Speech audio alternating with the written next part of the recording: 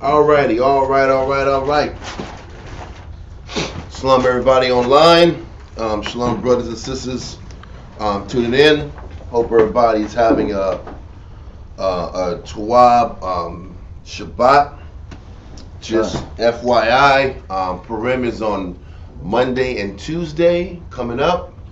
We're going to have a gathering here on Monday, so we won't have class on Monday. We've been taking care of business this week, so apologies for not having class on Wednesday and Friday. But we've been busy handling different things, so we really couldn't do all the things at one time. So we're going to get our prayers up shortly. But so we're going to go, today is going to be a little different than our customary, just running through the different chapters in the scriptures. We're going to go over the story of Purim today. Knowing since Purim's coming up on Monday, it'd probably be good if we go over a refresher of the why we honor that day, and why we honor those 2 days, I should say. So before we go into that, let's send our prayers up, give the Most High His praise, and we'll go from there. Okay.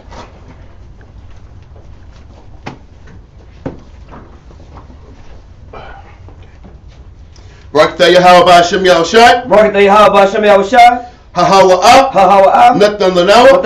Awar Zayawan. The water. Aman. Bless you, Yahweh, in the name of Yahushai that gives to us light this day. Thanks, so be it.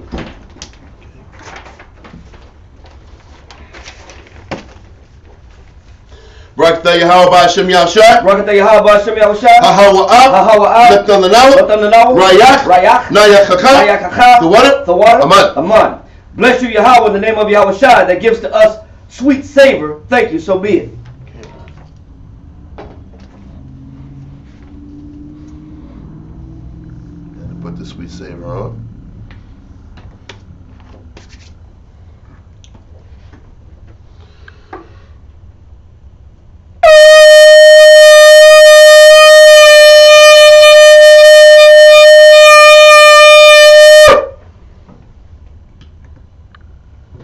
Majum, Wapanya, Yerushalayim. Stand and face Jerusalem.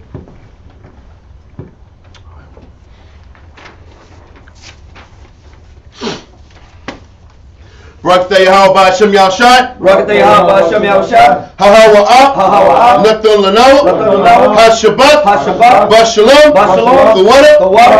Aman. Bless you, Yahweh, in the name of Yahushai that gives to us the Sabbath in peace. Thanks, so be it. God. Psalms 121. Anashya, Ayanyamya, Hahoyam, Ma'aya, Yabu'a, Isaiah, Yabu'a, Ma, Yahweh, Sha'aisha, Shemayim, Wa'arataza, La'a, Yanathan, Lamawat, Regalia, Yala'a, Nawam, Sheshamoya, Hana, Yala'a, Nawam, Wala'a, Yashan, Sheshamoya, Shashawamar, Yashara, Yahweh, Shemoya, Yahweh, Tazaria, Ayab, Yanyamya, Yad, Hashemash, Yala'a, Hakaya, Bayawam, Wala'a, Halabana, Balayala, Yahweh, Yashemoya, Makol, Rai, Yashemar, Napasha, Yahweh, Yashemar, Hawalakia, Wabu'aya, Ma'aitha, Iwalam, Aman. Psalms 121. I will lift up mine eyes unto the hills, from whence cometh my help? My help cometh from the Lord, which made heaven and earth. He will not suffer thy foot to be moved. He that keepeth thee will not slumber. Behold, he that keepeth Yashala shall neither slumber nor sleep. Yahweh is thy keeper. Yahweh is thy shade upon thy right hand. The sun shall not smite thee by day, nor the moon by night. Yahweh shall preserve thee from all evil. He shall preserve thy soul. Yahweh shall preserve thy going out and thy coming in from this time forth, and even forever and evermore. Amen. Israelite Credo. Shema Yashala, Shema Yashala, Yahweh, Eloheinu, Eloheinu, Yahweh, Yahweh, Echad. Echad. Shema Yashala, Shema Yashala, Yahweh, Yahweh, Eloheinu, Eloheinu, Yahweh, Yahweh, Echad. Echad. Shema Yashala, Shema Yashala, Yahweh, Yahweh, Eloheinu, Eloheinu, Yahweh, Yahweh, Echad. Echad. Deuteronomy chapter 6 verse 4. Hear, O Israel, the Lord our power is one Lord. Okay. Lord's Prayer.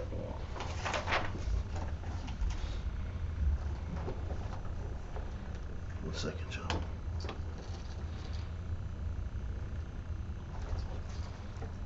Okay. Lord's Prayer.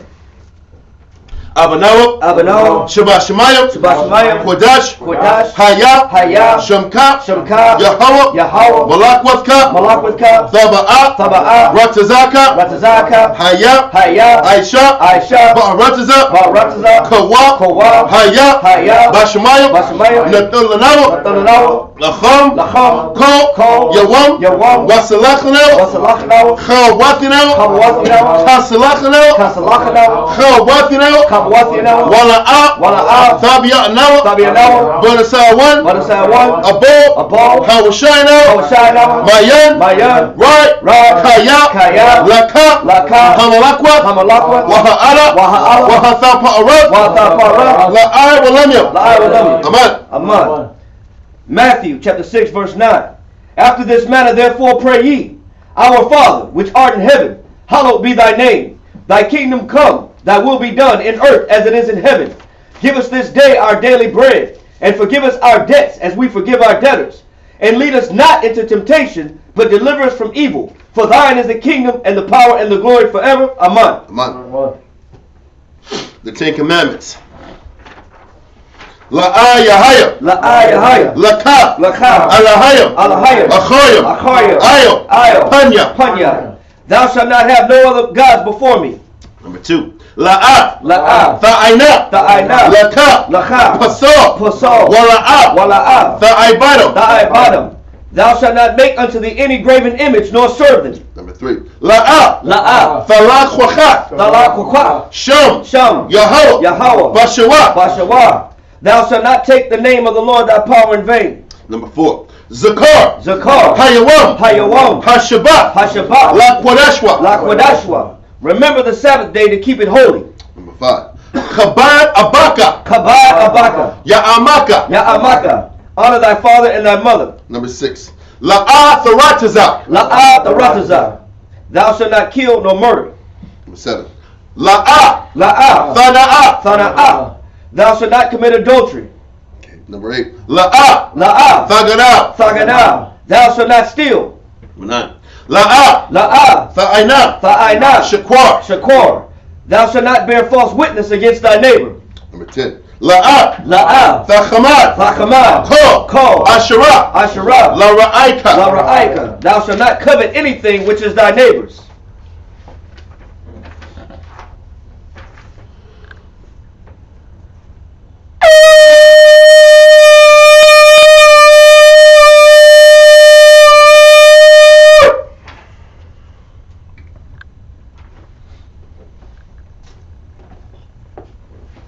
Barakatah Yahweh Hashem Yahshai. Barakatah Yahweh Hashem Yahushua. Hahawa'a. Hahawa'a. Nathanawa. Nathanawa. Hathawara. Hathawara. Blessed are you, Yahweh, in the name of Yahushua that gives to us the law. Right. Everyone you shove. Take seat. Okay. Today we're going to need our Josephus. We're going to need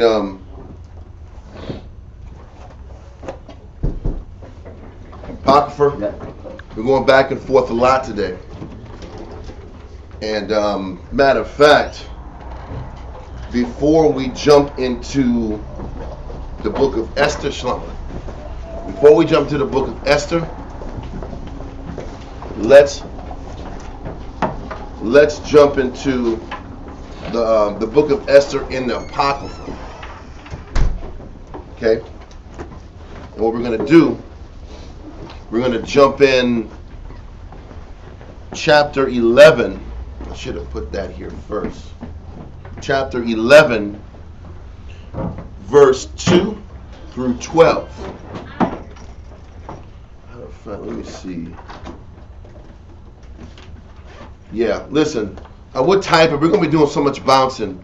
We're going to the book of Esther in the Apocrypha. Chapter 11, verse 2 through 12. Because when you're sitting back here and explaining this story, there's a lot of different snares that like in this verse right here, this chapter deals with what happens before the actual actions and acts of what happened in Purim happens. Okay, that might not make a lot of sense, but it will after we read it. That didn't come out right, I should say. Chapter 11, verse 2 through 10 deals with the vision that Mordecai had before any of these situations happened between the king of Ahasuerus, Vashti, and eventually what happens to Esther. So, let's get that. Let's get the first man up. Jariah, you was here first. Let's get you going.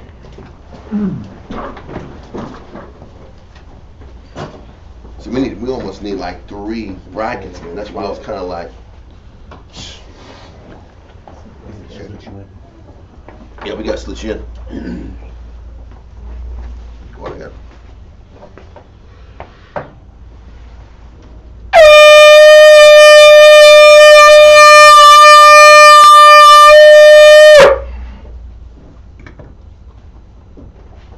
Okay, we're gonna repeat after me. This is okay. Jariah. Shal Shabbatah. Ban. Yahawada. Ban. Yashal. Jariah. Shal Shabbatah. Ban Yahawada. Ban Yashal. I'm much. Rock. Yahawah Hashem Yashal. We'll get it. We'll get it. Let's get it right to left. You said the rest of Esther? Yeah, it's in the Apocrypha. Page 55, chapter 11, verse 2 through 12.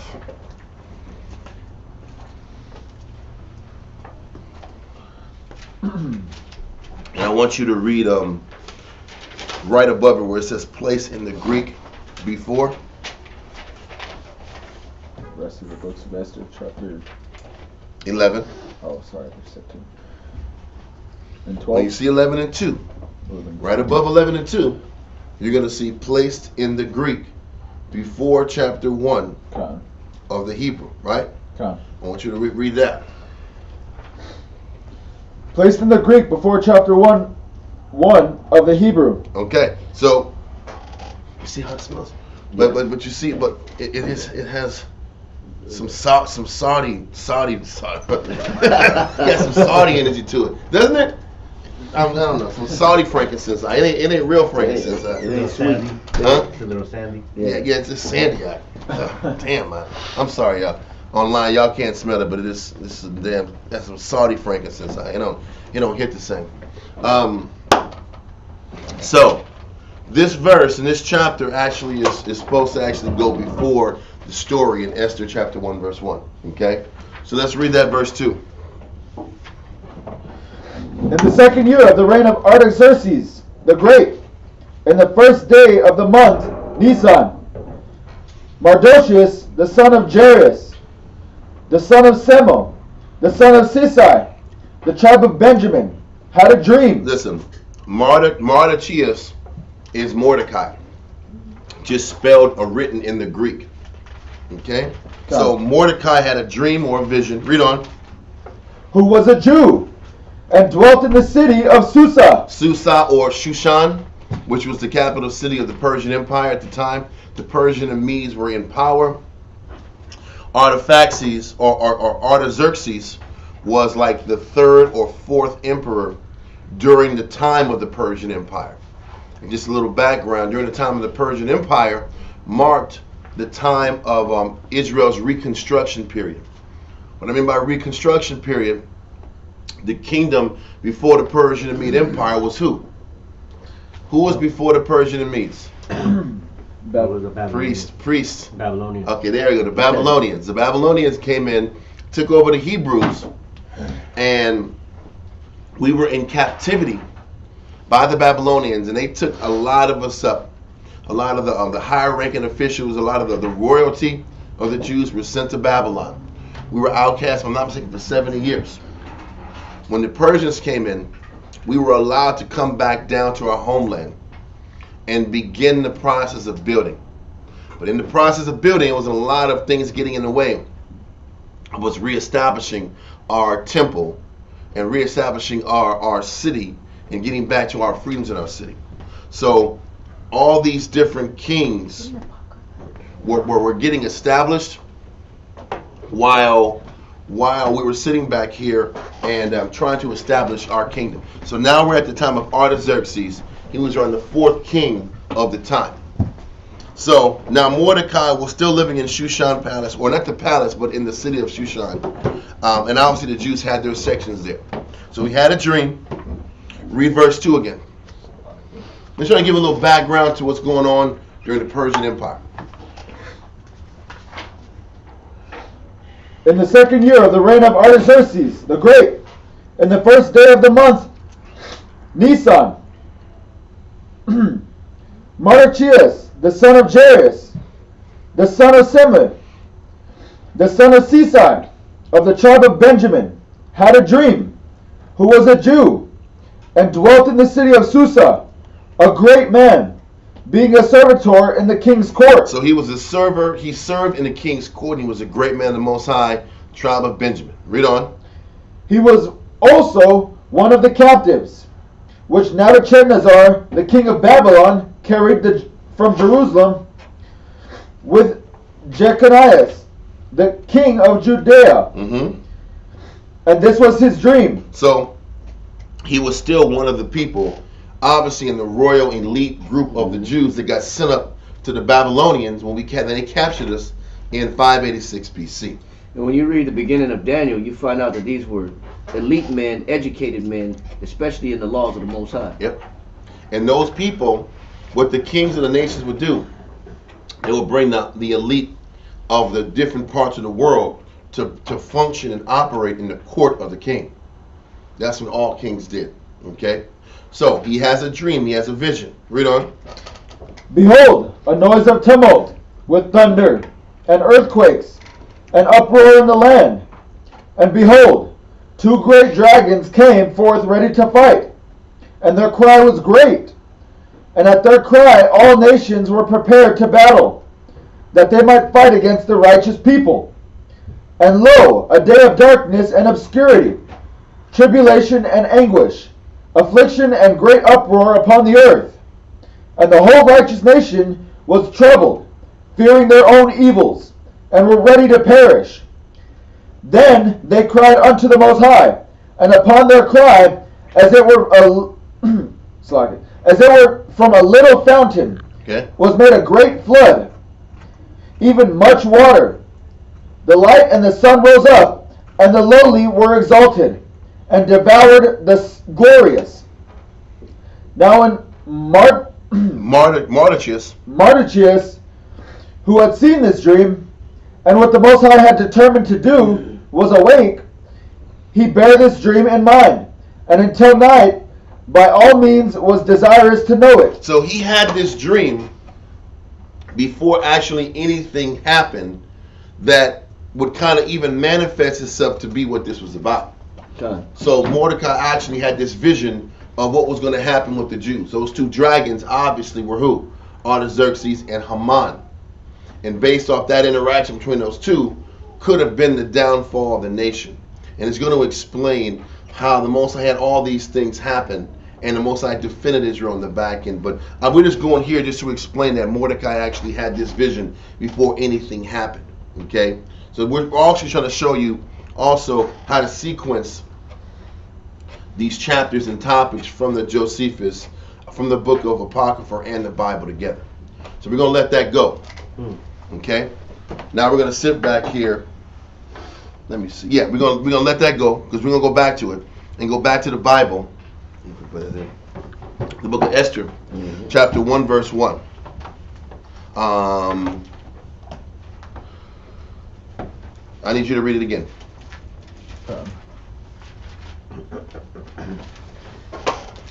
Esther chapter 1 verse 1 in the Bible. It's right at the mirror, Mike. John.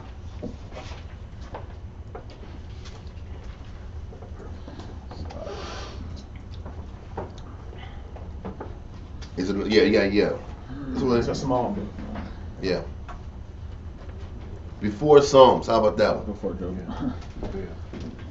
After Nehemiah and stuff? Okay. Yes, right after Nehemiah. Esther, chapter 1 and verse 1. Now it came to pass in the days of Ahasuerus. Now, I'm going to bring this out briefly. I don't want to make too much about it. But it says, in the days of Ahasuerus, depending on different scholars, some people like to say Ahasuerus was Xerxes.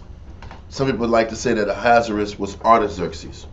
I'm just going to show you a verse in Ezra 4 that explains why it could be Xerxes.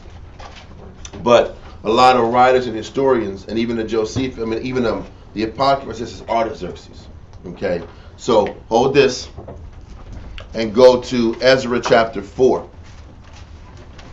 Not trying to make this deep, but I kind of want to explain this, because you sit back and look up who Ahasuerus is, you'll get different responses and different statements about who he is. God. Ezra is right before Nehemiah. Ezra chapter 4. And I want to go to, just to jump to verse, just read it all. Read it from 1 down to at least 7. We have time. Ezra chapter 4 and verse 1. Oh, so you said Ezra. I thought you said Ezra. Yeah, Ezra. I don't like the smell, bro. I can order You some. want chapter 4, verse 7? No, chapter 4, verse 1 through 7. Ezra chapter 4, Slugger. Ezra chapter 4 and verse 1. All right. Now when the adversaries of Judah and Benjamin heard that the children of the captivity builded them the temple unto the Lord Most High of Israel. So, he says the adversaries realized that Judah and Benjamin were going to rebuild the temple, like we talked about. Yep. This entire time during the Persian Empire was also during the attempted time of the reconstruction of the temple. Read on. Then they came to Zerubbabel and to the chief of the fathers, and said unto them, Let us build with you, for we seek your power, as ye do, and we do sacrifice unto him since the days of Esarhaddon, king of Assur, which brought us up hither. What verse 2 is talking about is the nations, the surrounding nations. Okay, listen. I shouldn't even went to this. This is going to get too much. It's going to take us away from the point.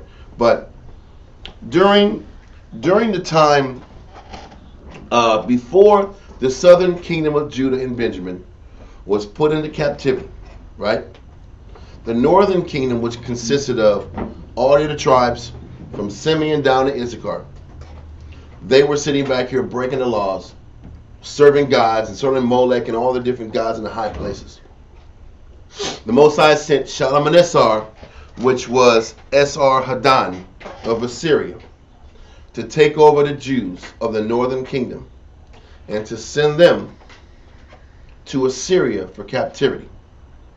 What the Assyrians did, what they normally did, they would displace the people of the land, send them out to another country, and bring in different people from different nations into the uninhabited lands.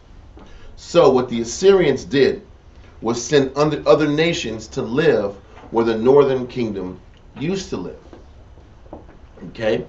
Now, what they're saying is, these nations that were living, or were at the time were living in the northern kingdom area, which were other nations, went to Zerubbabel and the priest of Judah and Benjamin, the leaders of Judah and Benjamin, and the priests of Levi. And they said, hey, let us help you with the rebuilding of the temple in Jerusalem. And what they're saying is, we've been sacrificing and serving the Most High up in the northern kingdom since the time of Shalmaneser. Right? This is what they're saying. Is everybody clear so far on this? Son. Now, read on. But Zerubbabel and Jeshua And the rest of the chief of the fathers of Israel said unto them, Ye have no thing to do with us to build an house unto our power. But we ourselves together will build unto the Lord most high of Israel, as King Cyrus, the king of Persia, hath commanded us. So Zerubbabel and the leaders of the Jews said, no, y'all not going to partake in any of the building of this temple. He said, you have nothing to do with this building process. And this the crazy thing is, they have nothing to do with it because they never even served the Most High from the beginning. Oh. Remember we used to read, remember the lions were sitting back here and eating and killing those people, those Hamites and those different nations that got transferred to the northern kingdom. Mm-hmm. And then what they did is, exactly, and what the Assyrians did, they said that they sent priests from Israel or from the captive cities to teach the people how to serve the Most High in the land, right? Mm-hmm. But what they don't explain is that, and I'm not going to go here, we're just going to talk it today. And once Jeroboam, I'm going different names. Jeroboam. Remember Jeroboam and Rehoboam? Yeah, northern kingdom, southern kingdom. Yes. When Jeroboam got into power, there was a great split amongst the people. All the Levites left the northern kingdom and went down to the southern kingdom. So even though they were creating their own priest from the northern kingdom, from the time of 1 Kings 12 on up. This is why in 1 Kings, they were sitting back here. The northern kingdom was breaking the laws so frequently. So they didn't have priests. They didn't have Levite priests that could properly teach these implant nations how to serve the Most High. Mm-hmm. So they were breaking the laws from the beginning. And they never were taught the right way. So from the time of Jeroboam all the way up to when they got taken out to Assyria. And then the Assyrian Empire sent other people down. Mm-hmm. They were eaten by lions. They sent priests. They were sending priests. They had all this hodgepodge of different beliefs mixed together. The same priests that helped lead Israel into what? Captivity. So now Zerubbabel and Yeshua and all these leaders of the southern kingdom said, y'all have nothing to do with us. One, because you're the nations. And two, because you know what? You guys weren't following the laws anyway. Does that make sense? Is there any question there? I can go into, we can read 2 Kings 17 and 1 Kings 12, but this would be a damn 7-hour class today. Right. And I'm trying to quickly condense this information so we can get the understanding and move on. And this also matches Christ. When Christ told the woman in St. John 4, Yep. 20, she said, our fathers worshipped in this mountain, Yep. and ye say that in Jerusalem is the place where men ought to worship. And Yahushua said unto her, Woman, believe me, the hour cometh when ye shall neither in this mountain nor at Jerusalem worship the Father. Ye worship ye know not what. We know what we worship, for salvation is of the Jews. Yep. It's the same thing that Christ told that Syrophoenician woman, because she was saying our fathers, grafting herself into the fact that her forefathers worshipped in that mountain. Yep. But the same way that they told these other nations, you don't have anything to do with the actual worship of the Most High just because you inhabit this land. And it matches what Christ told this woman. Just because you say you worshiped in this land, the Most High has never been for you. He's been for us. It was still a skewed understanding of the knowledge of the Most High anyway. Right. It was still skewed. It wasn't really the serving of the Most High because it was still coming from that warped, twisted interpretation of what the law was. Right. That was taught from false priests that the northern kingdom put up into the position of leadership. So I just want to make sure we clearly explain that. So when Zerubbabel and them say, no man, y'all can't partake in the building of this temple. This is for us. Now you get their co-inhabitants. All these nations that are around them, now they're vexed. You got to think about the time. Now it's only 2.5 tribes in Israel at this time. Is it? It's Judah, Benjamin, and Levi. And they're all surrounded by other nations. So now these nations are threatened by Israel's reemergence. Mm-hmm. So now we read verse 4.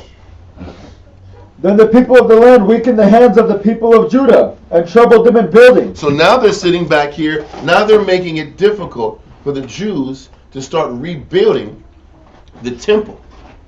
Now we're going to kind of show how they made it harder for the Jews to establish this reconstruction. Read on. And hired counselors against them to frustrate their purpose. Now they hired counselors. You know they started bringing the laws on the side. Mm-hmm. They start bringing the laws on us. They start bringing litigation against us. That's what the counselors are. They start sitting back here and putting civil suits on the side. This is a zoning. Federal This is a suits. zoning That's issue. what I'm saying. They start getting technical zoning issues. We start getting lawyers on you. We're going to sit back and petition and write paper. You know Jews don't do no paperwork, guy. Yeah. The king told us we could do it. Yeah. No, but what about this Article 7G14, sir? So now they're starting to sit back here. You didn't get permission from the city council. Exactly. There's federal, there's city, and there's local State. jurisdiction, Yeah. sir. Yeah, exactly. Point is this, they're getting technical because now since they're not going to be included in the building, we're going to sit back here and make life hard for you and not let you build. And that's the same thing that when you do any type of community service, you have to get permission from the city to be as far as to be, say, 501c3, or you Yep. got to be certified to even do community service. Brother. Because they want to be able to insert themselves. You can't even pass out food You know what without getting certified. The inserting themselves is getting bread. They want to get their palms greased, Doc. Yeah. Put it down. And there's different jurisdictions that want to get their piece of the pie. Yeah. So let's keep going. Verse 5 again. And hired counselors against them to frustrate their purpose. All the days of Cyrus, king of Persia. Now, Cyrus was the first king of Persia in 538 BC that allowed the Jews to start the building process. And once he allowed them, he kept getting flooded with paperwork and lawyers disputing it, debating it, fighting the cause and the process of the why. Now don't forget, the Persian Empire was in power for at least 200 years. From approximately 536, 538 BC to approximately 331 BC. That's 200 big ones. So from the time of Cyrus, read on. All the days of Cyrus, king of Persia, even until the reign of Darius, king of Persia. 1 second. So they said from Cyrus to Darius, which was the entire length of the leaders that led in Persia. 200 years of leaders from Cyrus to Darius the third. And Darius was the king of the Medes. But there was a bunch of Dariuses. Yep. Let me make sure I got this right. This is wrong. I said that wrong. It said, and hired counselors against them to frustrate their purpose all the days of Cyrus, king of Persia, even unto the death of Darius, king of Persia. I messed up. I should have put this online. But what's happening is you had Cyrus, you had Cambyses, then you had Darius was the third. There was multiple Dariuses. We need another reader. We're gonna switch out readers. Okay. We'll have Nago do it.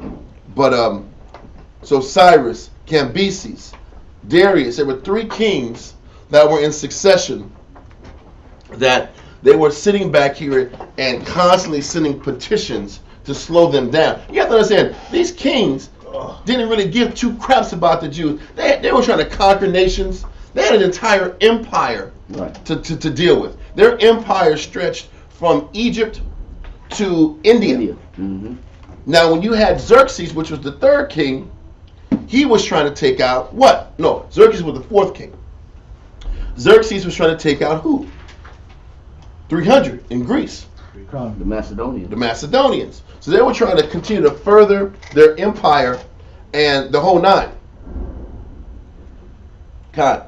So anyway, so what we're going at, so from Cyrus, Cambyses, Darius were three kings of Persia that they were sending petitions to slow down the construction of the temple. Give me verse 6. Got a quick question. Yes, sir. Artaxerxes and Xerxes is two different? Different. Right. One's the son, right? Yes. Right. Now we're going to keep going because this is where it gets kind of confusing with the understanding of how things were working out. So when you sit back and look at the history, matter of fact, maybe I can airdrop this so people online can see it. Yeah, we're going to airdrop this into the power of Esau's knowledge. Because I kind of want to show this to everybody online so they can kind of understand. Everybody. Yeah, I can understand this list. That's it. And we're gonna add this. 1 second, y'all. We'll have it fixed in the GIF. Photos. Bam. We're gonna expand out.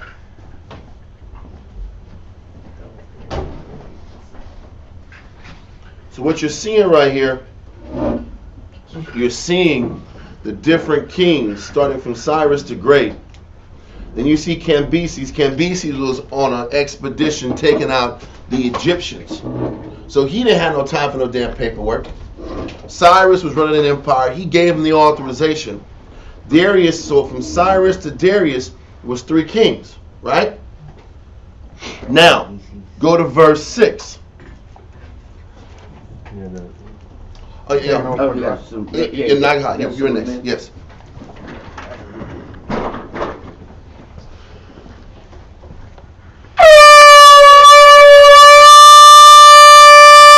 Let me get Kariah because he's got to go earlier. We're going to be here for the long haul, sir. I'm going to need you for some Josephus reading, man. Carry forward. That's that. Let's go. Kariah, Shamshawan, Banashar, Banyashal. Kariah, Shamshawan, Banashar, Banyashal. I'm with you. Bro. Yahweh Hashem Yahshua. Yahweh Hashem Yahshua Brakathum. All right. So, give me verse 6 in Ezra. Ezra 4 and 6. Ezra, chapter 4 and verse 6. So you see how they're going through they're going through the list of Persian kings. Cyrus to Darius. That's the first 3. Cyrus, Cambyses, and Darius are the first 3. Read on.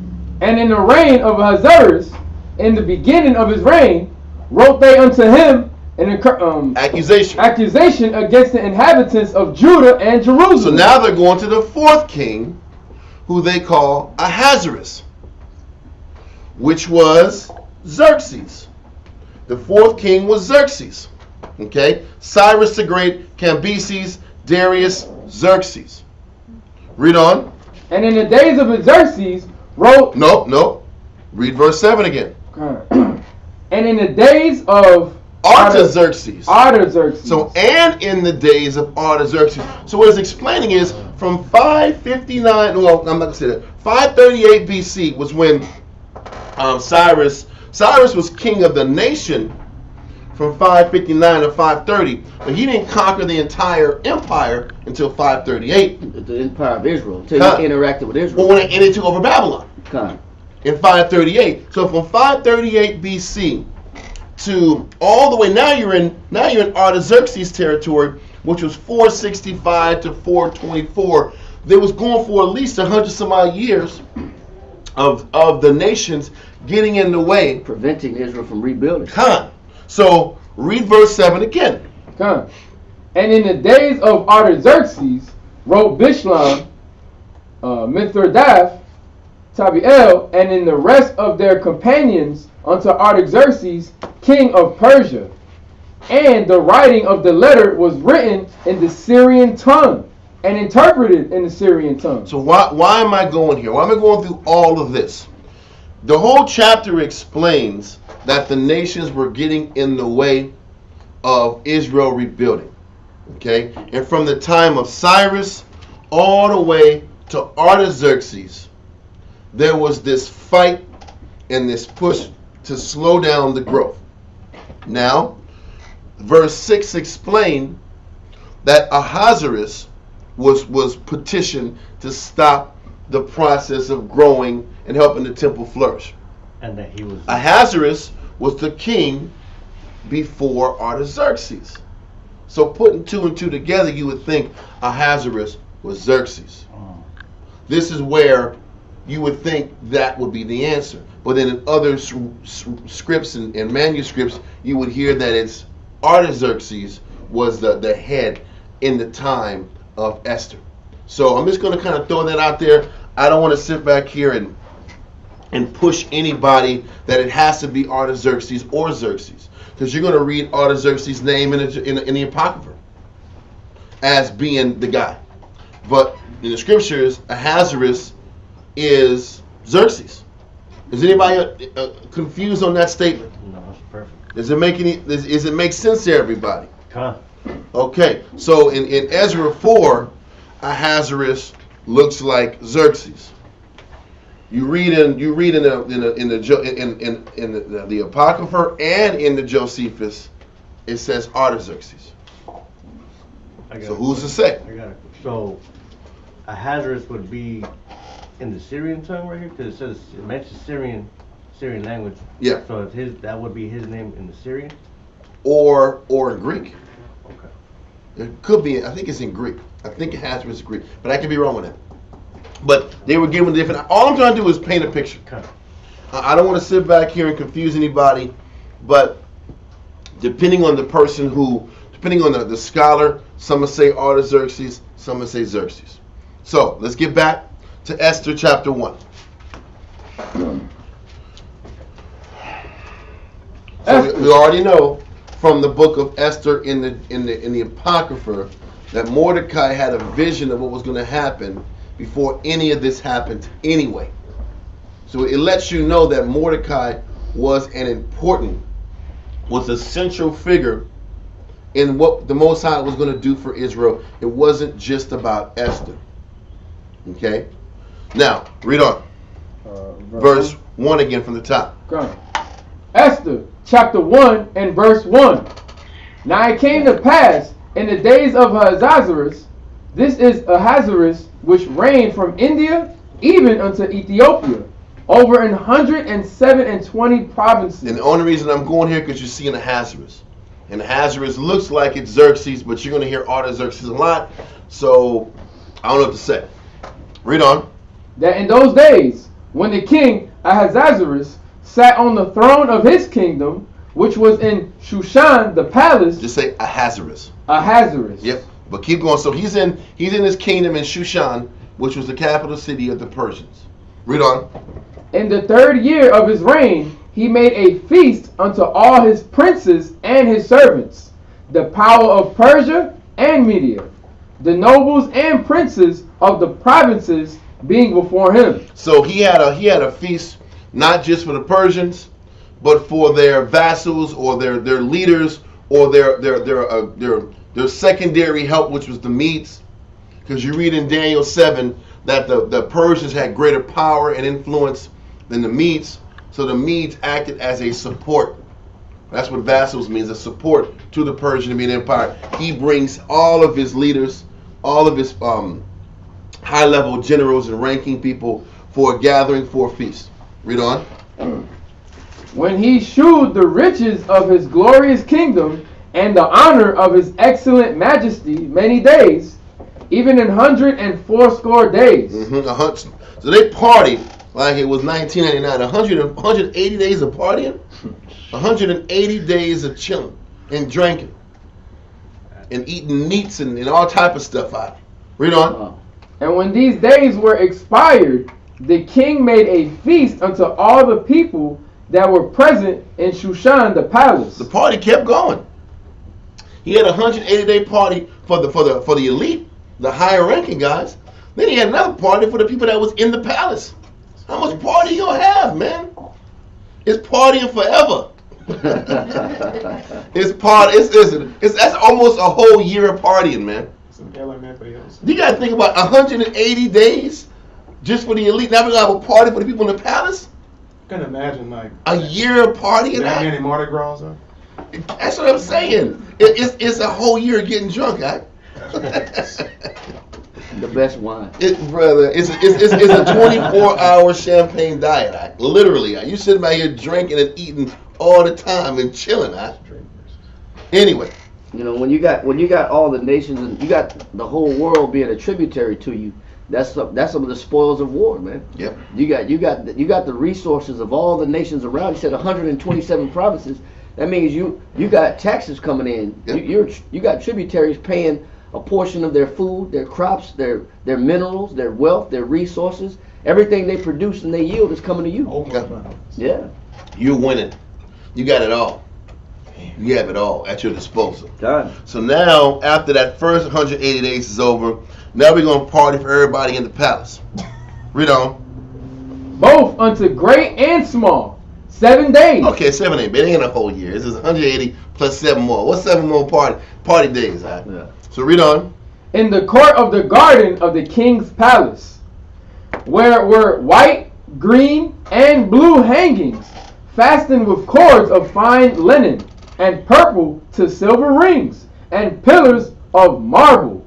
The beds were of gold and silver, upon the pavement of red, and blue, and white, and black marble. So what it's showing you is, even when you read in Daniel's 2, the Persian and Median Empire was still a higher caliber kingdom in regards to how the Most High looked at kingdoms. You know, Babylon was the highest in the caliber of the kingdom of the nations. Then you had second was the Persian and Medes. Then it started getting all bronzy and raggedy with the Greeks going down to the Romans and so forth and so on. And to now you got paper money. And You got paper money. And in Babylon they say everything, gold couldn't be accounted for. Exactly. Silver couldn't be accounted for. So you figure that all the silverware or gold was, all your utensils was real. Nowadays we eat with styrofoam plates, paper plates, plastic silverware, plasticware. If you could see the deterioration of the quality of a kingdom by what they use just to function on a daily basis. They had to put it all in Fort Knox. Yeah, which who knows if it's really there or not. Yeah. You know what I'm saying? It just shows you where we are as a kingdom. We've diminished. All the nations, the powers that be have diminished. Okay. Shalom, guys. I'm reading what you're saying. I didn't bring that out, but the only reason we even brought out the Ahasuerus points was when the Most High was talking about in Ezra chapter 4 that he named all the kings specifically. Then he named Ahasuerus in the slot that was supposed to be Xerxes' slot. Then he went the next one and said Artaxerxes. He gave everybody their specific name. But then he sat back and pinpointed Ahasuerus, which was supposed to be Xerxes and Xerxes' spot. And that's where the catch is, because I understand what you're saying about Ahasuerus could be the title of a king. I get that. But there's a lot of different ways a person can take it, and that's all I was trying to explain.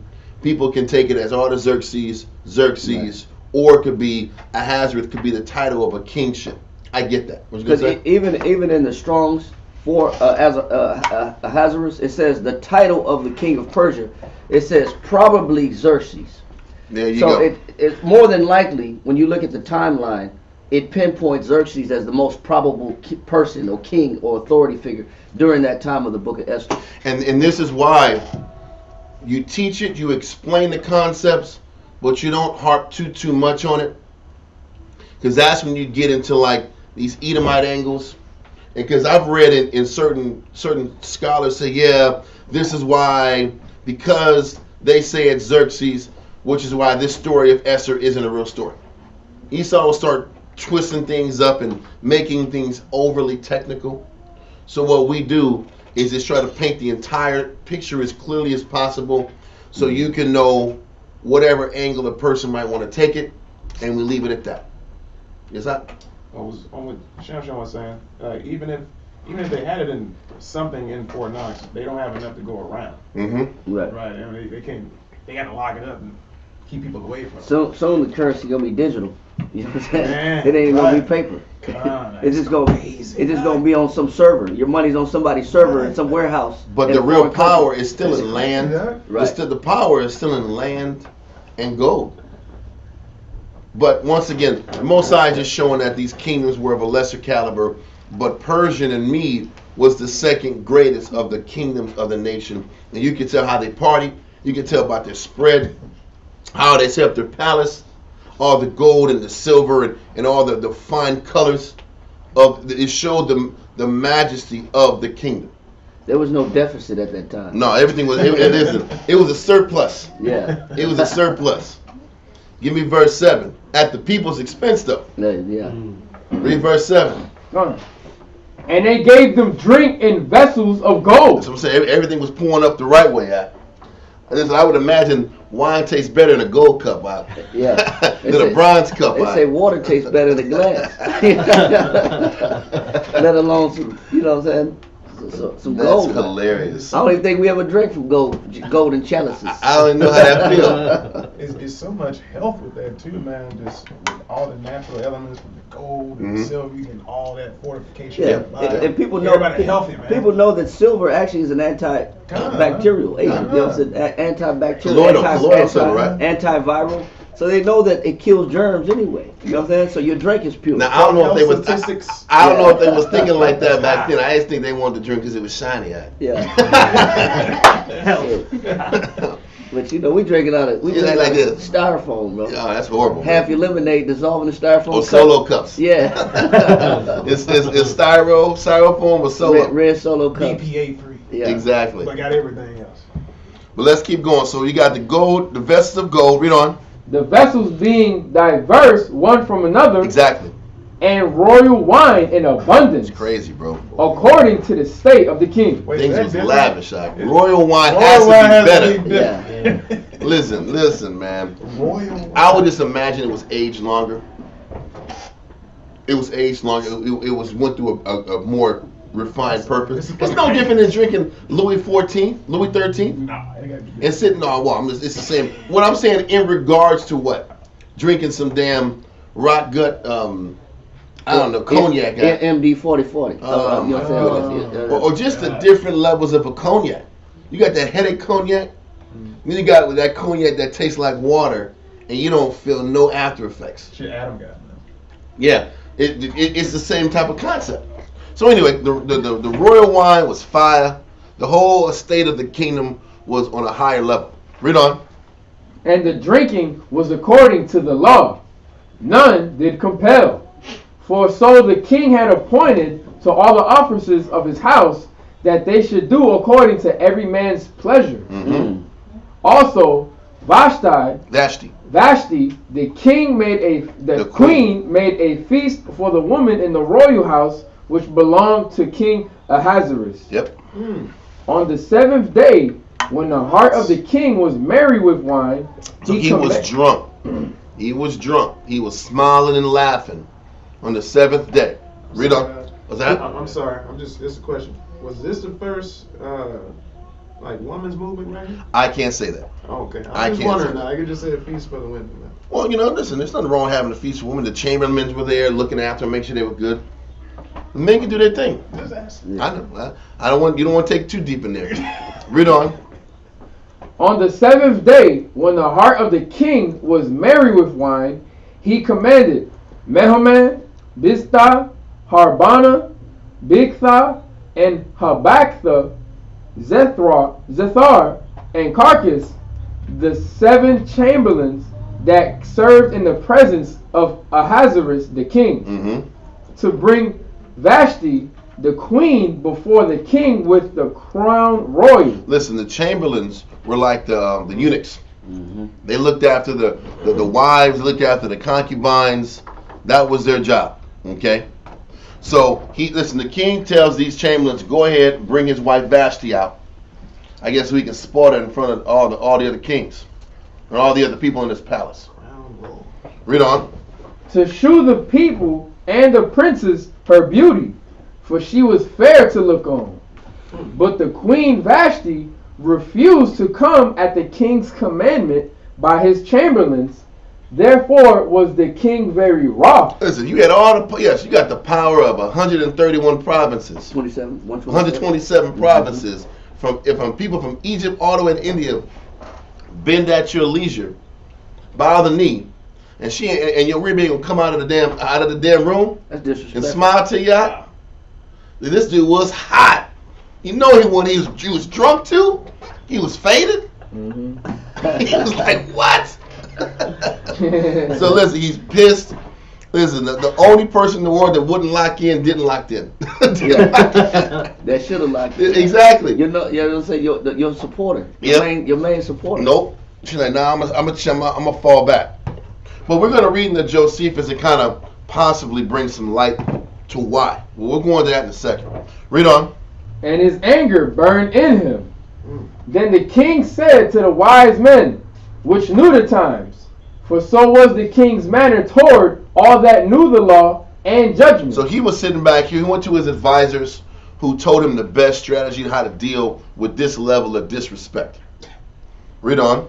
And the next unto him was Karshena, Shathar, Admatha, Tarshish, Mares, Marsena, and Memucan, the 7 princes of Persia and Media, which saw the king's face and sat the first in the kingdom. Okay, so they were close to him, and they were close advisors, close princes. Read on.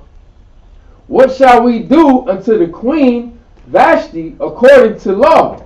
Because she had not performed the commandment of the king Ahasuerus by the chamberlain. Now hold this.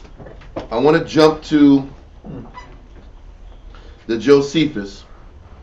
It is book 11, chapter 6, paragraph 1. This is where things get dicey, even on the explaining. It's already there. Yeah. I put 1. I put 2. Slack it. Yeah. Okay, so let's get you started, Nagaha. Yes, it's 11, chapter 6, paragraph 1 down.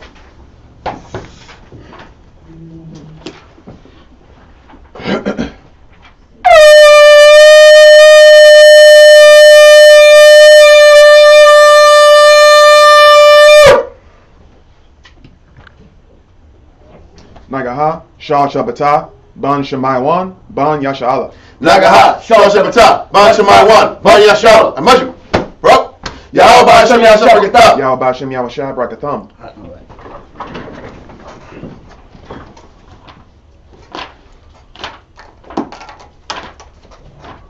Antiquities of the Jews, book 11,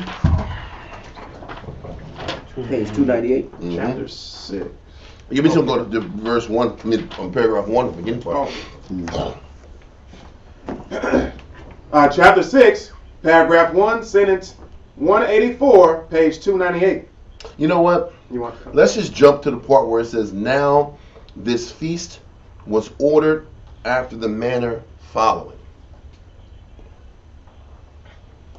Save us a little time. I see it. Sentence 187. Now this feast was ordered after the manner following. He caused a tent to be pitched, which was supported by pillars of gold and silver, with curtains of linen and purple spread over them. So he had portable gold pillars. That's fire.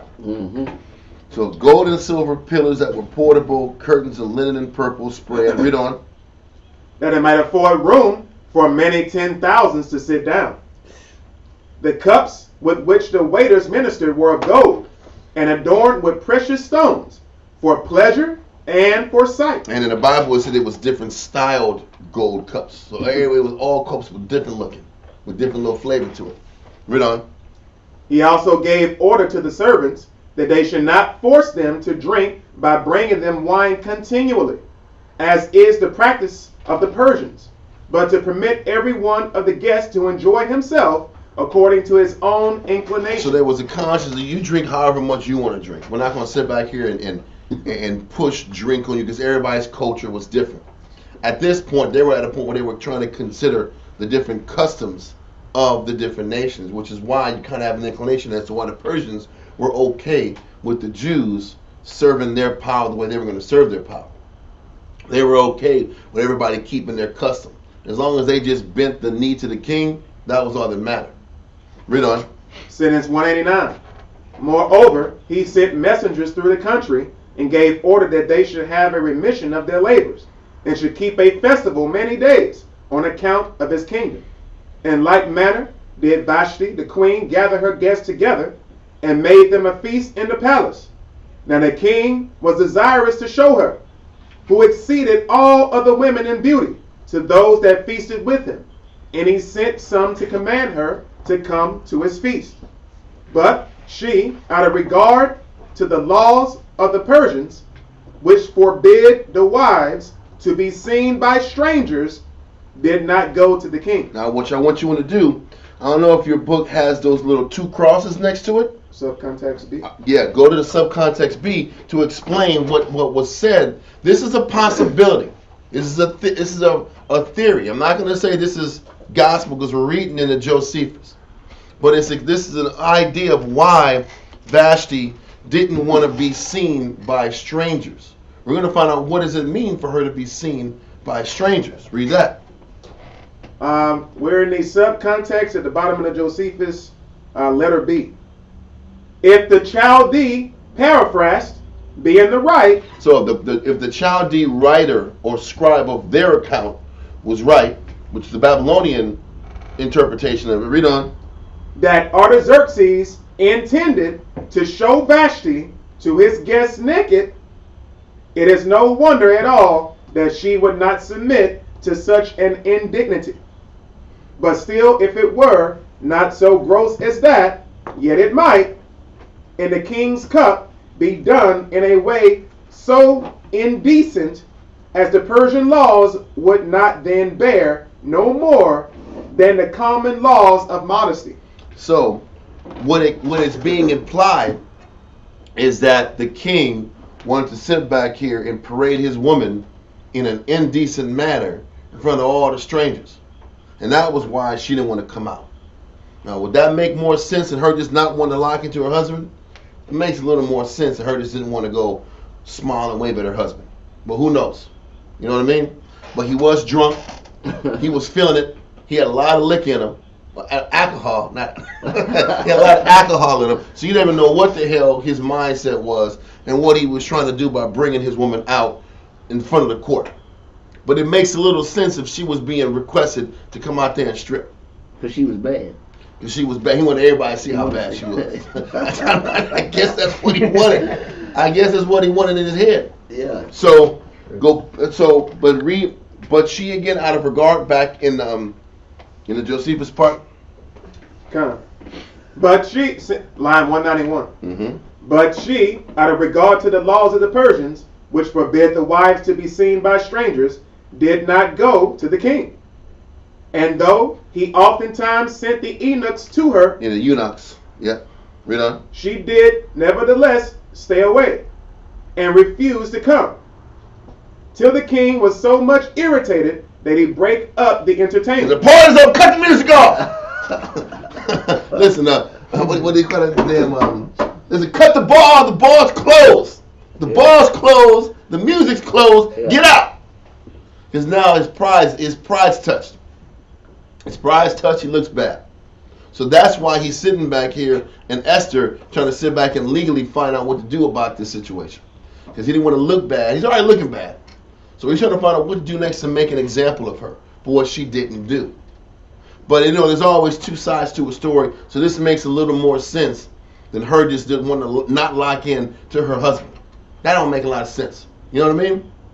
Because even when he dealt with Esther down the line, she understood to sit back and cross the king was a death sentence. Yep. So why would she sit back here and cross the king? Unless there was a real issue, a real moral issue that even Vashti had to face. So, with that being said, keep going to Josephus.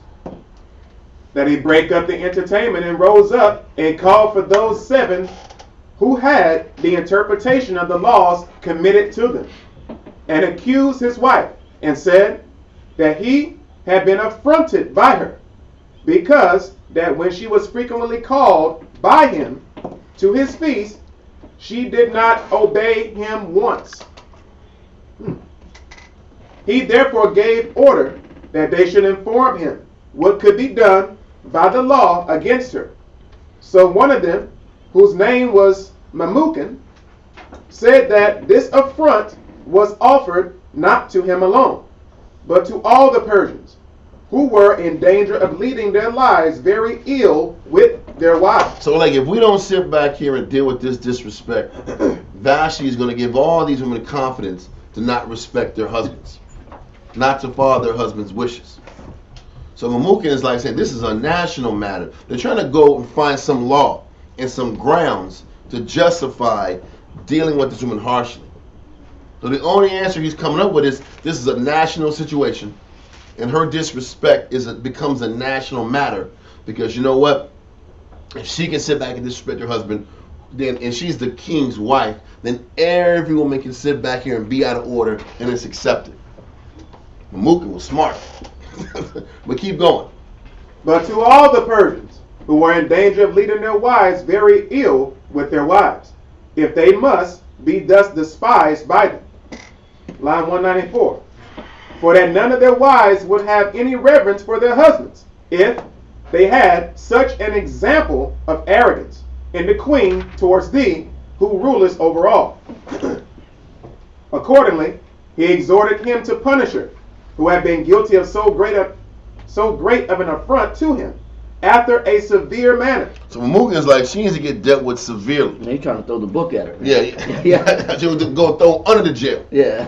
He got to throw under the jail. Probably some public execution, some gnarly thing. But keep going. And when he had so done, to publish to the nations what had been decreed about the queen, so the resolution was to put Vashti away, and to give her dignity to another woman. That was the idea was, okay, you know what? We're not going to kill her. We're just going to put her away, and for her to be an example in that. So that all these 7 counselors is saying, yeah, we're going to put her away. You got to sit back here and take a hard stance on this, king. What do you think? Read the next line. Read what he say. Paragraph 2. But the king, having been fond of her. But she fine though. She bad. She bad.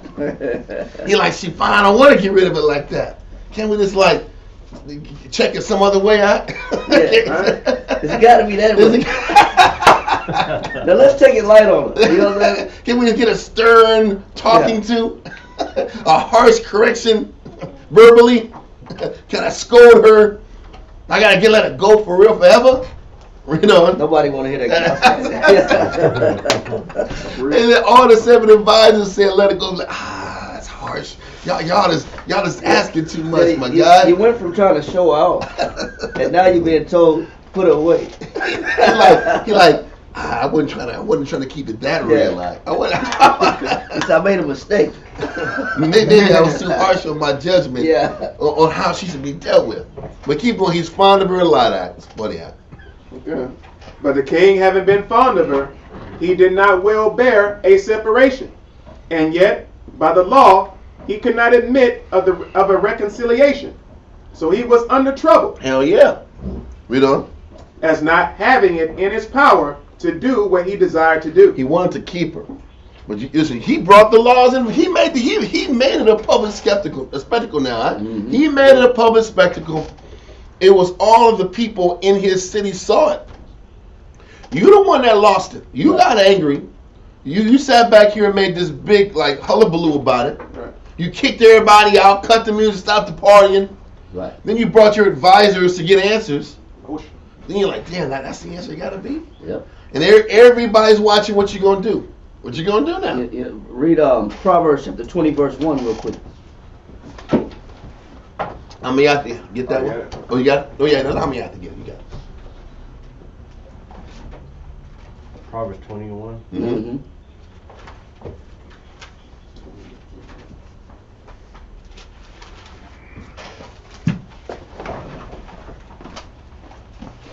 Proverbs chapter 20 and verse 1. Read that. Wine is a mocker. It said wine is a what? A mocker. Yeah, that's why we tell brothers don't get drunk. Don't get drunk, especially when you got a family. Especially you got a family, you got responsibilities, because you're gonna end up mocking, but you're gonna mock yourself. It said wine is a mocker. Go ahead. Strong drink is raging. And strong drink is what? Raging. And so yeah, when you're under the influence, you're gonna say or do something that causes you regret. And that's exactly what this king is having to go through, is the fact that he got drunk and he ended up putting his foot in his mouth. Right. Then he had to try to backtrack from his decision making when he said for some things that he said while he was under the influence. Yep. And that's why it's so critical that you don't be try to get things done or execute your will when you're not in the right mindset. Because then you're gonna come back and, you know what, I don't care, I just want to put it away. Put it away there. Whatever. Yeah, put it away. And then you sober up, then you realize that's not really what you wanted. That's why I said wine, you gonna like Carl Thomas. Yeah, now you're like Carl Thomas. You know, you made a fool out of yourself. You end up saying and doing things that is uncomfortable and out of order and extreme. Yep. Now you gotta put your foot in your mouth. Now you're trying to backtrack. Now you got the laws involved now, man. Now judgment is being determined that you really wasn't ready to execute. Go ahead. Says, and whosoever is deceived thereby is not wise. And if you run in your house under the influence, you're gonna say and do some things that's not wise, man. No doubt. And so it's gonna come back and bite you in the butt, man. And that's why it's so necessary that we taking lessons from King Hazarius. We learn it. Yep. Don't repeat that, man. You know what I'm saying? But I just want to bring that out. No doubt. So let's get back to in the Josephus, sir. We're in paragraph 2, at the end of line 195. But when his friends saw him so uneasy, they advised him to cast the memory of his wife and his love for her out of his mind. Line 196. But to send abroad like every good friend said, man, forget about him, man. Yeah. Let's go to the club tonight, man. We gotta go out and have some drinks. That's always the answer when you're going through issues. It's not that easy, man. It's not, but that's what you always hear. Yeah. That's always the answer when you're stressed out about your girl. Let her go. Listen, what they're saying is let her go. We're gonna find somebody else better. Yeah. That's the next statement. They gotta replace her. Yeah. Because that's the carnal mind going into it. Right? You gotta replace with something better than that. That's how Jake think. Yeah. But let's keep going. Line 196.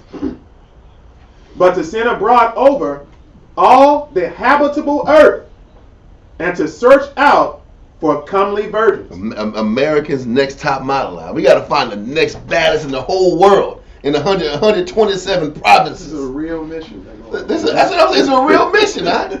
We're going to scour the earth and find the baddest one available. Now you're coming to America. On a global level. That's amazing. From Egypt all the way to India. Tax dollars being used. That's a lot of tax dollars, to find the baddest one in the nation. In the world, I should say. But keep going. And to take her whom he should best like for his wife. Yep. Because his passion for his former wife would be quenched by the introduction of another, and the kindness he had for Vashti would be withdrawn from her and be placed on her that was with him. Accordingly, he was persuaded to follow this advice and gave order to certain persons to choose out of the virgins that were in his kingdom those that were esteemed the most comely. Stop. Now we go back in the scriptures. We're back at Esther chapter 1 and verse, I think 15 down. Esther chapter 1 and verse 15. What shall we do unto the queen Vashti according to the law? Because she have not performed the commandment of the kings of Ahasuerus by the chamberlains. And Nemuchadnezzar answered before the king and the princes, Vashti the queen have not done wrong to the king only, but also to all the princes and to all the people that are in all the provinces of the king Ahasuerus. For this deed of the queen shall come abroad unto all women, so that they shall despise their husbands in their eyes. When it shall be reported, the king Ahasuerus commanded Vashti the queen to be brought in before him, but she came not. Likewise shall the ladies of Persia and Media say this day unto all the king's princes, which have heard of the deed of the queen, thus shall there arise too much contempt and wrath. If it please the king, let there go a royal commandment from him, and let it be written among the laws of the Persians and the Medes, that it be not altered, that Vashti came no more before King Ahasuerus, and let the king give her royal estate unto another that is better than she. And when the king's decree, which he shall make, shall be published throughout all his empire, for it is great, all the wives shall give to their husbands honor, both to great and small. Okay. And the same pleased the king and the princes. And the king did according to the word of Memucan. For he sent letters into all the king's provinces, into every province according to the writing thereof, and to every people after their language, that every man should bear rule in his own house, and that it should be published according to the law, the language of every people. So they established that, listen, man, we have to make sure this disrespect gets nipped in the bud. So Vashti has to be that example so that every other woman understands that their husband comes first. Okay? And the king understood that. He didn't like it. He didn't feel good, but it had to get done. Mm-hmm. Now we're going to get to chapter 2. Read that, sir. Chapter 2 and verse 1. After these things, when the wrath of King Ahasuerus was appeased, he remembered Vashti, and what she had done, and what was decreed against her. Then said the king's servant that ministered unto him, let there be fair young virgins sought for the king. So verse 1, he says he remembered Vashti. He had feelings for her. He didn't want to let her go all the way, like he explained in the Josephus. And then they had the king's servants to counteract that and said, we're going to get some bad ones for you, man. Don't worry about it. We got something in mind. We got something in mind. We're going to sit back and just scour the entire earth, my lord, to give you what you want. Read on. Verse 3. And let the king appoint officers in all the provinces of his kingdom, that they may gather together all the fair young virgins unto Shushan the palace, to the house of the woman, unto the custody of Hegi, the king's chamberlain, keeper of the woman, and let their things be purification be given them. So pretty much what they're saying is, we can't forget that even though there's a lot of carnal stuff going on, carnal king scenarios, and all these power plays happening to ensure the power of the Persian men in their kingdom, understand this is something the Most High actually working all these situations out. The Most High is still here because he's setting a scenario up to look after his people. Okay? And that's why the scripture says the king's heart is in the hand of the Lord. Got it. The Most High is still behind this situation that where you think the king got out of order, Yep. got drunk, put his foot in his mouth. The Most High had it set up that way. Got it. Continue. Verse 4. And let the maiden which pleaseth the king be queen instead of Vashti. Got it. And the thing pleased the king, and he did so.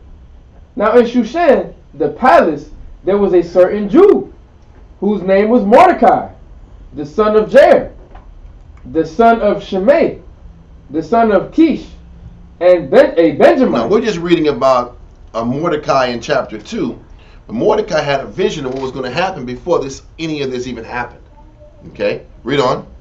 Who had been carried away from Jerusalem with the captivity, which had been carried away with Jeconiah, king of Judah, whom Nebuchadnezzar, the king of Babylon, had carried away. Yep. And he brought up Hadassah, that is Esther, his uncle's daughter, for she had neither father nor mother, and the maid was fair and beautiful, whom Mordecai, when her father and mother were dead, took for his own daughter. So pretty much what they're saying is, a lot of times when people were taken from their homeland in Jerusalem and sent up to other kingdoms, their names were changed. Esther's original name was Hadassah, but it was changed to Esther because Esther was more of an appropriate Persian name. And Mordecai was the uncle of Hadassah or Esther, and he ended up raising her after both of Esther's parents died. So I'm going to say this also, just if you see a reoccurring theme, a lot of times the Most High chooses the individuals who go through the most difficult circumstances. Let me make sure I clarify that. The Most High chooses the individuals that go through the most difficult circumstances and maintain a spiritually pliable outlook, a pure outlook towards the Most High still. You're going to see about her character and how positive and pure-minded she was, even though she had a bunch of tragedy that already befell her leading up to this matter, which is why the Most High chose her in the first place. The Most High doesn't just sit back here and just give a person an opportunity like that unless they're spiritually ready through trials and tribulations for the next spot. Even when we read about David dealing with Goliath, how do you think listen? Most High had already shown him through different battles with fighting lions and bears how to fight his fear and to control his fear. Goliath was just a bigger bear, was a bigger lion. But he had already shown the Most High where his courage and confidence was, for the Most High would know he was ready to deal with the next battle. This is how the Most High develops your spirit. Esther was ready for this level of battle because the Most High had already seen what she had when she was dealing with the loss of her family and how she took it leading up to this point. So let's keep going. Verse 8. So it came to pass, when the king's commandment and his decree was heard, and when many maidens were gathered together unto Shushan the palace, to the custody of Haggai, that Esther was brought also unto the king's house, to the custody of Haggai, keeper of the woman. And the maiden pleased him, and she obtained kindness of him, and he speedily gave her things for purification. Listen, she had a natural ability to win people over. She had a natural ability to sit back here and bring the good out of people around her. So she was pleasant to Haggai, who was the head chamberlain or the head eunuch, and he sat back here and set her up quickly for her items for purification. You're going to see that she always had a knack to win the people around her. Read on. With such things as belonged to her, and 7 maidens, which were meet to be given her out of the king's house. It's crazy. So not only did she get all of her purifications items early, she also had about 7 young women or 7 maidens who would attend to her for whatever she needed. You know, it pays to sit back here and be kind. It pays to be respectful. It pays to sit back here and, despite what heartaches and challenges you're going through, to maintain respect and the respect for everybody around you. Okay? Continue. And he preferred her and her maids unto the best place of the house of the woman. They gave her the best part of the housing for the women on top of all the extra items. Read on. Esther had not shewed her people nor her kindred, for Mordecai had charged her that she should not shew it. So he says, it said what? It said Mordecai did what? She didn't show her people nor her kindred. She kept quiet what tribe she was and what nation she was from. That's another reason why she had a different name. Read on. And Mordecai walked every day before the court of the woman's house to know how Esther did and what should become of her. He always looked after her, and he was always guiding her with counsel and advice. Read on. Now when every maid's turn was come to go into King Ahasuerus, after that she had been 12 months, according to the manner of the woman. For so were the days of her purification accomplished, to wit 6 months with oil of myrrh, and 6 months with sweet odors, and with other things for the purifying of the woman. It also shows you another understanding of how the kingdom was on a higher level. Even how you established relationships. It took a year before she was even ready to even meet the king. She had to be purified. She had to go through a process of cleanliness for 6 months of myrrh, 6 months of sweet scents, bathing in this oil for a year before she even visited this dude. Listen, if it was some damn barbarian nation, I'm taking it the first day. Yep. I see it. But they actually operated decently and in order. So she got, listen, as soon as she came and met the chamberlain, he got her set up quick, got her set through the whole purification process. After 12 months, she was ready to see the king. Okay? Read on. Then thus came every maiden unto the king. Whatsoever she desired was given her to go with her out of the house of the woman unto the king's house. So listen, whatever outfit you need, whatever jewelry you need to wow this cat, there it is. Wow. You were set up What do you need to sit back and accentuate every great aspect of you? It's at your disposal. When you meet this king, you have a chance to be the queen. Read on. In the evening she went, and on the morrow she returned into the second house of the woman, to the custody of Shaashgaz, the king's chamberlain, which kept the concubines. She came in unto the king no more, except the king delighted in her, and that she were called by name. So she met him once. She went back with all the other women in the chamberlain's room, and she had to wait, and she was bid to come back to the king. Read on. Now when the turn of Esther, the daughter of Abihail, the uncle of Mordecai, who had taken her for his daughter, was come to go in unto the king, she required nothing but what Haggai, the king's chamberlain, the keeper of the woman, appointed. Now hold this. Are you done with that? What verse are you at? Verse 15. Did you finish it? Nah, there's only one more. Yeah, finish that verse. And Esther obtained favor in the sight of all them that looked upon her. That was it. Hold that. Go back to Josephus. I missed it. I was running through the whole thing and I missed a part that I wanted to bring in the Antiquities of the Jews. Josephus, it's like where we stopped at where you were at. We're in line 198. Mm-hmm. Josephus, book 11, chapter 6, page 299, paragraph 2, line 198. Mm-hmm. So when a great number of these virgins were gathered together, there was found a damsel in Babylon whose parents were both dead.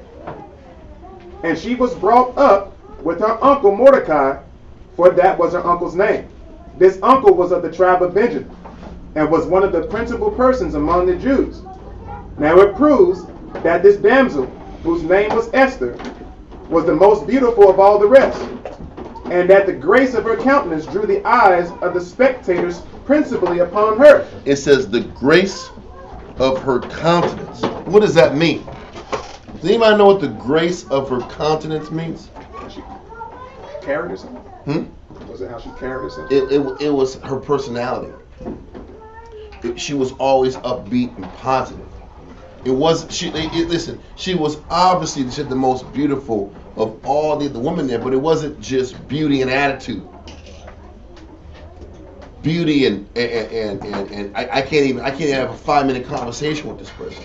It was the beauty of her countenance that made her so special. How she carried herself, her temperament. Mm-hmm. Yep. That's what her temperament was beautiful. That's why I said as soon as she met the first guy, Haggai, which was the guy who inspected all the women, she made a great impression on him. She had an ability to win people over by her character. It wasn't just looks. And once again, we read this in the scriptures all the time. The Most High doesn't focus on outward beauty. The reason the Most High chose Esther was because she had both. She had the beauty necessary to win the king's eye, but she had the beautiful spirit inside of her, which he needed to use so that she could sit back and be used by the Most High to perform a greater purpose. This is what the Most High wants out of our women, out of the people around us. A beautiful mindset, a beautiful outlook, beautiful character principle in your mind. Hold on a second. Keep going up. Yeah, matter of fact, just to expound on that a little bit, on that character that can be seen from inside out. Go to Ecclesiastes chapter 13, verse 25.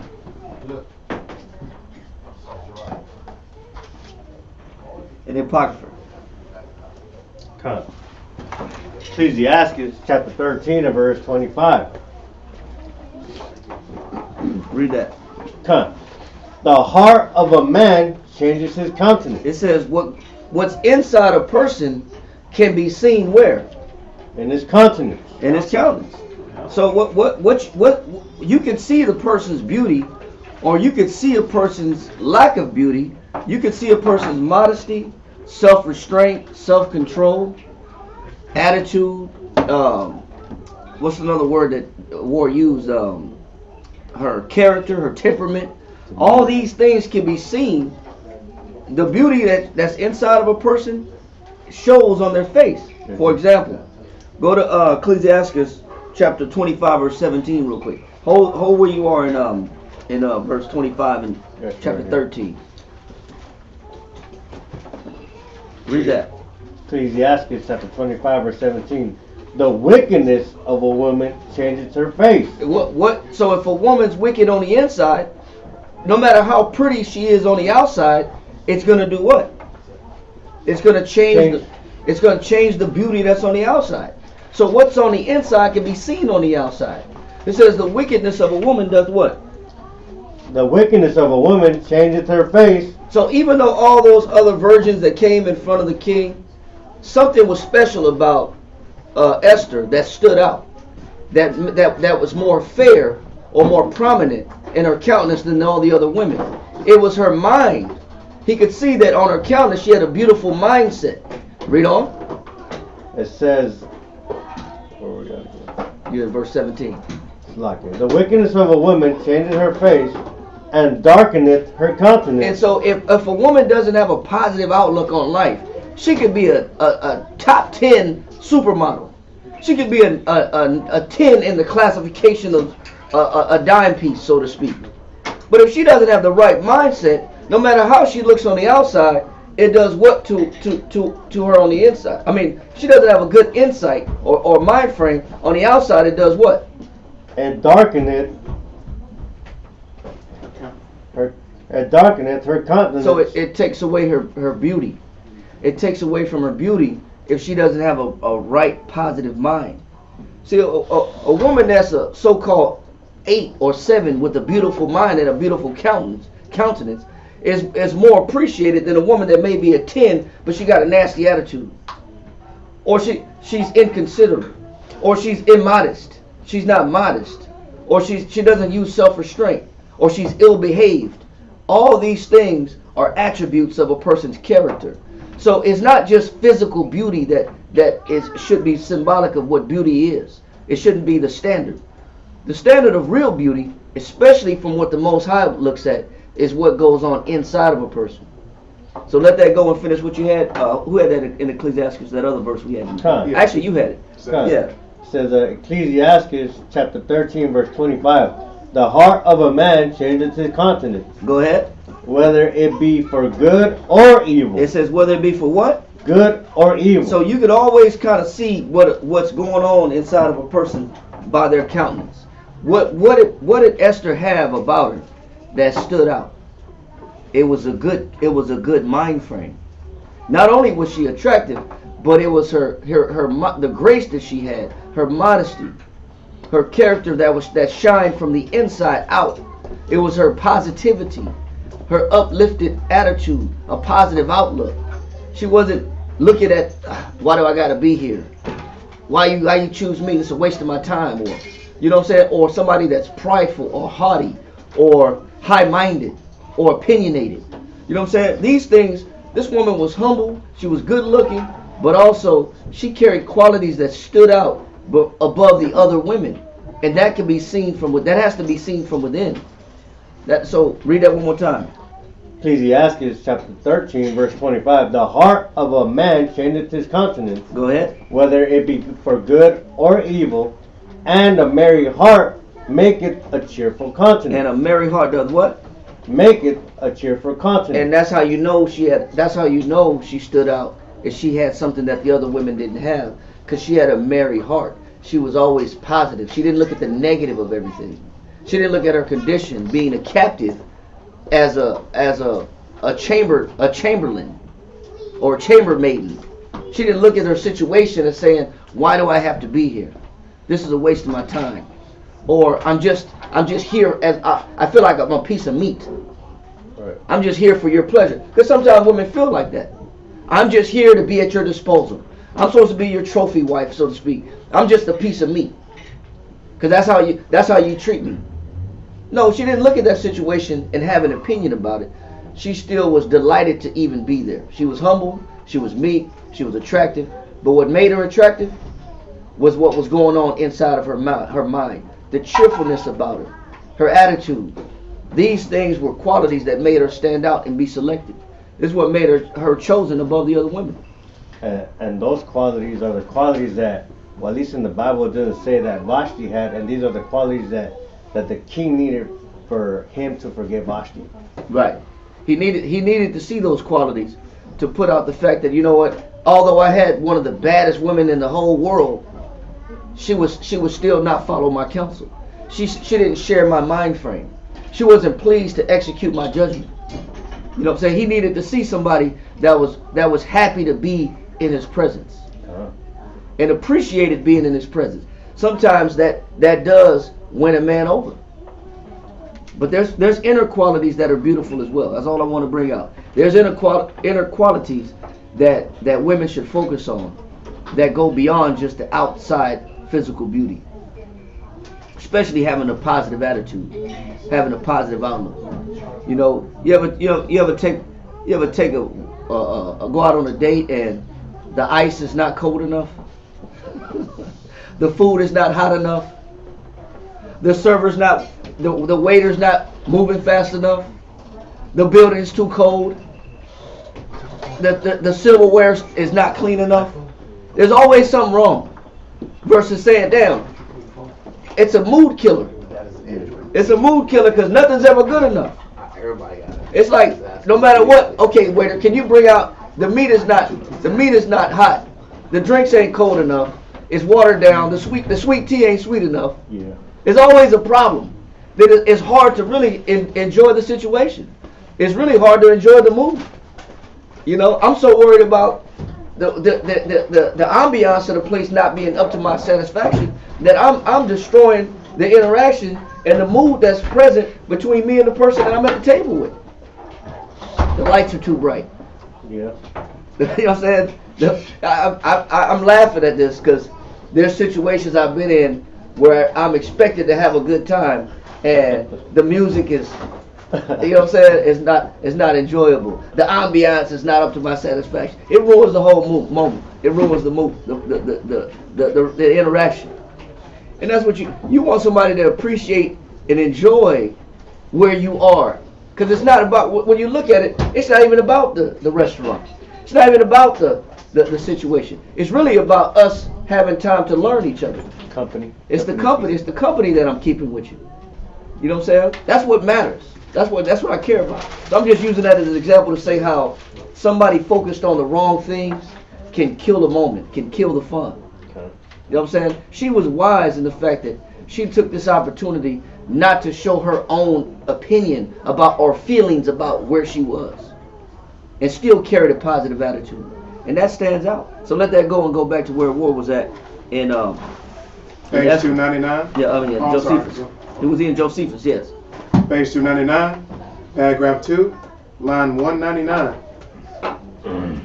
Now it proves that this damsel, whose name was Esther, was the most beautiful of all the rest, and that the grace of her countenance drew the eyes of the spectators principally upon her. It was her inner beauty.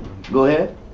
So she was committed to one of the eunuchs to take the care of her, and she was very exactly provided with sweet odors in great plenty, and with costly ointments, such as her body required to be anointed withal. And remember, that was a 1 year process of her bathing in myrrhs and in sweet odors. Sweet odors of cinnamon, aloes,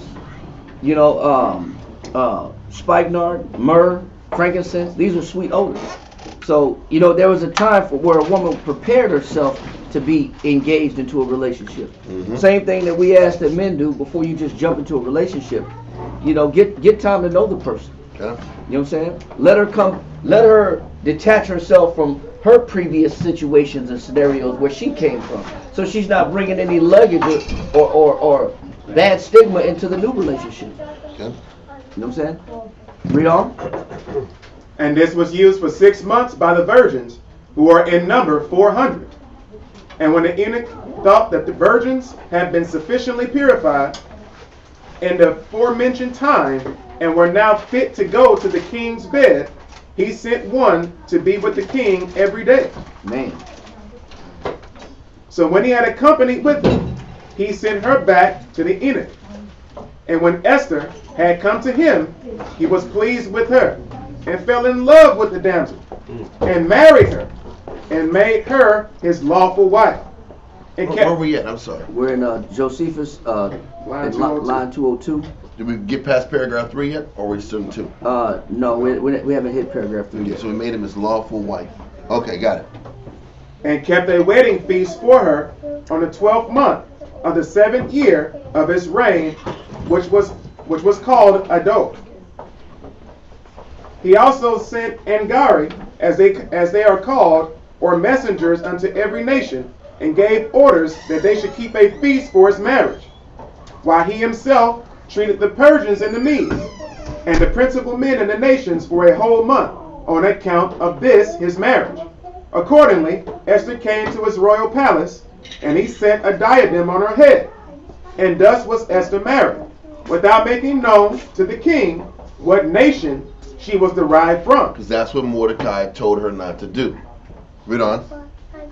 You know why? Because he already knew, even going back into in Ezra chapter 4, that there were always people trying to sit back here and hate on the Jews. Right? Yep. And they were trying to sit back here and plot against the Jews. So it didn't make sense for her to sit back and claim her nation. The world hated us. Even from that point, they hated us. Read on. Line 204.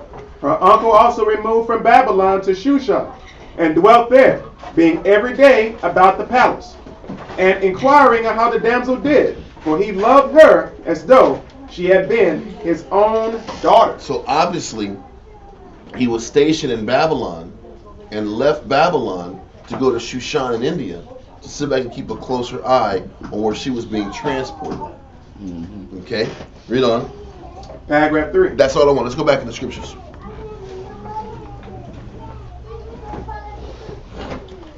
Matter of fact, Slaki, just read the first, in paragraph 3, the first line or sentence.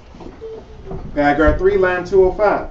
Now the king had made a law that none of his own people should approach him unless they were called. This is why the sister eventually was so afraid to approach him without being summoned. Because it was the law that nobody came to that king or to that area unless they were summoned. Read on. When he had sat upon his throne, and men with axes in their hands stood round about his throne. Can you imagine this side? you had killers out. You had all they know was kill out.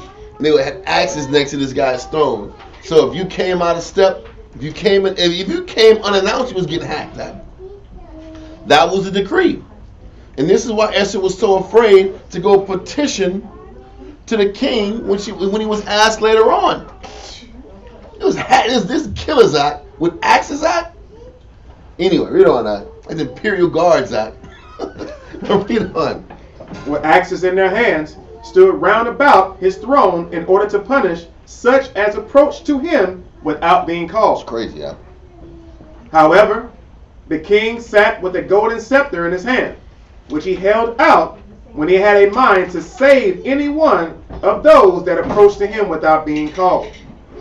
And he who touched it was free from danger. But of this matter we have discoursed sufficiently. But listen, what he's saying is, whatever distance it was from the door to the scepter, you was in danger of getting killed. When you had to touch the scepter for you to be out of danger. So that walk was a scary ass walk. From the entrance to the scepter, your life was in danger, and you could die instantly. That's amazing. So it wasn't like, keep that in mind when we go back to this, when she has to sit back here and interrupt him while he's dealing with business or affairs. Yep. What's going through her head and how afraid she was having to do this. So anyway, let that go. And go back to the scriptures. Where are we at? Verse Verse 15. 16. Okay, let's do 16. That's good. We're good. Esther chapter 2 and verse 16. So Esther was taken unto King Ahasuerus into his house royal in the 10th month, which is the month of Tebeth, in the 7th year of his reign. And the king loved Esther above all the women, and she obtained grace and favor in his sight more than all the virgins. Because of her beautiful countenance, because of her beautiful attitude. It wasn't just her looks. It was everything. It was how beautiful she was inside. It's women, right? Yeah. Same one. Mm-hmm. Read on. So that he set the royal crown upon her head and made her queen instead of Vashti. Mm-hmm. Then the king made a great feast unto all his princes and his servants, even Esther's feast. And he made a release to the provinces and gave gifts according to the state of the king. And when the virgins were gathered together the second time, then Mordecai sat in the king's gate. Esther had not yet shewed her kindred nor her people, as Mordecai had charged her. Mm-hmm. For Esther did the commandment of Mordecai, like as when she was brought up with him. Her attitude was right. She was beautiful and she followed orders. Read on. Verse 21. In those days, while Mordecai sat in the king's gate, two of the king's chamberlains, Bigthan and Teresh, of those which kept the door, were wroth, and sought to lay hand on the king Ahasuerus. So these chamberlains had a close. They had close access to Ahasuerus. They had beef for some reason with Ahasuerus, and what ended up happening is Mordecai heard that they had some beef going on, and they had an intricate plot. Okay, read on. And the thing was known to Mordecai, who told it unto Esther the queen, and Esther certified the king thereof in Mordecai's name. So what ended up happening is Esther was told by Mordecai about this plot. Esther told Ahasuerus that Mordecai gave her the information. Read on. And when inquisition was made of the matter, it was found out. Therefore they were both hanged on a tree, and it was written in a book of the Chronicles before the king. So the Inquisition means they was tortured. And they did some questioning, and they found out it was true.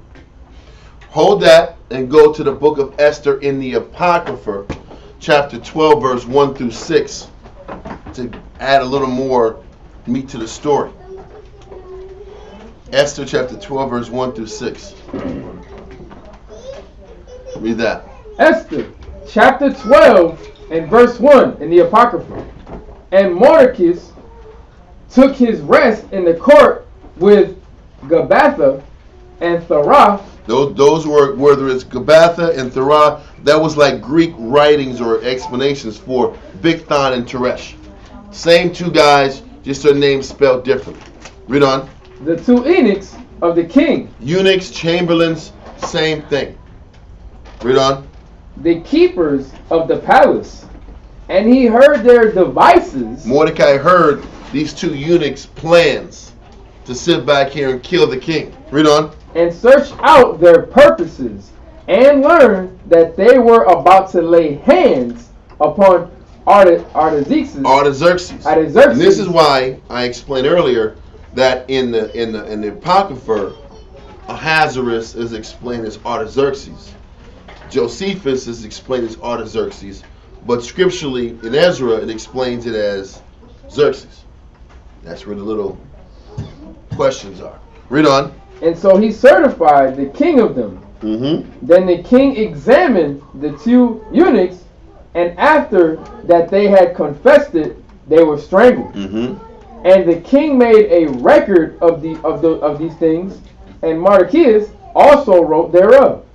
So the king commanded Mordecai to serve in the court, and for this he rewarded him.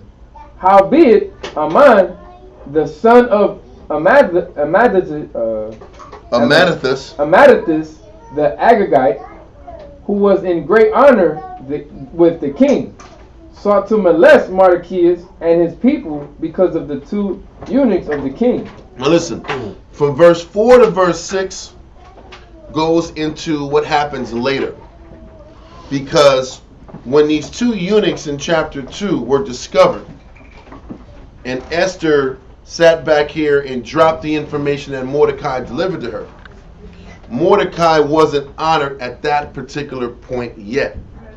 Mordecai gets honored and acknowledged for what he did to saving the king's life in chapter 6, when the king couldn't sleep at night. He had a late night when he decided to check the records. Then he discovered, oh, Mordecai sat back here and saved me. How come this guy didn't get the proper recognition?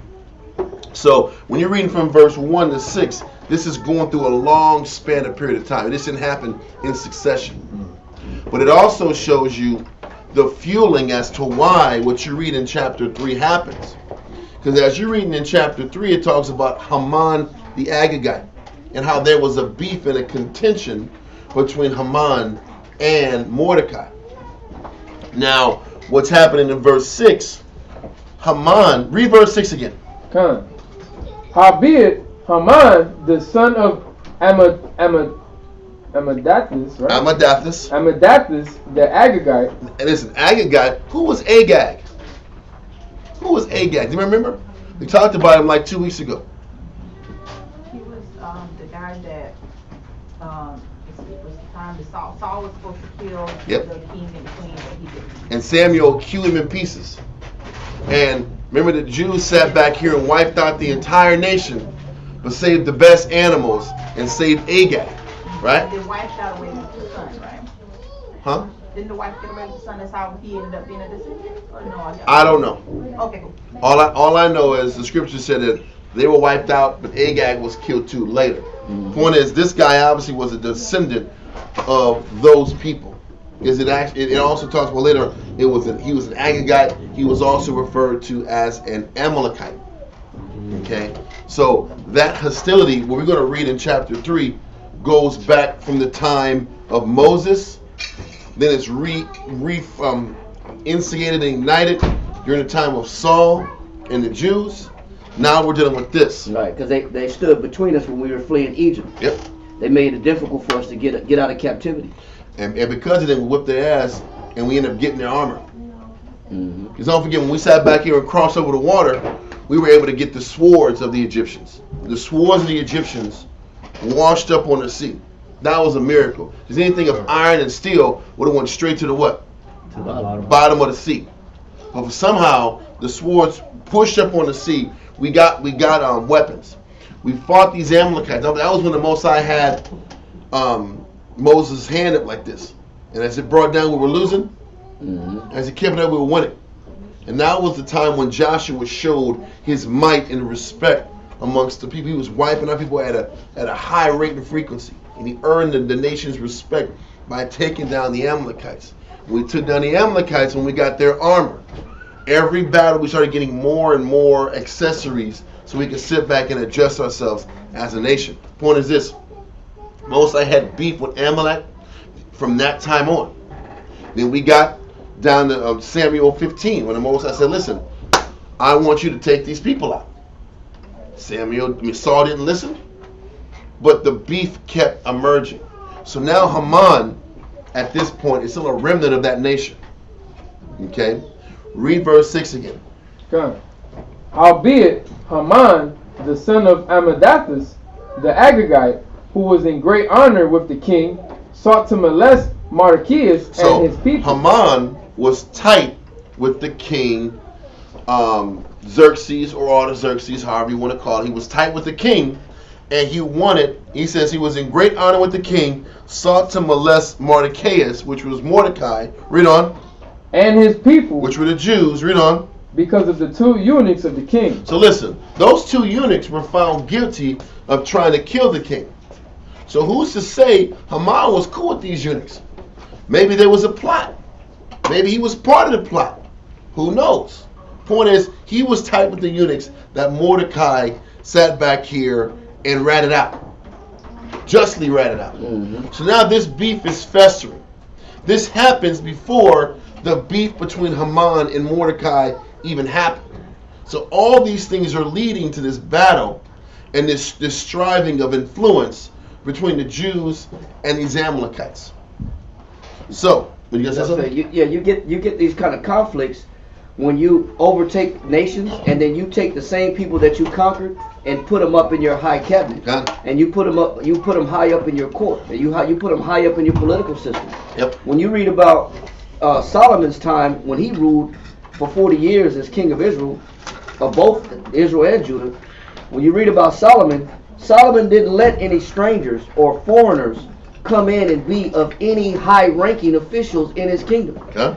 It says that Solomon put all the other nations in menial jobs. Now, if you can give me the definition of menial real quick. That's what you're supposed to do. What's the definition of menial? Take that trash. Yeah, bro. Yeah.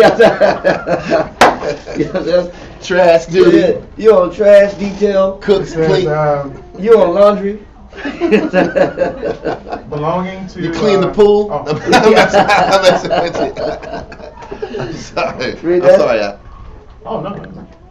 It says pertaining to servants. So let's show you guys something else. Pertaining to servants or domestic servants. It's domestic service. Go ahead. Low. Low. So when Solomon was king, he put the other nations in what? Low positions.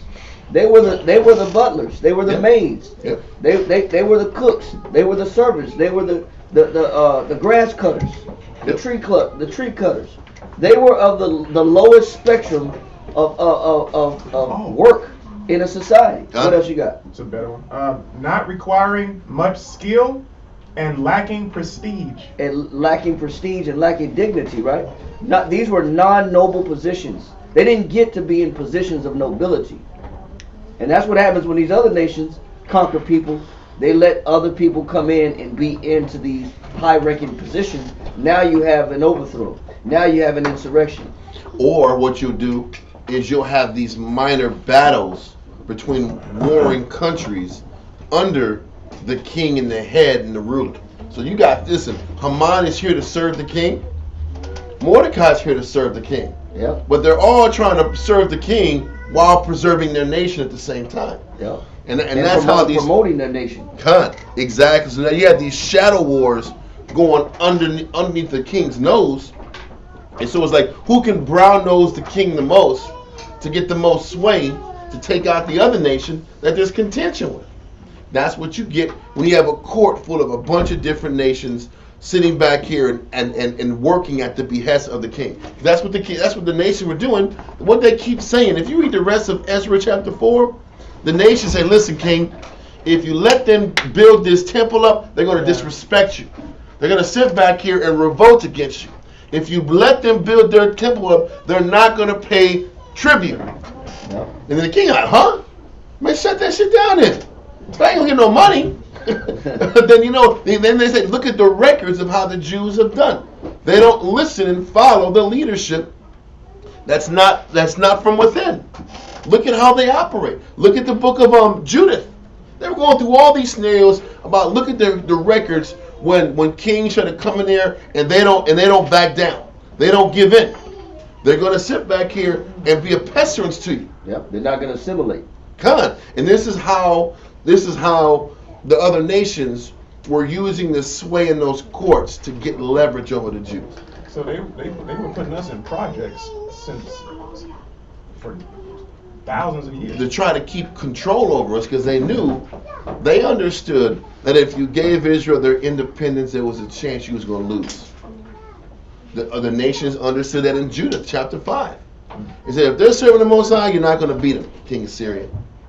But if they're not locking in the Most High, you can beat them, you can take them. And that was it. The nation understood that. So these surrounding nations, what they were afraid of was that they were going to reclaim all their lands back and oust them out. Yep. So they had to fight to maintain their position in the world. That's why they did it. But I guess the nations, even from in the time of Daniel with the Babylonians, they want to keep all the wise men of the world around them for as much advice and counsel about what to do next. Because the nation didn't care. They were all inclusive anyway. Right. The Jews were the only ones that were separatists away from everybody. The rest of the world worked with each other. So now we have that understanding. Those two chamberlains or those two eunuchs that plotted to kill Ahasuerus knew Haman. They were connected. So Haman didn't like the fact that Mordecai sat back here and didn't allow them to finish the job they were supposed to do, or whatever the case is. So now we go to chapter 3, verse 1 in Esther. Esther, chapter 3 and verse 1.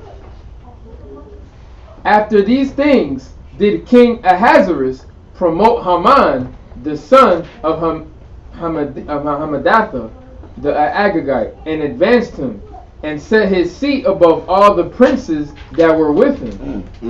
And I'm going to say that this is how Esau had operated for many years in different kingdoms and different times. They'd sit back here and they'd work themselves from the ground up, and they'd get to the high position in the Senate, and then when they had their opportunity, they'd take control. When you sit back here, you'll sit back and read in the histories of even England. England was a monarchy for generations, and then all of a sudden, through the workings of the Senate, they end up sitting back here and eradicating the monarchy rules. And who was the first person to get power in England and that eradicated the monarchies? Was Lord Cromwell. He was the first Edomite to sit back and get in power in England, in Britain. After he was number 2 and he was a faithful servant to the nation, things switched over. You look at all throughout history, even when we were dealing with the wars for Jerusalem, the Crusades. And during the time of Crusades, you had your Christian Israelites versus your Arabs. Okay, this was during the time when Esau was in that bottomless pit. You talk about in Revelations where they were sitting back here, they were chained, they were out of power. When Esau fell out of power, Ishmael came into power. So we were still fighting Ishmael when the Edomite Europeans were out of power and authority and influence. But during that time, when we were fighting each other, we were just picking these Edomites and these wandering people and bringing them on the side of being a Christian, or bringing them on the side of being an Arab or Muslim. So Esau was sitting back here and gaining leverage even in the Arabian culture too. There was a time when the caliphs were only Arab. But then Esau was able to slip themselves into their position also. By way of the Ottoman Turks? By way of the Ottoman Turks. Then all of a sudden the nation was white. Suleiman the Great. Suleiman, I was talking to Elisha about that yesterday. I couldn't get the name. But from Suleiman down, Suleiman took over all of the Arabian Peninsula. And they took all of the coastline of Arabian Peninsula. That's why when you see the Arabs on television, they're dark as us. But you see the princes and the sheiks, they look like white guys. Why is that? Because all those sheiks on the edge that have all the money, that are all the princely people and the kings, they're all Edomites. They're all Edomites. And the people, the dark-skinned people, are being ran by that elite class. But it started from the time of Suleiman the Great. But it was before him. There was other caliphs. There's a guy named Seljuk the Conqueror. He was an Edomite wanderer, and got promoted to head caliph. And that was the first time they started letting these foreigners get acclimated at that level.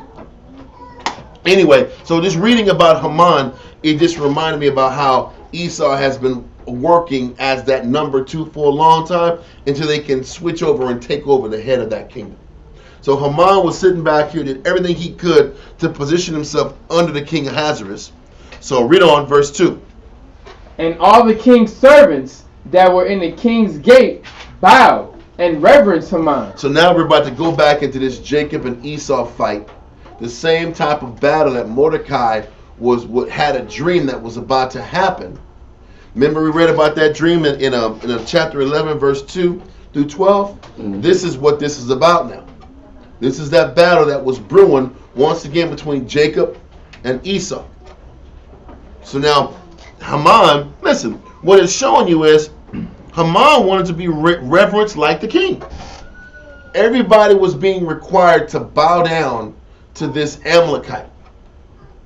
So everybody in the nation was bowing down to this Amalekite because Ahasuerus authorized Haman to be treated like a king. Read verse 2 from the top again. Come. And all the king's servants that were in the king's gate bowed and reverence Haman, for the king had so commanded concerning him. The king had allowed Haman that power to be treated like a king. Read on. But Mordecai bowed not, nor did him reverence. Mordecai didn't bow, nor did he sit back here and respect him at that level. Now, when you first read it, you think that Mordecai has had a bunch of pride, didn't want to be in order. But hold this. We're going to go to the Antiquities of the Jews. Book 11, chapter 6, paragraph 5.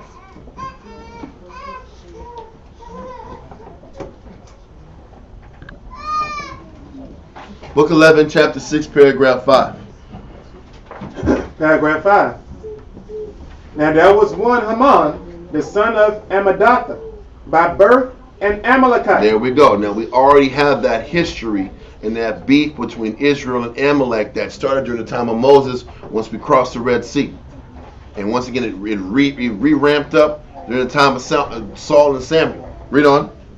That used to go into the king, and the foreigners and Persians worshipped him, as Artaxerxes had commanded that such honor should be paid to him. But Mordecai was so wise and so observant of his own country's laws that he would not worship the man. When Haman observed this, he inquired whence he came.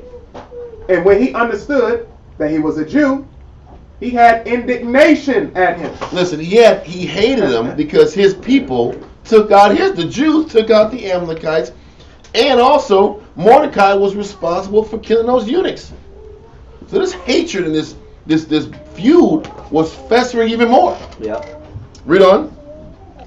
And said within himself that whereas the Persians, who were free men, worshipped him, this man, who was no better than a slave, does not vouchsafe to do so. He's like, these free men Persians is bowing down and serving me, and this Igga, who's a slave, how dare this Igga not even sit back here and bend down and serve me, and bow down and serve me, when the Persian people are free men, and they serve me. How dare this dude do this? Same thing Kaepernick did, and the feelings that the people had. That resentment, because he wouldn't. He disrespected the flag. Yeah, right. It's a spit in their face. That's what it really was. Right. It was a spit in their face and how they run their society. Shut up and dribble.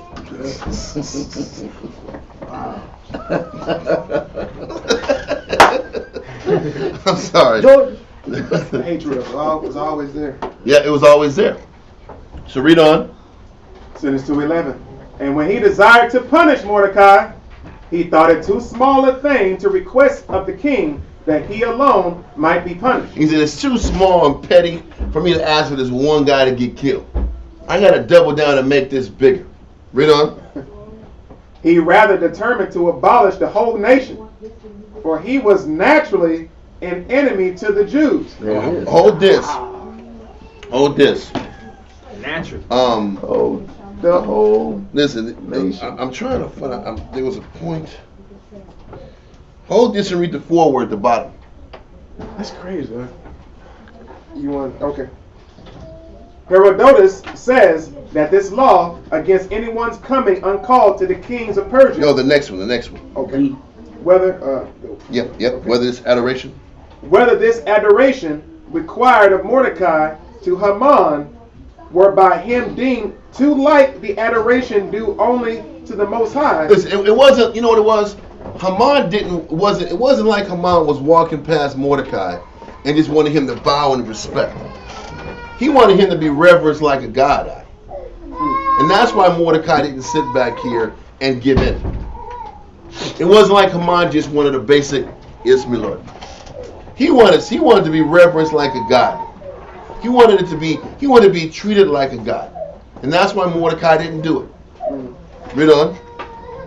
As Josephus seems here to think, as well as the Septuagint interpreters also, by their translation of Esther 13:12 through 14, or whether he thought he ought to pay no sort of adoration to an Amalekite, which nation had been such great sinners as to have been universally devoted to destruction by the Most High himself. Exodus 17:14 through 16, 1 Samuel 15 and 18. Or whether both causes concurred, cannot now, I doubt, be certainly determined. All he knows is that this guy didn't deserve to be respected in that light. The beef was mutual. The hatred was mutual. Man. This was a national beef between both sets of people. Okay? So now we go back and read what you read earlier. Read when Haman observed this. Again, read that part when Haman observed this. Okay, come. No. That's, we don't gotta go that far. He rather determined. Okay. He rather determined to abolish the whole nation, for he was naturally an enemy to the Jews, because the nation of the Amalekites, of which he was, had been destroyed by them. So he's like, you know what? And this is why he sat back here and asked the king to take out their entire nation. Yep. Because in his mind, the Jews took out my entire nation. Yep. So let me sit back here and wipe their nation off the face of the earth. That was the root of the grudge in the first place. You're gonna take my entire people out, then I'm gonna take your entire people out. Okay? Read on. Accordingly, he came to the king and accused him, saying, there is a certain wicked nation, and it is dispersed over all the habitable earth that was under his dominion, a nation separate from others, unsociable. Yep. He just talked about how Man. Solomon had all the damn That's people of crazy, other nations cooking and cleaning. Yep. They was I'm sorry, there's just so many parallels. They was attacking, quote unquote, I'm not gonna say his name, but certain brothers, and we were labeled as these separatists. Why would you Rebels. lead? Red, there it is. Yep. The rebels, yeah. But he's by nature, we are antisocial to the nations. We were always antisocial and not connected to these other people. So they take offense to that. But this was part of the writing they were saying in Esther 4 too. Listen, but these guys ain't with you. Once you give them what they want, they're going to turn their back from you and rebel and eventually go to war to you. That was the thinking. Because it's the truth. Yep. We weren't supposed to this. What's that? And it still goes back to Esau and Jacob tussling in the womb of Rebekah. Yep. It still goes back to the beginning of their inception, where they struggled in the womb. They was never when she inquired of the Lord told her 2 nations are in thy womb, 2 manner of people. You know what I'm saying? 2 manner means kind, sort, mode of operation, methods of living, lifestyle. He said they weren't meant to get along. They weren't meant to cohabitate from the beginning. No doubt. So let's continue. A nation separate from others, unsociable. We're unsociable. We were never meant to be hanging out with these other nations out. Being ace, being boom, coons, and buddies with these nations. It was always meant to be different. You never heard that before? Nah, that's funny. That's a South. That's the South. Ace boom coon right there. That's the South. That is not the West Coast. I got a lot of country in the my background. I'm from Cali, but I talk a lot of like Southern country stuff. What it do, Filling bro? station. What it do, bro? But yeah, man. So we were naturally unsociable. Read on. Neither admitting the same sort of divine worship that others do. We don't associate ourselves with everybody else's gods. We don't follow what you believe. We were the weirdos of the entire world. Read on. Peculiar people. Sorry. Yeah. It's just the pledge of allegiance. I don't see what's wrong with it. Right. Exactly. It's just the pledge of allegiance. It shouldn't be a big deal, man. You're pledging to the flag. What's the big deal? Nor using laws like to the laws of others, at enmity with thy people and with all men, both in their manners and practices. Yeah. I'm sorry. That was what we were naturally supposed to. So when we're sitting back here acting like the nation, we're acting opposite of what our natural character is supposed to be. When we sit back here and we're comfortable assimilating, we're naturally against our spiritual nature. Right. And that's the facts. Damn. Let's continue. It's hard. But keep going, that. Line 213. Now, if thou wilt be a benefactor to thy subjects, thou wilt give order to destroy them utterly, and not leave the least remains of them, nor preserve any of them, either for slaves or for captives. So he's like, listen, get rid of everybody. It's like they were just waiting for like any little slip up of any one of you. Yep. Any one of you snicker too much. To justify. To get too loud, we coming at all of y'all. Because exactly. Because you know the nation, you know what the world is still envious of? How come we weren't chosen? Right. It still boils out of that. How come we weren't chosen? How come those damn Jews were chosen instead of me? Why do you think the whole quote-unquote Zionist movement is about? Yeah. It's about injecting themselves to being the Most High's chosen. The whole concept is we're going to create this godlike control to inject ourselves to be the chosen of God, even though they were never chosen. It's still a worldly jealousy as to how come this group of you know what got a chance to be God's chosen and nobody else was given the opportunity. And it's written in all their books, like the book of, I want to take you to the book of Mormon, the book of the Quran. Always talking about how were these people chosen? They're nothing. They're this, they're that. Right. Less than Crazy. slaves is what he said. What's that? Less than slaves is what he called us. Yeah, Exactly. It's pure hatred and venom. But keep going. But this is also, even sitting back here and understanding the wars it took for Israel to even to get built up during the Reconstruction period. The whole world doesn't want us to grow. The world doesn't want us to build and get stable.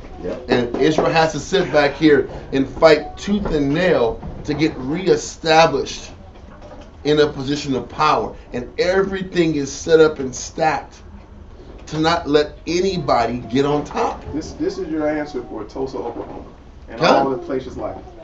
God, it is because I can't get these people in a position to get up on top on any level. Right. I was checking out yesterday, man, that the entire world's wealth is broke up in 2 corporations. There's a corporation, look it up, called BlackRock. Oh yeah, BlackRock. Yeah. It is another one. I forgot the other name of the other one, but all the like your Apple and Microsoft is with BlackRock. All the competition, Lowe's and Home Depot. What the hell is this? Yeah. So you're creating the illusion that there's a free market enterprise when there's 2 companies controlling all the companies. Yeah. Then where is the little guy's opportunity to get on top? You got Walmart is owned by them, Target. Then what the hell's going on? Walmart and Target is owned by one company? Then is it really free market and enterprise? Or we're just putting a bunch of labels on one company? I'm creating the competition. If I control Pepsi and Coke, then what the hell is going on? Then is it really a choice? It's a monopoly. It's a monopoly still. And that was what's established to keep the quote-unquote elite on top. That's why the Most High has to tear this whole thing down. Right. Because the whole thing is set to keep everybody under a handful of people's power. So anyway, it's just something to be conscious of. But the nations wanted us down from the beginning. Let's continue. You did it twice, by the way. Huh? Did I? My fingers, my fingers are wide open like this. Right hand. You did it twice. Oh my goodness. I'm trying to like have extended fingers. I've been doing this a lot more. I'm trying to be like this and like this. It was right when you said BlackRock too.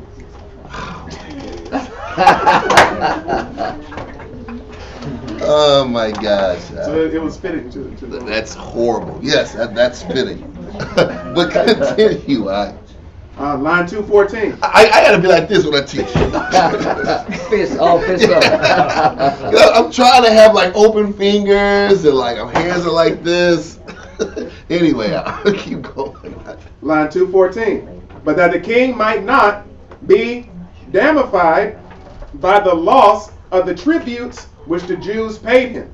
He says, listen, man. He says, a little fun. If you kill all the Jews out, you're not losing no money. Because the question damnified meaning in put in a precarious situation, because the kingdom operates off of the tribute. You can't sustain that lifestyle without the sweat of the people. And when Haman is like, listen, you're not going to lose no real money if you take out these Jews. The tribute ain't going to kill you. Read on. That's right now. Haman promised to give him out of his own estate 40,000 talents whensoever he pleased. He says, I'll front the bill. Whatever monies that you're losing from these people, I'll cover it. My money long enough to do it. To get these guys out of my head. Because you know what the problem? He's bankrolling the eradication of an entire nation. You know some George Soros stuff, You know some Soros stuff. He's boss hogging, trying to wipe out a nation. And he says, I'm going to front the bread to cover the cost. They don't pay taxes anyway. Oh, yeah. Or they pay very little taxes. Yeah. So what you going to say?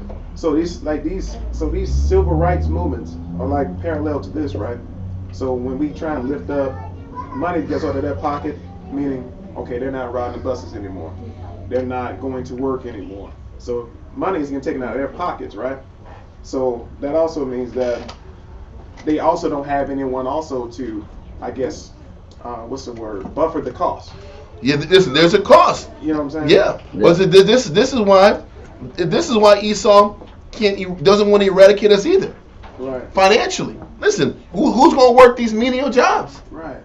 Who's going to sit back here and keep the country running?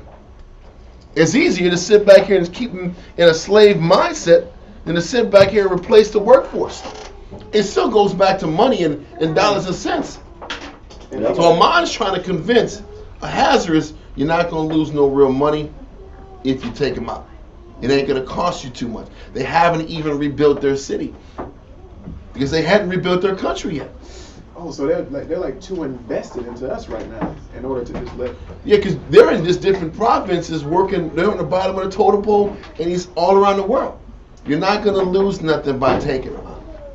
He's just trying to convince them that it's prudent on an economical level, Right. and that it's not going to cost you any money. That we're more like a burden to the economy than we are an asset. That's what he's trying to convince. Right. But really, he just wants them dead because our people took them out for many years. But let's keep going. Haman promised to give him out of his own estate 40,000 talents whensoever he pleased. And he said he would pay this money very willingly, that the kingdom might be freed from such a misfortune. Because the nations had built this all-inclusive kingdom from Babylon up.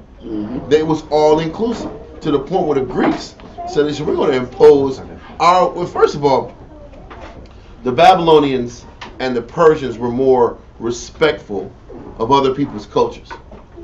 They were more, okay, this is your beliefs, cool. These are our beliefs. We're ahead of you, we're in control of you, but we'll sit back here and consider your beliefs as long as you respect ours. They had issues with us because we didn't respect theirs. But the Greeks took it further. We want everybody to be like Greeks. We want everybody to free ball with white cloth, with some cloth on top of us, togas, and get some gym work in. Yep. We want everybody to roll like the Greek and Roman way. Hellenizing. Exactly. But the two higher kingdoms at least had a respect for people and their influences. So what's happening now is Haman is convincing Ahasuerus that the Jews have no respect for the Persian culture, the Persian belief system, the Persian view of the system of gods. That's what's being used to convince Ahasuerus to put the thumbs down to kill the Jews. They're not patriots. They're not patriots, and they have a pure disdain for the gods. You got it? Okay, you got it. So that's what's being used to fuel Ahasuerus. Brother, you forgot something under the desk. You left something under the desk. You left something under the desk, guy. Okay, so now let's go back in the Bible Amiyat. We need to take over. Let's salute you in. Yellow marker, bro. It's under. You use it. Yeah.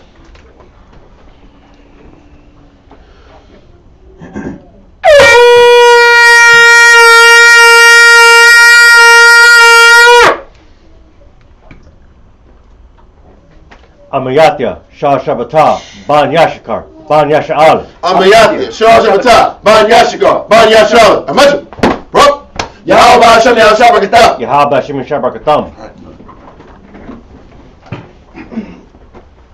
Now let's go back in the scriptures. I'm going to start chapter 3 and verse 5. Yep. Esther chapter 3 and verse 5. Oh, way to go. And when Haman saw that Mordecai bowed not, nor did him reverence, then was Haman full of wrath. And he thought scorn to lay hands on Mordecai alone, for they had shown him the people of Mordecai. Wherefore Haman sought to destroy all the Jews that were throughout the whole kingdom of Ahasuerus, even the people of Mordecai. In the first month, that is the month of Nisan, in the 12th year of King Ahasuerus, they cast pur, that is the lot, before Haman for day to day, and from month to month, and to the 12th month, that is the month of Adar. Okay. Verse 8. And Haman said unto King Ahasuerus, there is a certain people scattered abroad and dispersed among the people in all the provinces of that kingdom, and their laws are diverse from all people, neither keep they the king's laws. Therefore it is not for the king's profit to suffer them. If it please the king, let it be written that they may be destroyed, and I will pay 10,000 talents of silver to the hands of those that have the charge of the business, to bring it to the king's treasury. So what it's saying is, listen, I'm going to sit back here and pay the cost of doing this job, so you don't have to pay out of pocket to do this. It's almost like he's coming up like he's doing him a favor, but he's really doing himself a favor. I'm going to bankroll the assassinations. Right, the ethnic cleansing. Exactly. Okay. Read on. Verse 10. And the king took his ring from his hand and gave it to Haman, the son of Hammedatha, the Agagite, the Jews' enemy. When it says he gave him the king, it was the king's signet, his ring.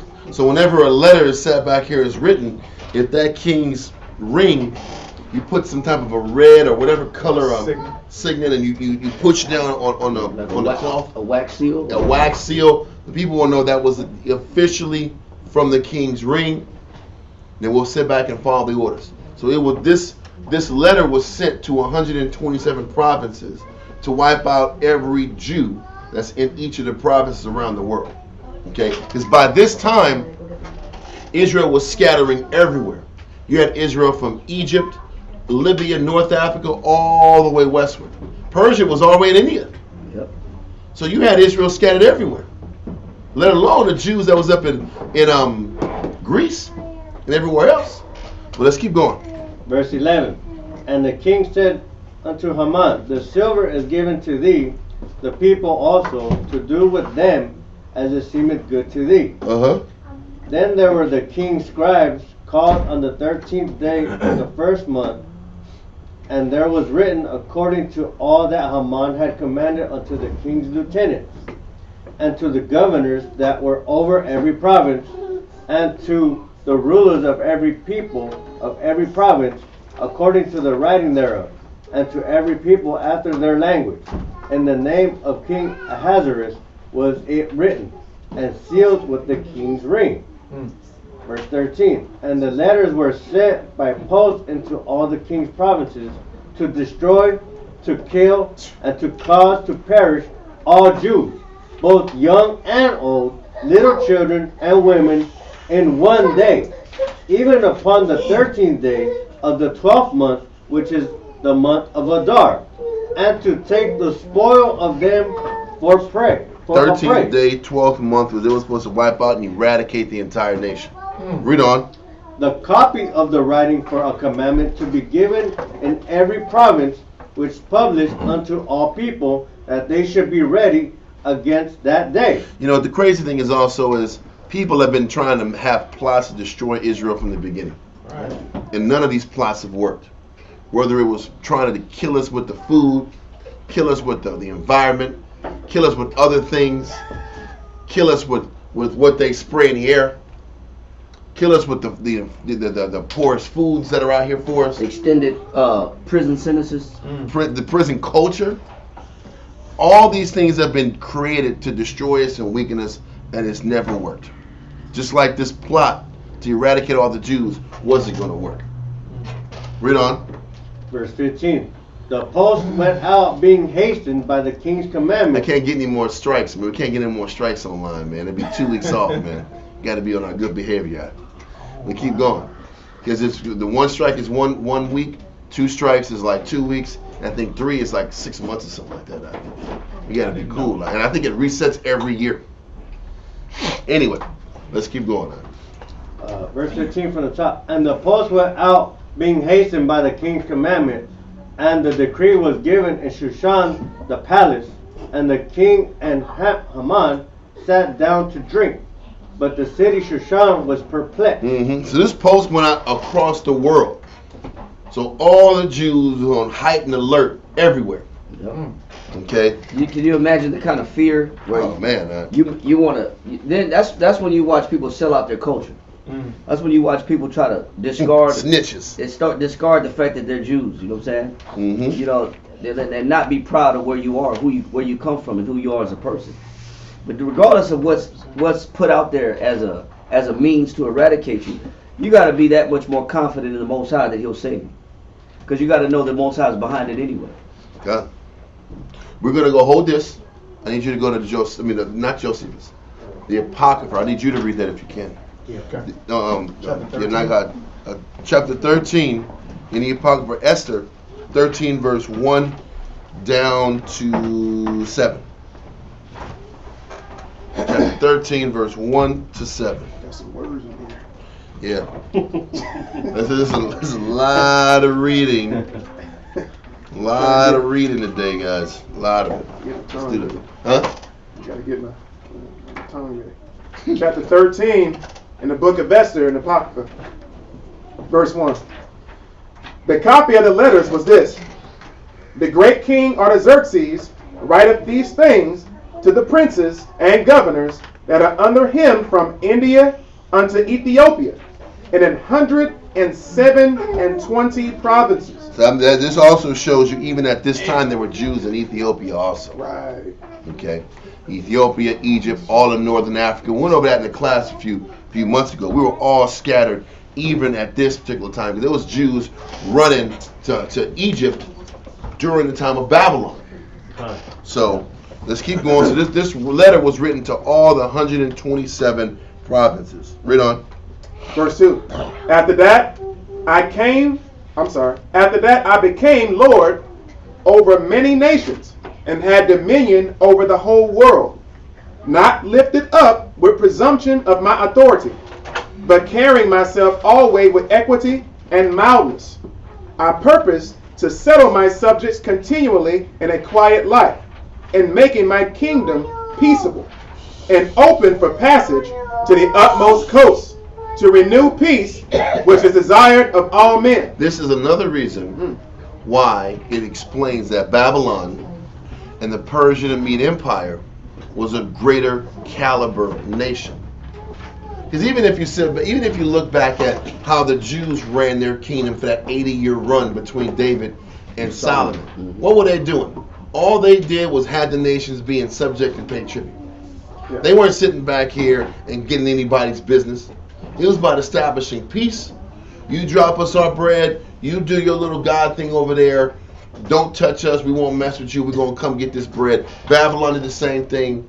So did the Persian and Mede Empire do the same thing. That's why when you're reading Maccabees, it says evils were multiplied on the earth when the Greeks came in. The Greek policy, the Roman policy, it went beyond letting the nations be at peace. The Greeks had to impose their ways of living, their policies, their lifestyles on people, and that's what also shows an explanation of how the caliber of the nations and the kingdoms diminished after the Persian and Mede Empire went down. Because now it wasn't about just taking the tributes, giving these people peace. Now they had to bring the Hellenism to the forefront. Now you have to sit back here and bring these policies and these enhanced slavery conditions. Right, you have to adopt our way of life. Yes. You have to eat our style of food. You have to eat our diet. You have to adopt our culture. You have, if we enjoy what Israel may say is immoral acts, you have to be okay with the immoral acts. Yeah. You have to say it's okay for man to be with man and woman to be with woman. You have to be okay with it. That's the nation's policies. So they're enforcing their way of life and their choices of living upon our people, regardless of our religious, backdrop. Matter of fact, they wanted us to put down our customs and adopt their customs, their high holy days or their holidays. How come your kids aren't in costume this year in Halloween? How come they're not dressed up in goons and goblin uniforms?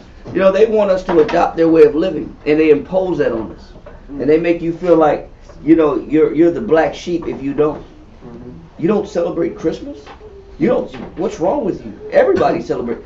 They make you feel guilty for not adopting their way of life. But that shows you how with these later kingdoms in time we're diminishing, because they just didn't have a respect for who you were, and it went past just, okay, we want your money. We want your money, we want your taxes, but it's got to be bigger than that. Now you have to be like unto us. You have to be one of us. Yep. Citizen. Yeah, exactly. You be a citizen. You have to conform to the approach, conform to the mindset. Listen, the nations, all the nations wanted, and what the Jews wanted when we had power, just sit back here and pay us, man. Yep. It wasn't even about slavery. The crazy thing is this: when the Babylonians brought up the Jews, they were being put in positions of authority. Yep. They were allowed to rise up in society. The Greeks want your soul. They want you to sit back here and roll like them, man. They want you to pure sell out. Soul. It's crazy. Even the Assyrians, when they took over the 9.5 tribes, they allowed the Jews to sit back here and just carry their customs. Just don't get in our way, bro. We're going to sit back here. The Assyrian policy was just to take you out of your comfort zone, and we'll put you in another city and live. Be in this city, live and function, pay us. Yep. That was the extent. The Greeks and Romans wanted your soul. They want you to be a part of their society, thinking that they were educating and enlightening the entire world. Really, you were corrupting and destroying the entire world. That was an aspect of how the kingdoms diminished. They just didn't let people be. Even when you read the book of Habakkuk, he says, when the nations come and hell enlarges itself. Yep. Wherever they go, hell enlarges itself. They try to keep pushing their democratic policy to the entire world, thinking they're saving the world. You're really destroying it and corrupting it to all suit your needs. Yep. Anyway. So, where are we at in the scriptures? We're in verse 3. Yes. Verse 3. Now when I asked my counselors how this might be brought to pass, Ammon, that excelled in wisdom among us, and was approved for his constant goodwill and steadfast fidelity to him, to the king, yes. Right on. And had the honor of the second place in the kingdom. So once again, this is Artaxerxes' letter that was written across the board. That Haman was wise, he was sharp, and because of his smart decision making and expand the kingdom, he worked his way up to be my number 2. Read on. Verse 4. Declared unto us that in all nations throughout the world there was scattered a certain malicious people that had laws contrary to all nations, and continually despised the commandments of kings, so as the uniting of our kingdoms honorably intended by us cannot go forward. Listen, man, he was right. Haman was right. Haman was like, listen, man, these guys are getting in the way of progress. These guys are getting in the way of peace. Don't forget why Artaxerxes finally let go of Vashti, even though he didn't want to. Why did he do it? She was in the way of the greater good. And her bad example could spoil the respect that all women have for their husbands. So I guess in his head, you know what, if these Jews are as rebellious as Haman is saying, their rebellion could spoil what? All of my subjects in all these different countries. Status quo. Well, status quo, but if the Jews are not going to adjust and follow me, then that might spark another one of the 127 provinces in my power to sit back and gather and muster the desire to take me over. So for the sake of continuity, let me sit back here and get rid of these disrespectful Jews, eradicate them, get them out of the way so there can be peace amongst the entire world. This is how Artaxerxes is thinking. But you know what? This is how a cunning and sly person can manipulate a situation. Set the stage, talk fancy words, get him to see things from a skewed perspective, and move forward and jump on it. But this is what we all face when you're building. When you're trying to accomplish something great in Christ, there's always going to be something in the way of progress and growth. So this is what Haman had convinced Artaxerxes to think. Read on. Verse 5. Saying, then we understand that this people alone is continually in opposition unto all men, differing in the strange manner of their laws. Sorry. What's this Sabbath thing called, man? Why y'all niggas gotta wear fringes? Why y'all wear strings on your clothes? What are these things? Yeah, what are these strings? How do you don't eat, the whole world eats pork, G. This is a significant thing. This is a significant meal for the whole world to eat. You have an allergy? People are starving, and you got all these pigs running around here, right? Not eating a lot. Yeah. all this pork. You ain't touching none of it? All this catfish. You just let it go back out to sea? The shrimp scampi. Yeah, all this shrimp. What was it? Oysters. Delicacies. You don't touch them? What? That's strange. Doesn't make any sense. But keep going. I'm sorry. Saying then we understand that this people alone is continually in opposition unto all men, differing in the strange manner of their laws, and evil affected to our state, working all the mischief they can, that our kingdom may not be firmly established. Just like in the media and the movies, like the evil so-called black man. And that's the point, because savage. He represents, because our people represent rebellion. Right. We're not giving in. We're not going to just sit back and assimilate and just follow. We're always questioning why. But keep going. Verse 6. Therefore have we commanded that all they that are signified in writing unto you by Ammon, who is ordained over the affairs, and is next unto us, shall all, with their wives and children, be utterly destroyed by the sword of their enemies, without all mercy and pity, the 14th day of the 12th month Adar of this present year. That they who of old and now also are malicious may in one day with violence go into the grave, and so ever hereafter cause our affairs to be well settled and without trouble. Haman did a great way. He was great in his way to sit back here and skew his mind. To sit back here and convince him to take us out. Was that? That's like the same spirit in like Reagan and Nixon. God? In certain degrees, yeah. Clinton, etc. Or anti-drug, the drug movement. Right, these predators. Yep. And the drug movement, the prison system, and all these mandatory minimums, I think that's what it was. Where it was having all the extended jail sentences. Oh, right. So, all these things were used to break us, and they convinced the people that our people were a menace to society. So, yep. So we're going to let that verse go. We're going to go back to the scriptures in Esther. And chapter 4. Yeah, chapter 4. So that was, I should have stopped you at verse 13. I should have stopped you in 3 and 13 about the copy of the writing in the letter. And what we just read was the letter that was written, that was sent out to all the jurisdictions. That was my fault. You want 14 there? Huh? You want 14? Yeah, read verse 14. This is book of Esther, chapter 3 and verse 14.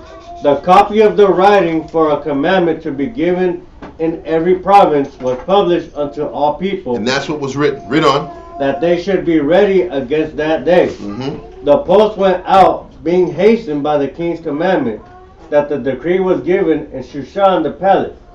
And the king and Haman sat down to drink, but the city Shushan was perplexed. They were perplexed because there was a lot of Israelites in the city, and people were perplexed, like, why is this verdict, this extreme verdict coming out? What the hell just happened?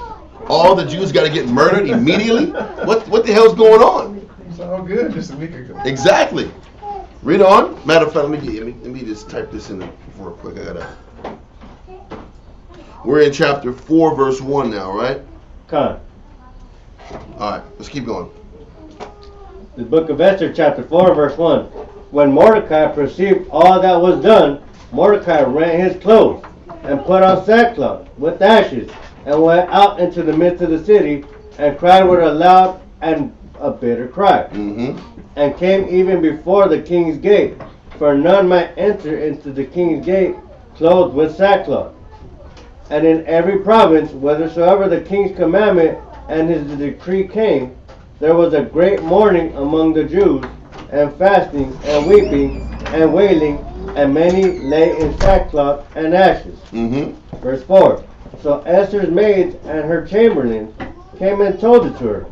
And there was the queen exceedingly grieved, and she sent raiment to clothe Mordecai, and to take away his sackcloth from him, but he received it not. God, because he knew the whole damn thing was about to fall. Read on. Then called Esther for Hattat, one of the king's chamberlains, whom he had appointed to attend upon her, and gave him a commandment to Mordecai to know what it was, why it was. So Hattat went forth to Mordecai unto the street of the city which was before the king's gate.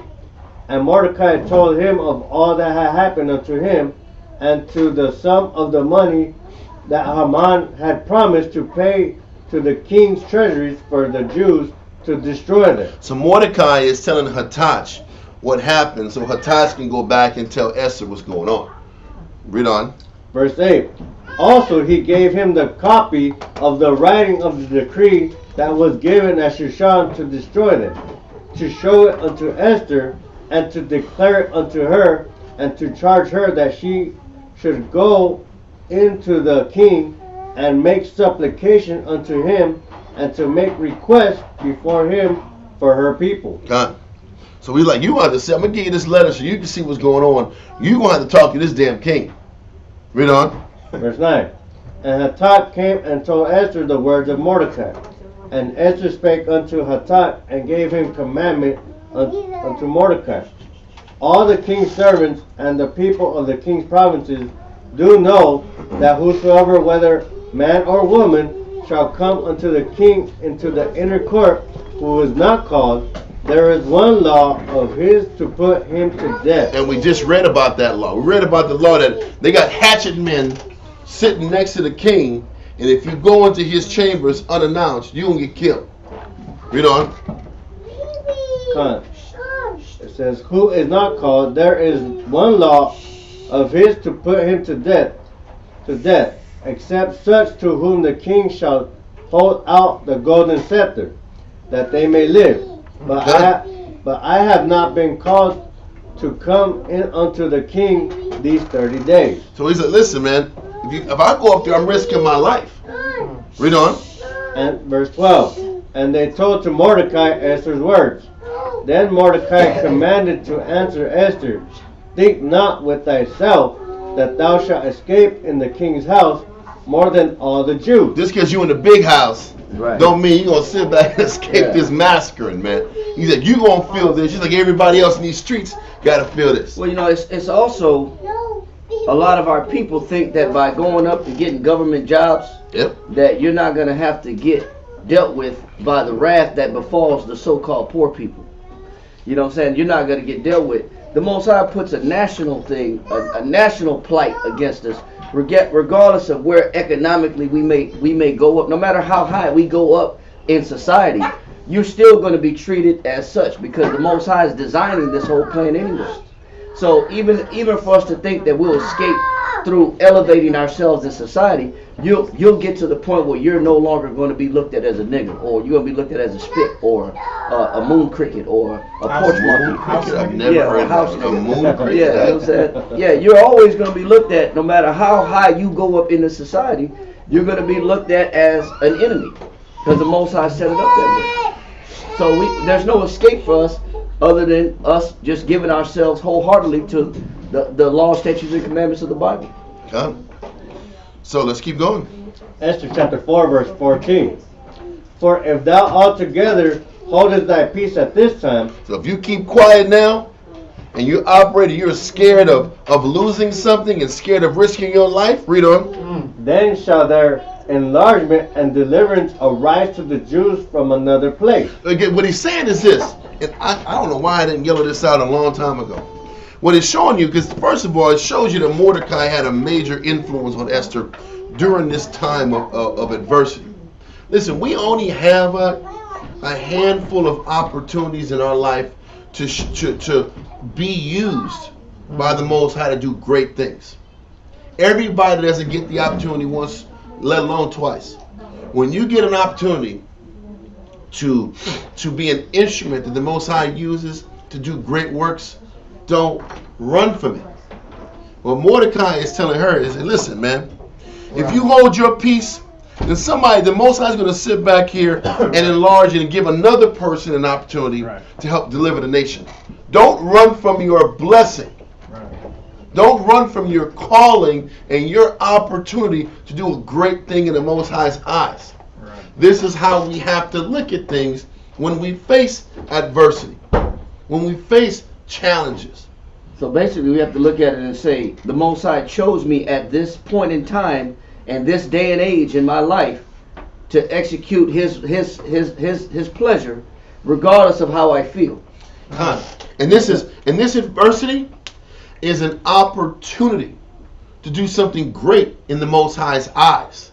This adversity, all this suffering that I'm going through, this is my chance to sit back here and put my imprint in the world to serve the Most High and do great things for my nation and for my people. Observe the opportunity? Yes, but can I sit back here and observe the opportunity at risk of death, at risk of my peril? Because that's a lot of times, listen, or my comfort, because that's what it takes to accomplish great things in Christ. You're not going to attain great things in Christ without the risk of loss or without the loss. So Mordecai's trying to keep Esther in the mindset of, you know what, you're going to have to fight this battle. Because if you're afraid and you chicken out, then the Most High is going to sit back and go around you and build somebody else up to do this great work. Most High has you in this position for a reason. All this crap with Vashti and all this snare with Haman pushed you here to do a great work for the Most High. Don't run from it. Read verse 14 again from the top. Esther chapter 4, verse 14. For if thou altogether holdest thy peace at this time. And if you play the conservative route now, you play it smart. Because the smart play is to fall back. The smart play is to fall back and see how this thing works. That's why a lot of times being the wise person, being the smart guy, doesn't get you in a position to grow spiritually. Or to be smart, I'm just not going to say anything. That's the smart guy. The wise thing is to be conservative and stay away. You can't do great things playing the smart route. So they call that strategy, right? Strategy. Right. There's another one. I got a family to feed. Yeah, I got to think this thing I got out. a family to take care of. You know what I'm saying? That's what y'all brothers don't understand. We got to use wisdom. Yeah, we got to use wisdom. We got to use wisdom, brother, and that ain't wisdom. You know what? That non-wise thing is going to keep you from doing great things in Christ. Isn't that just self-preservation? Well, I'm going to show you this. Okay. There is hold this. Go to Ecclesiasticus in the Apocrypha. We went over this X amount of Mondays ago. 25 in Ecclesiasticus 25, verse 9 through 11. Oh, yeah. Ecclesiasticus chapter 25, verse 9.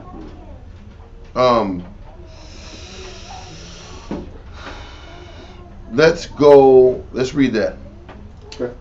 Ecclesiasticus chapter 25, verse 9.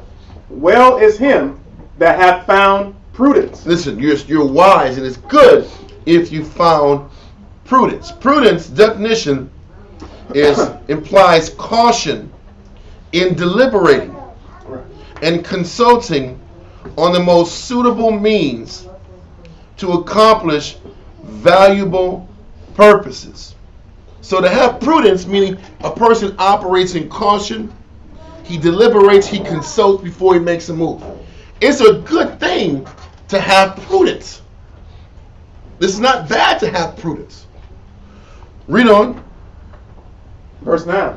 Well is him that hath found prudence, and he that speaketh in the ears of them that will hear. So a prudent person finds counsel, communicates about proper stratagem, so to speak.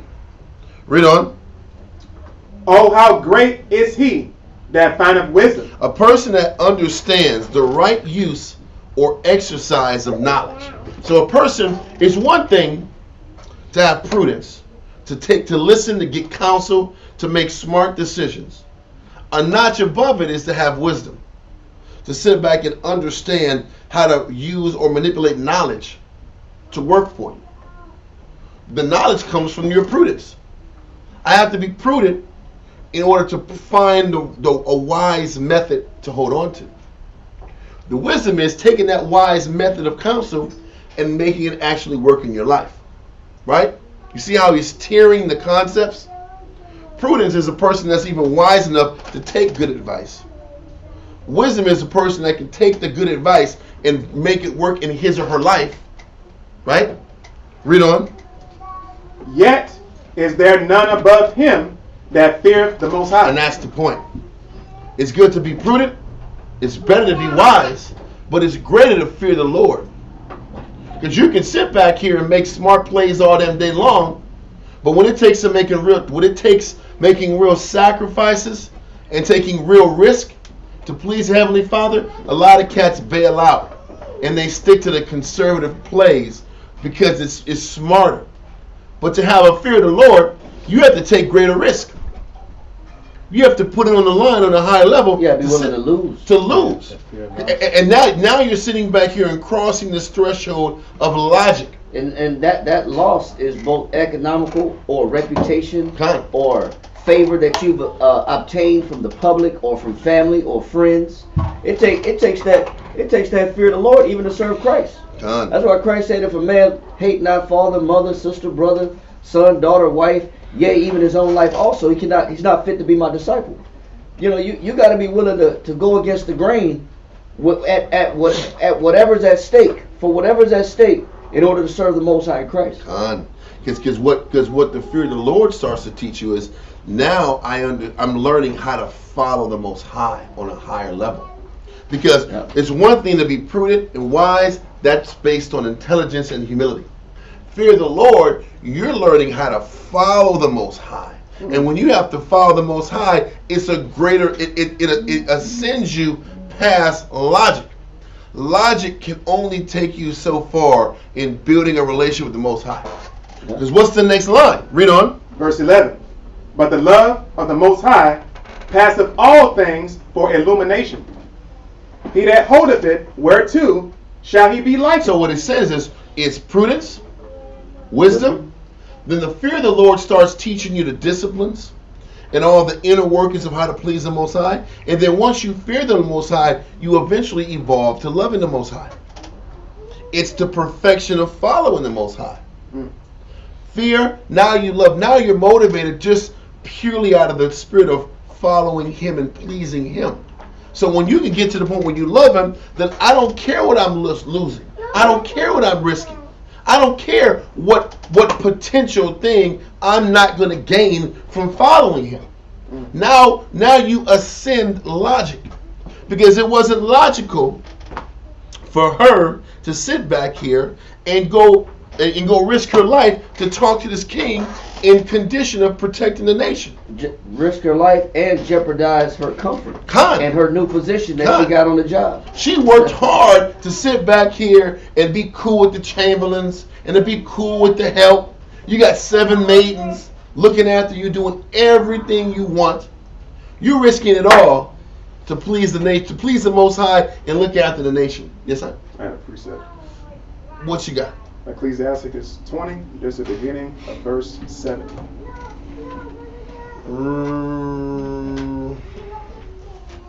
Just the first part. Well,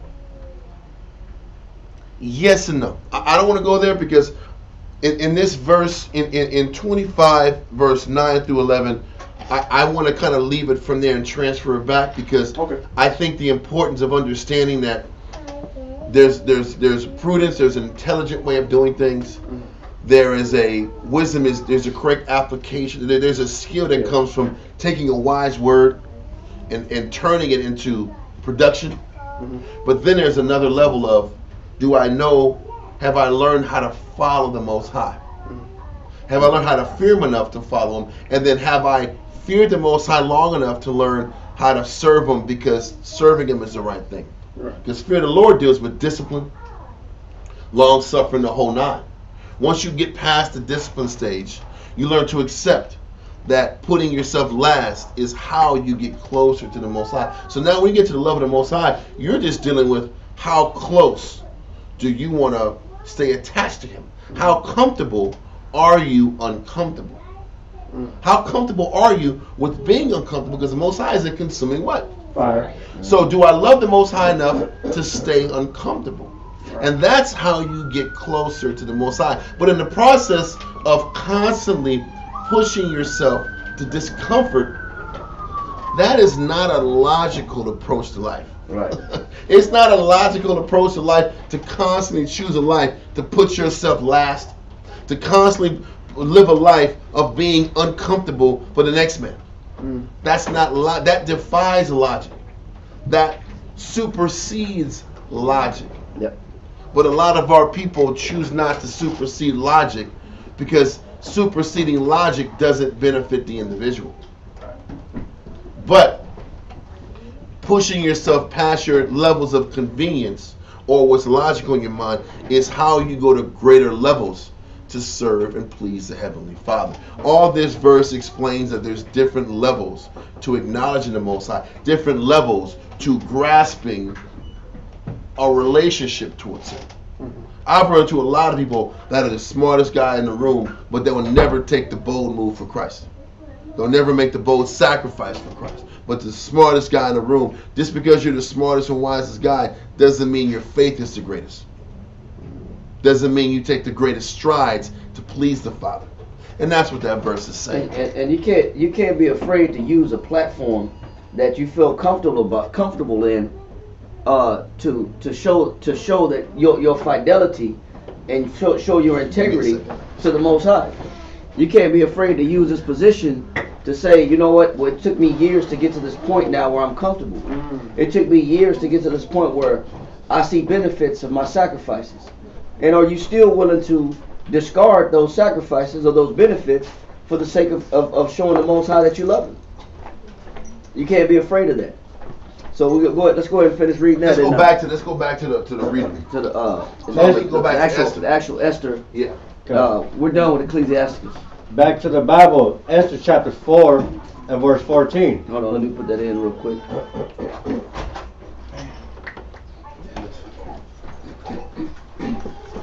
You're in Esther chapter what? Esther chapter 4 and verse 14. Hey, Shamshawan, when you get to 17, Shamshawan, check this out. When you get to 4 and 17, go back to Esther 13 in the Apocrypha. All right. 13 verse 8 all the way to 15 and 16. I'll be there. Let's go make this call. All right, go ahead. Esther chapter 4 verse 14.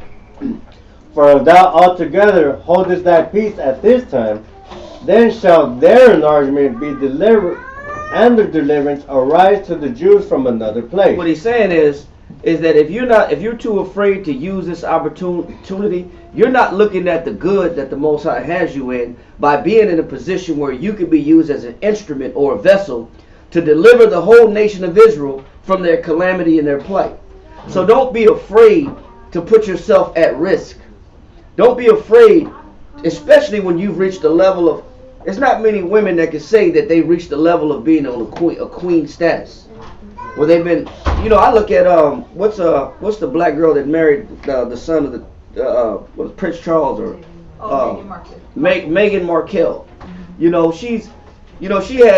Her mother obviously is black, but she had the prince at some NAACP event or some Black Lives Matter event representing. You know what I'm saying? You would think she would use that position and disconnect herself from anything black, but actually. She had him, she has a fundraising event or some type of charity that's supposed to be for Black Lives Matter or for oppressed people, so-called. So she's even using her position of being, in the Buckingham Palace, married to the royal family, to have some type of favor, show some type of favor to her people. And she has her mother right next to her on stage. She's not afraid to discard. What's the name of that movie from the 1950s that a lot of our parents cry on when they see it? It's the movie where the black girl is light skinned, her mother's black, but she's too ashamed to. Oh, I've seen that. What's the name of that? Y'all know the name of that movie? I know somebody online remembers that movie where the black lady reaches fame. But her mother, she's ashamed because her mother's black, and then her mother dies, and then she's hysterical. I remember watching this growing up, and she what the hell is the name of this movie? It's she was too ashamed to bring her mother around her friends because she made it big in either singing or dancing or whatever. And then her mother died. Her mother begs her, baby, I'm your mother. I love you. I taught you everything I know. And then her mother died, and then she just loses it. And the movie kind of ends with her crying at her mother's funeral. Imitation of Life. Thank you, Miss Dorothy Branch. Imitation of Life. Thank you. I knew somebody was gonna hit it. Somebody's gonna bring that movie out. You know what I'm saying? But I don't know if that's based on a true story or not, but I remember watching this growing up all the time. It would come on all the time, where you would be ashamed of your culture. You would be ashamed of who you are as a person. And that movie, Imitation of Life, gives you an idea when you can easily, by way of comfort or by your platform, escape the perils of your people, of your race. So what Mordecai is telling Esther is, the name of the movie is Imitation of Life. The water says. Mordecai is telling Esther, if you don't use this platform, if you don't use this position to free your people, the Most High will use somebody else. So don't be ashamed to declare when you've made it to the lap of luxury. Don't be afraid to risk that comfort, that position, for the sake of your people. Because if not, he said the Most High won't spare you, and you and your family be destroyed. Read on. But thou and thy father's house shall be destroyed. And who knoweth whether thou art come to the kingdom for such a time as this? And it said, how do you not know that the Most High used you? You were born for this. And you were brought to this position for this specific situation. Vashti showed her, you know what, and didn't want to lock in. He got rid of her just to get you in this spot to save the people. And you know why he said that? Because he already had a dream and a vision about this happening earlier. Yep. Remember we just read it earlier? Yep. You read it in chapter 11, verse 2 through 12. Mordecai had a vision that this situation was going to collide. These two dragons were going to fight. This was the vision. He understood. And he's like, well, how do you know the Most High didn't bring you here for this purpose to save and deliver the people? He's counseling her. What is he doing? He's exhorting her to fight her battle. Yep. He's helping give her the confidence she needs to sit back here and overcome what she's about to face. A lot of fear. Hell yeah. You need exhortation, support. Con. Because you need to get fired up to fight a battle like this. Right. But keep going. Verse 15. Then Esther bade them return Mordecai this answer. Go rather together all the Jews that are present in Shushan, and fast ye for me, and neither eat nor drink 3 days, night or day. So she's like, listen, if I'm gonna do this, I need the Most High's backing for sure. I need the nation's backing.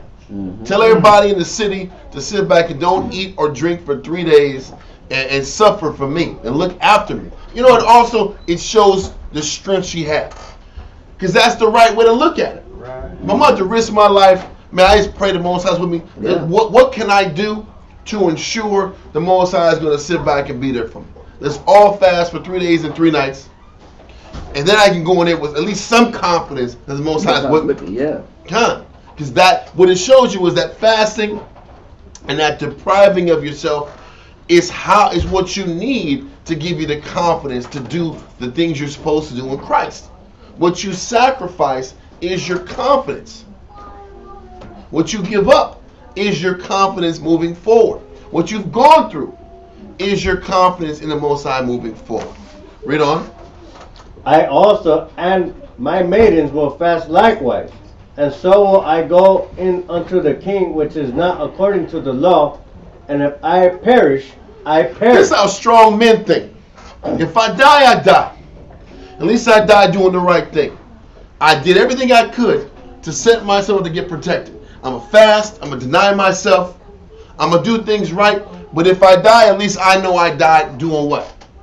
Making a good run of it for my people. That's how, this is the template of how mentally we're supposed to deal with these type battles.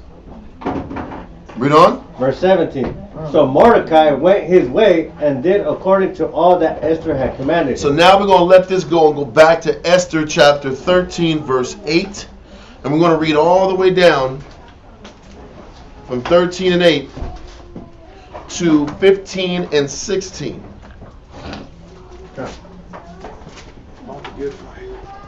But you know, that's how you got to listen. She doesn't say, I'm just going to go crazy and die. She listen, let me do whatever I can spiritually, then sit back here and go make this move. Yep. So now she's waiting 3 days and she hasn't eaten or drinking anything. Now we're going to go pick up on what's being said from there. Book of Esther chapter 13 verse 8. You want the stuff right before? No, we're good. We're good. Verse 8. Then Mordecai thought upon all the works of the Lord and made his prayer unto him. So now it explains first what Mordecai's prayer to the Most High is as he's sitting back here and fasting for the 3 days.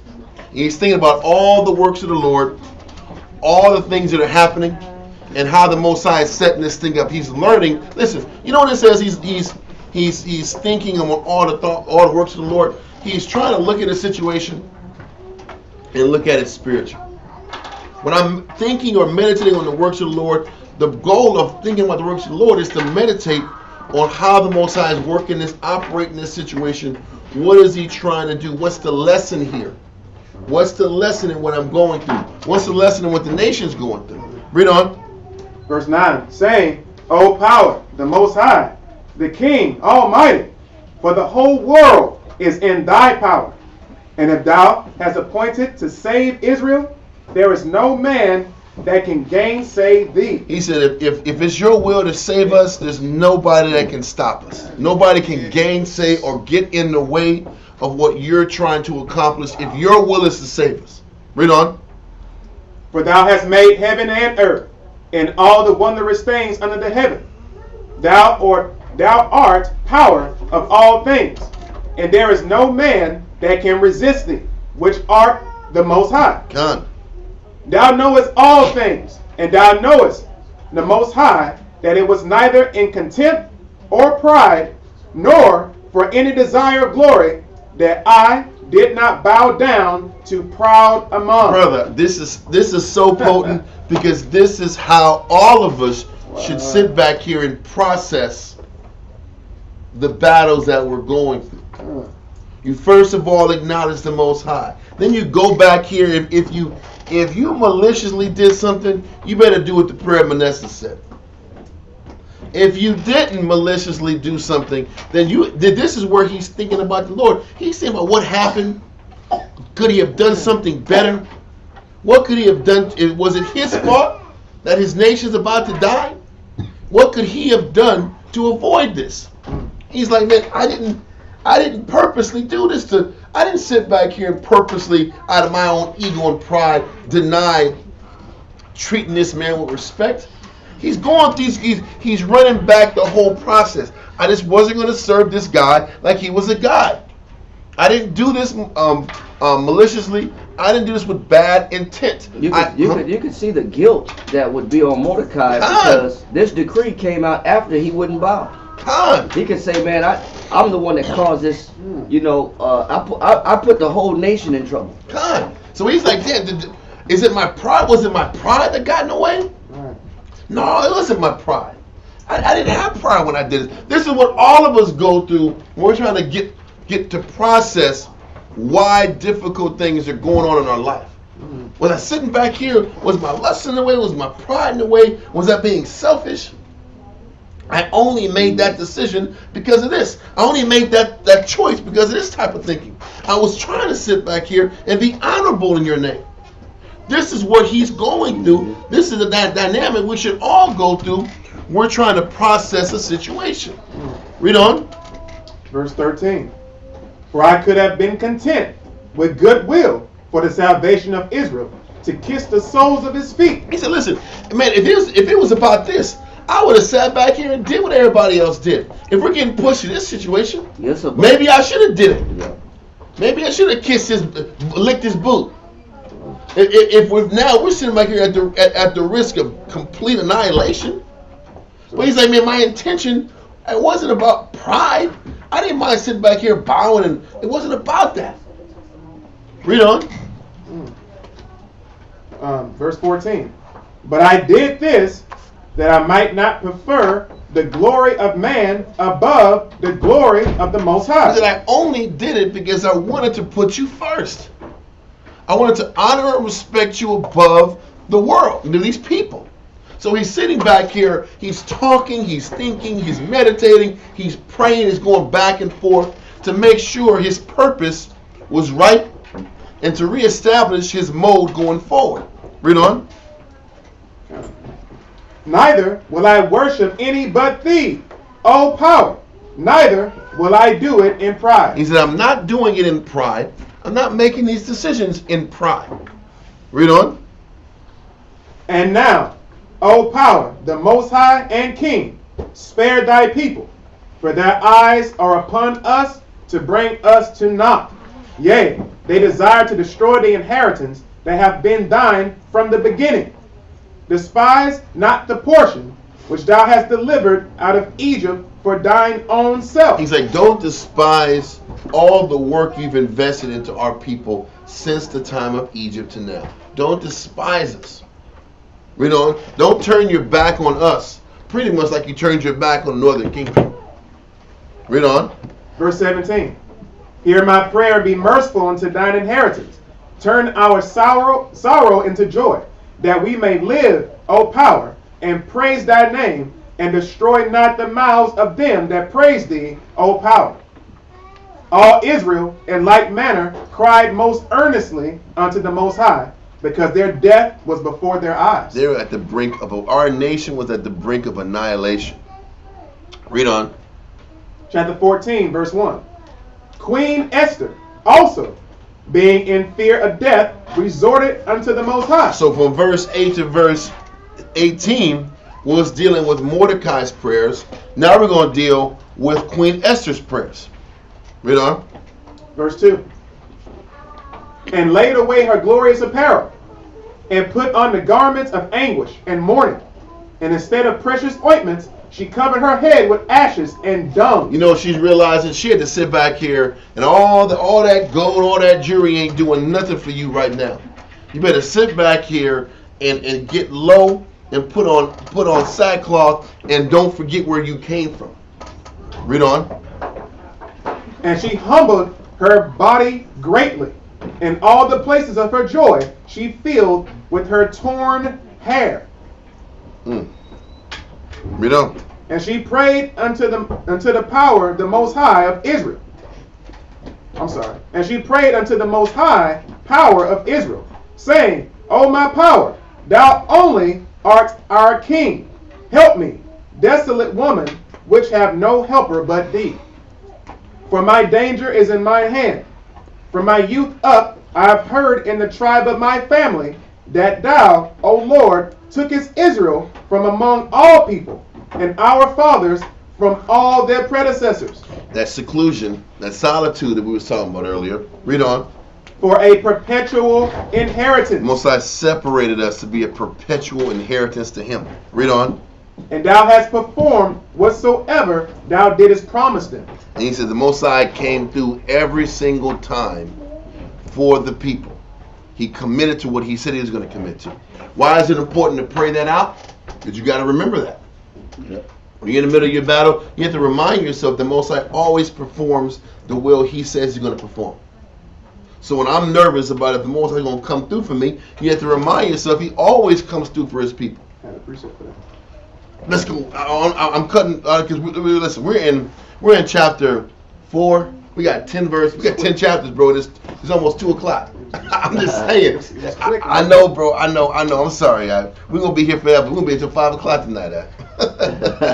Read on. Verse 6. And now we have sinned before thee. Therefore hast thou given us into the hands of our enemies, because we worship their gods. O Lord, thou art righteous. Nevertheless, it satisfied them not, that we are in bitter captivity. But they have stricken hands with their idols, that they will abolish the thing that thou with thy mouth hast ordained, and destroy thine inheritance, and stop the mouth of them that praise thee, and quench the glory of thy house and of thine altar, and open the mouths of the heathen to set forth the praises of the idols, and to magnify a fleshly king forever. Where are we at right now? What verse? Verse 10. Okay, read on. Verse 11.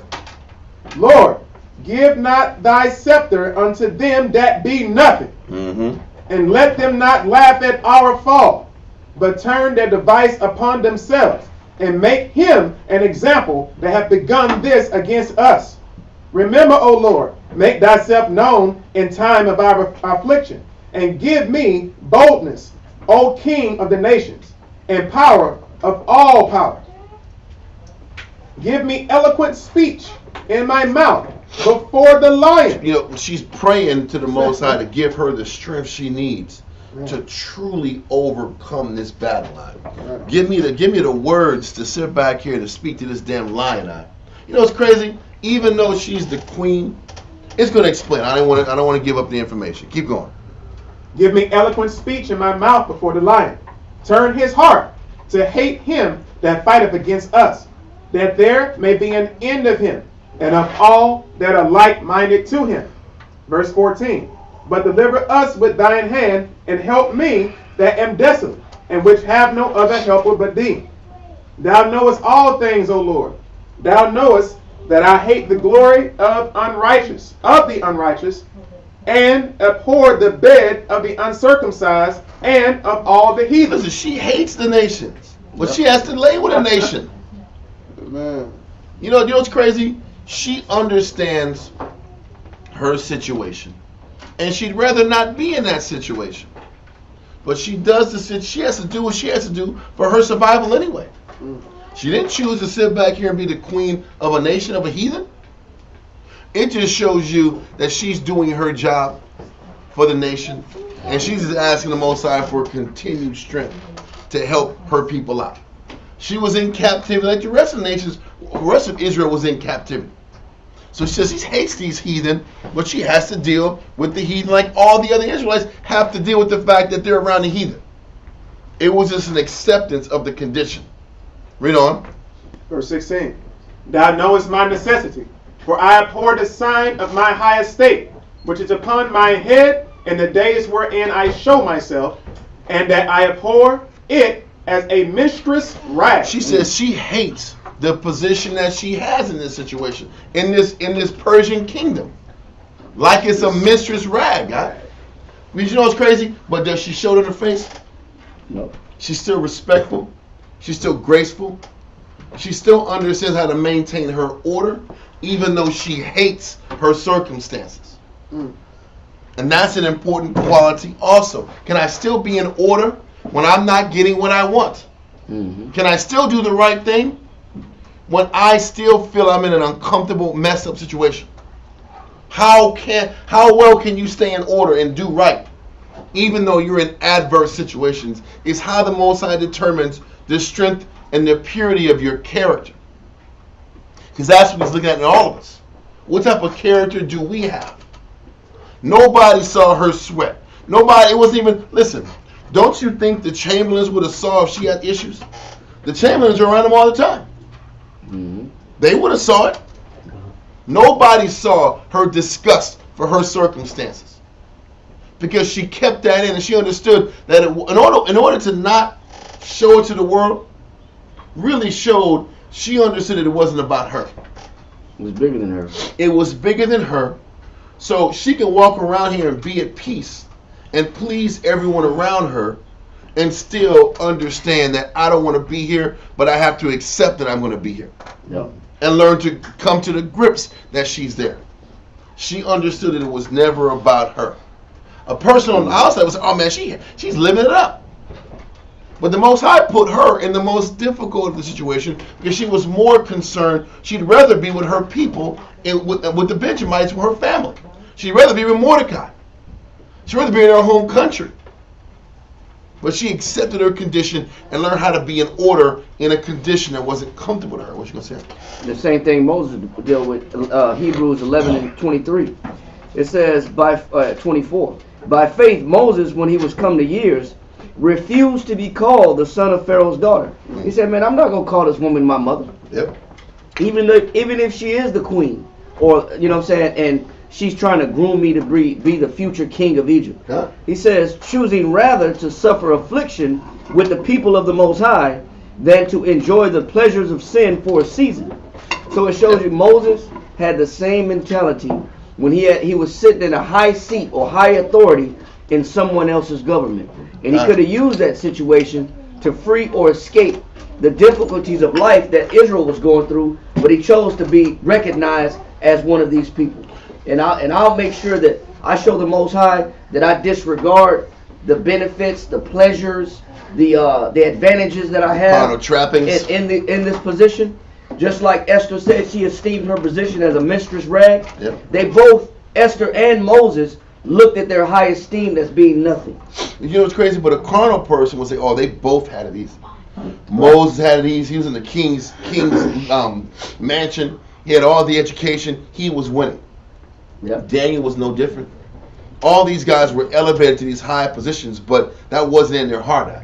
Their heart was sort of, the Most High wouldn't have them in those positions if that's where they wanted to be. You know, a lot of times our people look at it as, you know, I've waited all my life for this position. Yeah. I finally made it to where I've achieved my, success and prosperity. Why would I give up something that I've worked so hard to enjoy, or to believe in, or receive the benefits from? Yep. The Most High promised this. I want to read it real fast. It's Numbers 1 verse, Numbers 33 and 55.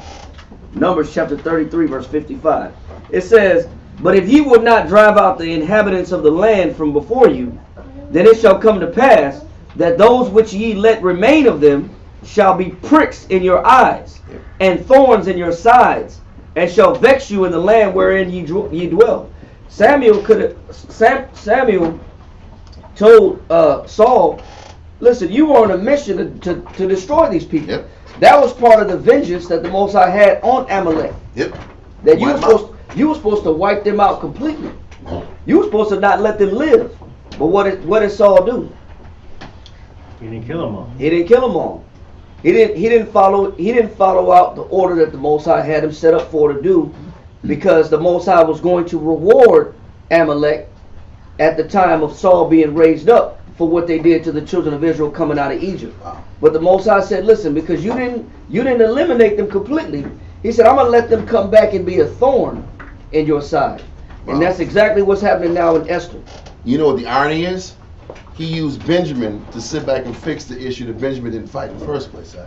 Yeah, because it was Benjamin that. And it said son of Kish. It was literally through Saul's lineage. It was Saul's lineage. Because Mordecai was the son of Kish, man. If I'm not mistaken, it said he was the son of Kish. Yeah, it did. Listen, he was the son of Kish, and he had to sit back here. I think it was in the scripture where it said he was son of Kish. Listen, he had to sit back here and make right the mistakes of his father. Right? Most High is very, yeah, it is. Verse 5. 2 and 5 real quick. Esther 2 and 5. Esther chapter 2 and verse 5. Most High is really about irony. Esther 2 and 5. Now Shushan the palace was Now in Shushan the palace there was a certain Jew whose name was Mordecai, the son of Jair, the son of Shemi, the son of Kish. And that was, listen, the son of Kish was also Saul. Saul was the son of Kish. So what he's showing you is that the Most High still used that lineage of Saul that didn't do his job to sit back here and accomplish the job of taking out the Amalekites. Yep. Most High is heavy into irony and finishing what he starts the way he wants it. The way he wants it done. Saul didn't listen, so you know what? His family lineage is going to have to still finish the battle that he didn't fight in the first place. Wow. That was crazy. He was talking, man, listen, Kish. That's Saul. Saul was Kish too. Saul, yeah, Benjamites. Oh, Benjamin had to make it right. And that's where they at. Inherit that debt. They had to inherit that debt and sit back and make it right. Anyway, did you have more than that? No, that was it. Mm-hmm. So let's go back. Let's continue to read in Esther. I think we said more Esther than chapter 13 at the end of verse 16. I think it's 15 and 16, right? No, 14 and 16. Oh, yeah. I thought you said 13. My bad. Oh, man. Keep going. Esther chapter 14 end of verse 16. And that I abhor it as a mistress rag, and that I wear it not when I am private by myself. When she's just by herself, she don't walk around here with these royal clothes and royal outfits, because that really was never her in the first place. Read on. And that thine handmaid hath not eaten at Ammon's table, and that I have not greatly esteemed the king's feast, nor drunk the wine of the drink offerings. Like I'm still, wow. Listen, you know what she learned how to do? She had learned how to play the game, do enough not to get outed. That's great. But she's still not sitting back here and partaking in the Persian offerings, the Persian ways. She figured out a way to assimilate enough not to get busted, but to not be all about how the Persians do business and how Haman operates with his business. She just was very skillful in that adaptation. Okay. Harmless as a dove. Khan. She understood how to adapt, to maintain respect and to maintain the relationships needed to not get in trouble, but also to not be a part of that life that she was forced to be in. Read on. You know, a lot of our people are caught into corporate mindset. Right. Where you have to compromise what you believe in for the sake of a position or a job. You know what I'm saying? That's a lot of us are going to have to deal with that. Yeah. You know what I'm saying? Even on some low levels, where you're you'll be ostracized. You may not get a raise or a bonus because you're not a team player, because you don't fit in with everybody else. Potluck. Yeah, they don't ask you to cook for the potluck. Because they want to eat what they want to eat. You know they don't want to be judged. While you're sitting here, look, I'm eating swine. I know he said I don't eat swine. I'm gonna eat this swine. Yeah, we didn't order you pizza because you said you don't like Canadian bacon. You know. We know you can't eat nothing. We know you can't eat that, so we didn't order you to nothing. You know what I'm saying? But we went ahead and fed the whole office. Yeah, exactly. Yep. It's real. But you no matter where you are in corporate society, you know you can't be afraid to lose, man. Huh? You got to look at the position. A lot of us get caught up in that, and it gets to our heads, man. It gets to our people's heads. I'm a six-figure person. I make 6 figures now. You know, I'm in the upper echelon. I'm in the upper tax bracket. Yep. I made it. I made it to where I'm educated. I got my degrees, and now I'm reaping the benefits of all my labor. I worked so hard to get to this. So what? So what if you worked hard to get to that point? How does the Most High view that position? And we can't be afraid to look at that, man. Can't be afraid to let it go, man. No A lot doubt. of faith.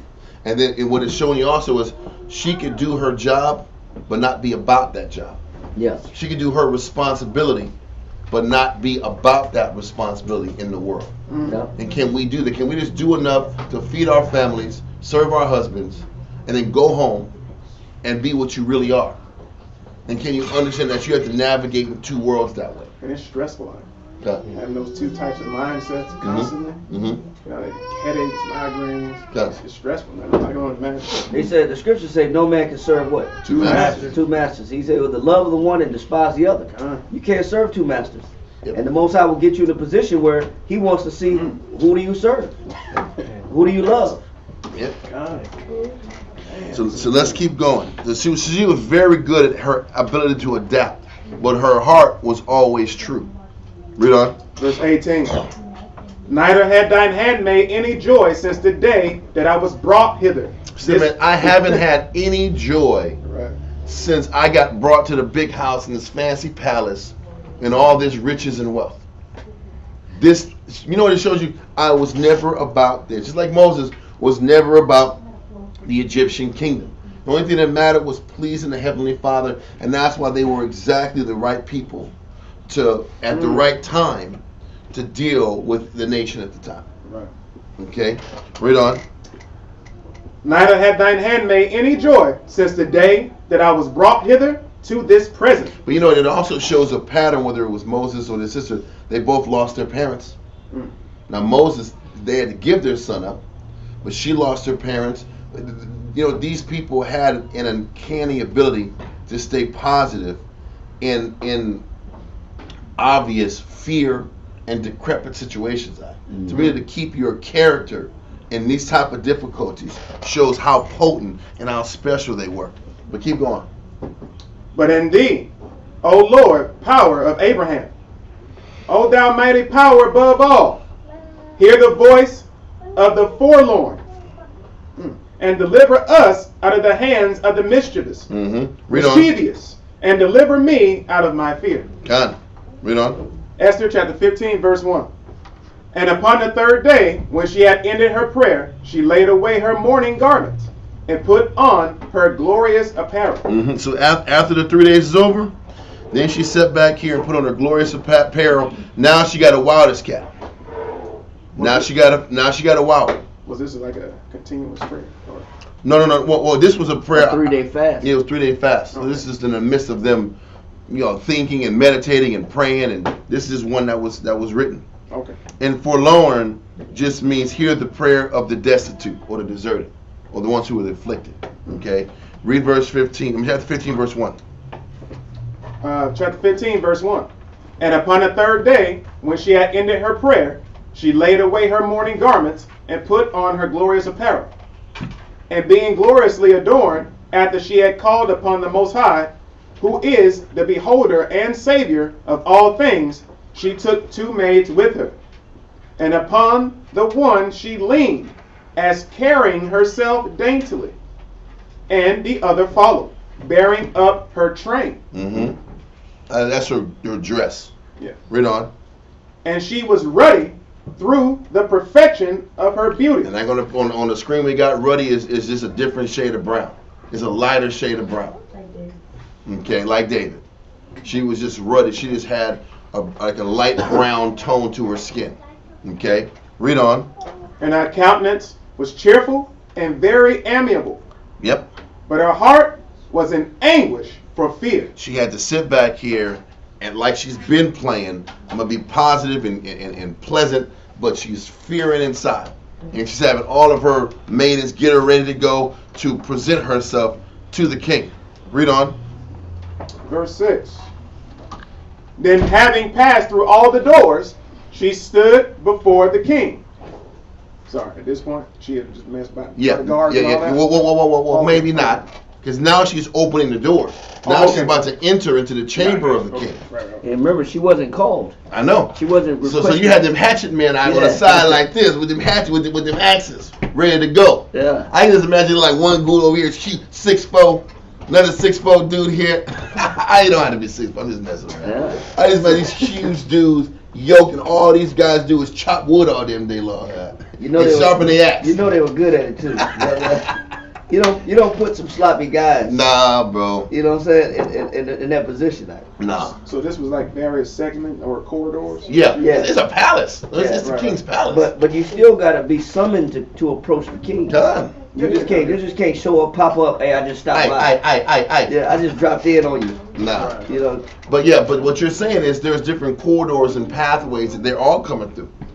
So you know, she's about to sit back here and go in here unannounced, and her heart is racing like a mug. You can tell. Read on. Verse 6. Then having passed through all the doors, she stood before the king, who sat upon his royal throne, and was clothed with all his robes of majesty, and glittering with gold and precious stones. Icy eye. Read on. And he was very dreadful. It was very intimidating to go approach him in this situation. Read on. Then lifting up his countenance, that shone with majesty, he looked very fiercely upon her. Because you know, when you sit back, somebody's opening this door. Like, who the hell is opening this damn door, man? What's happening? Who's coming? I didn't summon nobody. Yeah, that could be looked at as a threat. Hell yeah. He's just trying to see who it is. Right. Read on. Damn. And the queen fell down and was pale and fainted. Hell yeah. She was afraid. But you know what it also shows you? When you're doing what you're supposed to do, do you have to be perfect in your execution? Or do you just have to try perfectly? It's like Moses. Because listen, that wasn't part of the script, it wasn't part of the script to faint. She's supposed to sit back here and whine with a conversation and talk him up and win him and make sure all the words was right. As soon as she saw him, he was pissed. She fainted and passed out. It didn't go according to quote-unquote plan. But most things in life don't. So even when you're afraid in situations to stand up for what's right, don't worry about being perfect. Do everything in your power just to do that which is right. Yes, sis? She had to kind of be like a team leader and a spirited person for her maidens too, because not only was her life at stake, but they weren't quite sure they weren't going to chop her up. They would have chopped all of them up. God. And all you can do is do the best you can, but that's not going to be perfect. In this situation, it worked out perfectly, but the execution wasn't perfect. This is something for us to be conscious of when we're facing difficult, uncomfortable situations. Because a lot of times you want to say the perfect thing. You want to be. That's why Moses was the same way. Man, I can't sit back here and talk to these Jews. It wasn't the fact that Moses. Because people want to say, yeah, Moses was stuttering. Aardvark. It wasn't that he was slow. I don't know the people, but the people go, they ain't going to understand me. It wasn't that. You know the reason Moses was saying that? Moses was raised speaking what? Egyptian. Yeah. So he's like, man, I'm not fluent in Hebrew. So they're going to sit back here and attack me. Because that's like me speaking Spanish. Me llamo es Ahwar Shamshawan. ¿Cómo está ustedes? No sé. Everybody. You know what I mean? That's what it is. That doesn't mean I'm not smart. I just don't know how to speak it as fast. It's a car be speaking it. It's going to be like fast like that. I was in Guatemala. They were rolling talking to me in Guatemala. I was like, sí. Mira. ¿Cómo está ustedes? I'm like, I sound like I'm a damn idiot. So I couldn't, but they would look at me, they would like smile, but then they were, okay, he's trying. Let me listen to him. And then they will kind of slow it down and use hand gestures. Because I'm doing, mira aquí, because I'm not 100% sure that aquí is this direction, or izquierda, derecha. You know what I mean? I'm having to do all this extra because I don't know what the hell I'm saying. But they see it and it's cool. But most are like, I can't speak this language like they can. Maybe I need to bring Aaron as a mouthpiece to speak the Hebrew fluently so there's no issues. That's what it was. Yes, sis. What I was going to say or ask is, would it be the same thing in, like, if we're like new and like communicating, if you're married, I don't know how to present myself to my husband, or they're telling me to talk to these sisters, I don't know how to, they've been in this for a minute, or my husband is on such a, he knows the Bible. I'd rather not say anything because I don't want to look ugly. I don't want to piss him off. I don't want to sit here and give more work. Is that like the same thing, like facing that? Fear of not, okay, this like, okay, you know, it's young sister talk to sisters. No, well, I don't know because my speech might be off. I might be ghetto in my speech. Or if it's my husband, I don't know how to talk. Is it like, okay, you know, presenting yourself? Is that what we could use as far as, let me not be afraid, let me say what I need to say, or present myself. It don't have to be like this, like the other. I could come in and I'm like, I'm watching all these sisters and I'm like, oh my gosh, they present themselves well. I'd rather not. You know what I mean? Is that? Well, I would still say, as long as the presentation is respectful and as thought out as you possibly can think it out, then that's all you can do.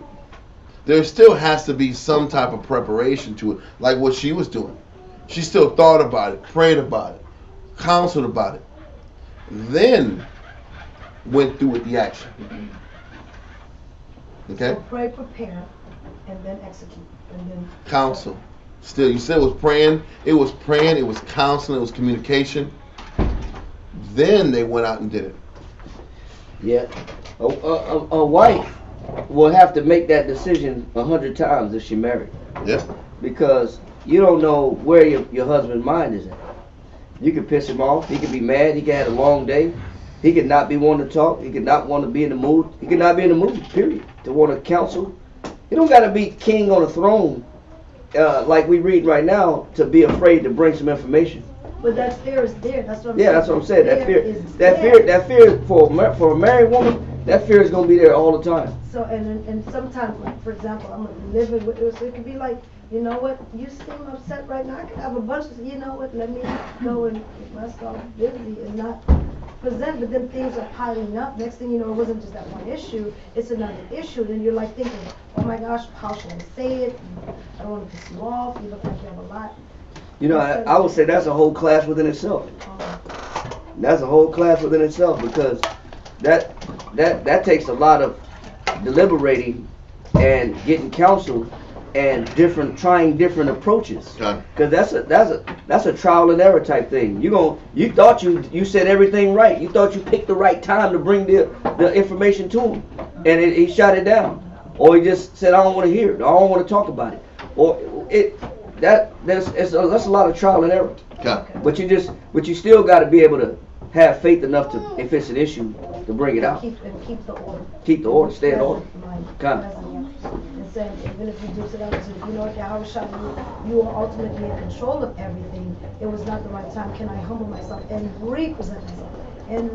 Right. It's gonna be done over and over. Okay. So let's get back to 15 and 7, the last part. Yeah. Let's read from the top, verse 7. Sorry. I got you.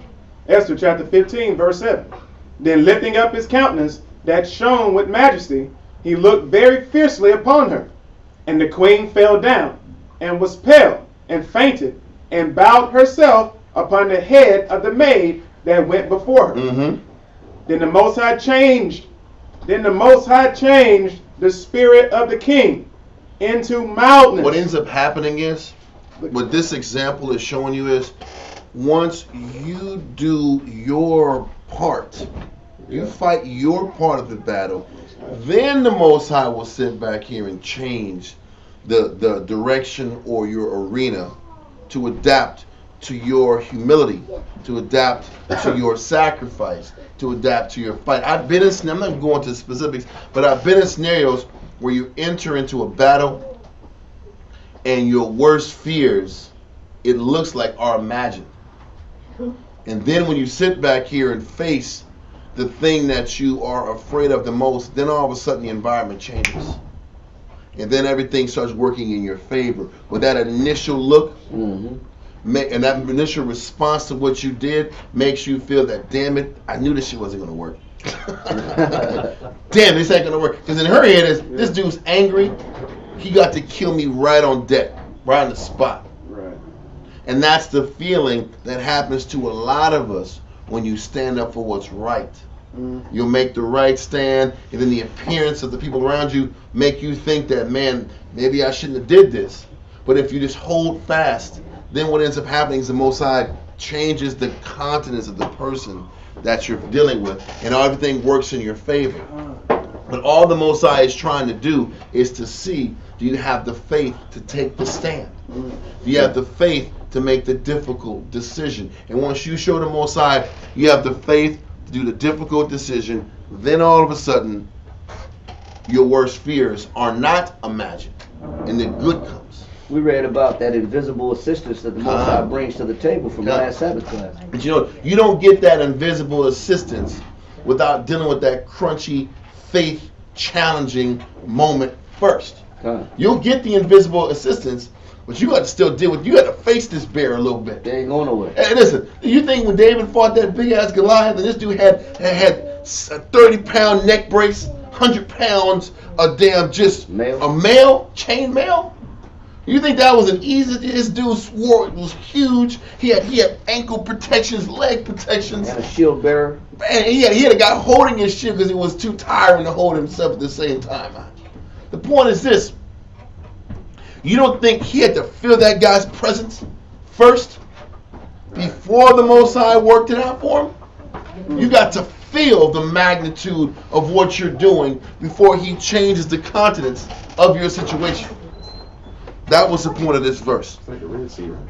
Well, yeah, you can say that. Well, you have to sit back here and take that stride. I'm going to get wet. I got to accept I'm going to get wet and accept that I could die in this before everything opens up. You ain't going to sit back here and see it open up before you take the step. Right. Then it ain't faith. Open up. Cool. Let's go. Before it closes up. No, you got to get in that water, then it opens up. Okay, it worked. You got to feel it. Man. You got to feel it. But let's go. Verse 8. Then the Most High changed the spirit of the king into Malchus, who, in a fear, leaped from his throne. Baby! But keep going, and took her in his arms till she came to herself again. It was over. He ain't losing another two. We gonna do it different this time. You ain't gonna be so harsh to throw the thumbs down. Keep going, and comforted her with loving words, and said unto her, give her some water. What you need? You gonna be all right, baby. Where's the fan board? Bring the air. Need some more air. Royal grape. Cold time. Cold grape. Yeah, exactly. Keep going. No, I'm rubbing feet. That nigga ain't rubbing her feet. I'm sorry. Maybe them later maids that these muscles ain't touching their feet. Anyway, I'm just being stupid, man. I'm being stupid. Keep going, Verse 9. Esther, what is the matter? I am thy brother. Be of good cheer. We're family, with blood, with air. Read on. Thou shalt not die. Just hold on. It's going to be okay. I'm bringing the physicians right now. Read on. Though our commandment be general, come near. And so he held up his... So what he's saying, the commandment is really in general with these outside boys, man. But for you all right. But these outside suckers, I got to put some kind of order on these cats, man. I got 127 provinces to stay on top of. You know what he said? You're the exception to the rule. rule. That's what he's saying. He said, that rules for all these other cats. I got you, boo. Read on. Verse 11. And so he held up his golden scepter and laid it upon her neck. There we go. Off the hook. Read on. And embraced her and said, speak unto me. Then said she unto him, I saw thee, my Lord, as an angel of the Most High. she's pouring it on now. He's like, I saw an angel. When I saw you, I saw an angel. God sent me an angel. You were shining from the heavens above. You know, Mordecai had that counsel was strong. Hell yeah, bro. That's awesome. Because he remember his prayer, Mordecai's prayer said he would kiss Haman's feet if it was to the saving of his nation. So he told Esther, you better do what you got to do. He's like, man, Lord, when I saw it, you were just illuminated. You were shining. Yeah. Anyway, she's pointing on thick. A woman knows how to puff up a man's head. Well, she should at least. Yeah. It's the truth. That face, I'm sorry. But keep going. Verse 13. Then said she unto him, I saw thee, my Lord, as an angel of the Most High, and my heart was troubled for fear of thy majesty. Oh, man. That's a good one. Keep going. For wonderful art thou, Lord, and thy countenance is full of grace. And as she was speaking, she fell down for faintness. I don't know. Was that like a little extra she put on it out? I don't know if she was fainting that way. That's some sauce. Like, oh, you're so powerful. That's some sauce, man. They're like, come on. I get the first one, but the second one, I was like, you gotta lay it on thick on that one. That was a little all my children. Yeah, that was all my children. As the world turns. That's hilarious. That's awesome. That's some daytime soap opera stuff. Yes, it was. Yes, it was. Telemundo. Yeah. Telenovas. Anyway, Novelas. Telenovelas. Exactly. Novelas. Yeah, that's what it is. Keep going now. Verse 16. Then the king was troubled, and all his servants comforted her. There we go. Now we're going to hold that and go now to Antiquities of the Jews, 11th book, chapter 6, paragraph 9. This is the extended version of Purim. We're going to stretch it. It's extended verses. Yeah, let's do this one. Paragraph 9. Paragraph 9, line 234. When Esther had used this supplication for 3 days, she put off those garments and changed her habit, and adorned herself as became a queen, and took 2 of her handmaids with her, the one of which supported her, as she gently leaned upon her, and the other followed after, and lifted up her large train, which swept along the ground with the extremities of her fingers, and thus she came to the king, having a blushing redness in her countenance, with a pleasant agreeableness in her behavior. Yet did she go into him with fear. So she wasn't perfect. She couldn't completely control her emotions, which none of us can. Read on. 235. And as soon as she was come over against him, as he was sitting on his throne in his royal apparel, which was a garment interwoven with gold and precious stones, which made him seem to her more terrible, especially when he looked at her somewhat severely and with a countenance on fire with anger. Her joints failed her immediately. Knees buckled out. Read on. Out of the dread she was in, and she fell down sideways in a swoon. But the king changed his mind, which happened, as I suppose, by the will of the Most High. See, understand that Josephus comes from an academic position, and he doesn't deal on a spiritual scenario at all. It's all academic most of the time when he talks. Josephus is a historian. Yep. You know, that was his job in Rome. He was educated and became the foremost historian for Israel. So he rarely talks anything spiritual. It's a straight. If it's documented, I can talk. But keep going. I know why you made that response, because that's what I was saying. You suppose it was the Most High did it? Okay, my guy. But keep going. It is written. Yeah. And was concerned for his wife, lest her fear should bring some very evil thing upon her. And he leaped from his throne and took her in his arms and recovered her by embracing her and speaking comfortably to her, exhorting her to be of good cheer and not to suspect anything that was sad on account of her coming to him without being called. He said, you're not going to get hurt for coming without being announced. Read on. Because that law was made for subjects, but that she, who was a queen, as well as he a king, might be entirely secure. And as he said this, he put the scepter into her hand, and laid his rod upon her neck on account of the law, and so freed her from her fear. Okay, that's all I want to go from there. Let's go back in the scriptures. You want chapter 16 and then the No, we're gonna go back into Esther in the Bible. Okay. We're in chapter 5. The Bible. Yeah. The Bible. This is back in the Bible, Esther chapter 5, verse 1. Now it came to pass on the third day that Esther put on her royal apparel 14. and stood in the inner court of the king's house over against the king's house, and the king sat upon his royal throne in the royal house over against the gate of the house. And it was so, when the king saw Esther the queen standing in the court, that she obtained favor in his sight. And the king held out to Esther the golden scepter that was in his hand. So Esther drew near and touched the top of the You scepter. see how all the other stuff kind of ties in with what's happening here? It gives the details of what wasn't explained here. Let's keep going. Then said the king unto her, What wilt thou, Queen Esther? What wilt thou, Queen Esther? And what is thy request? It shall be given thee to the half of the kingdom.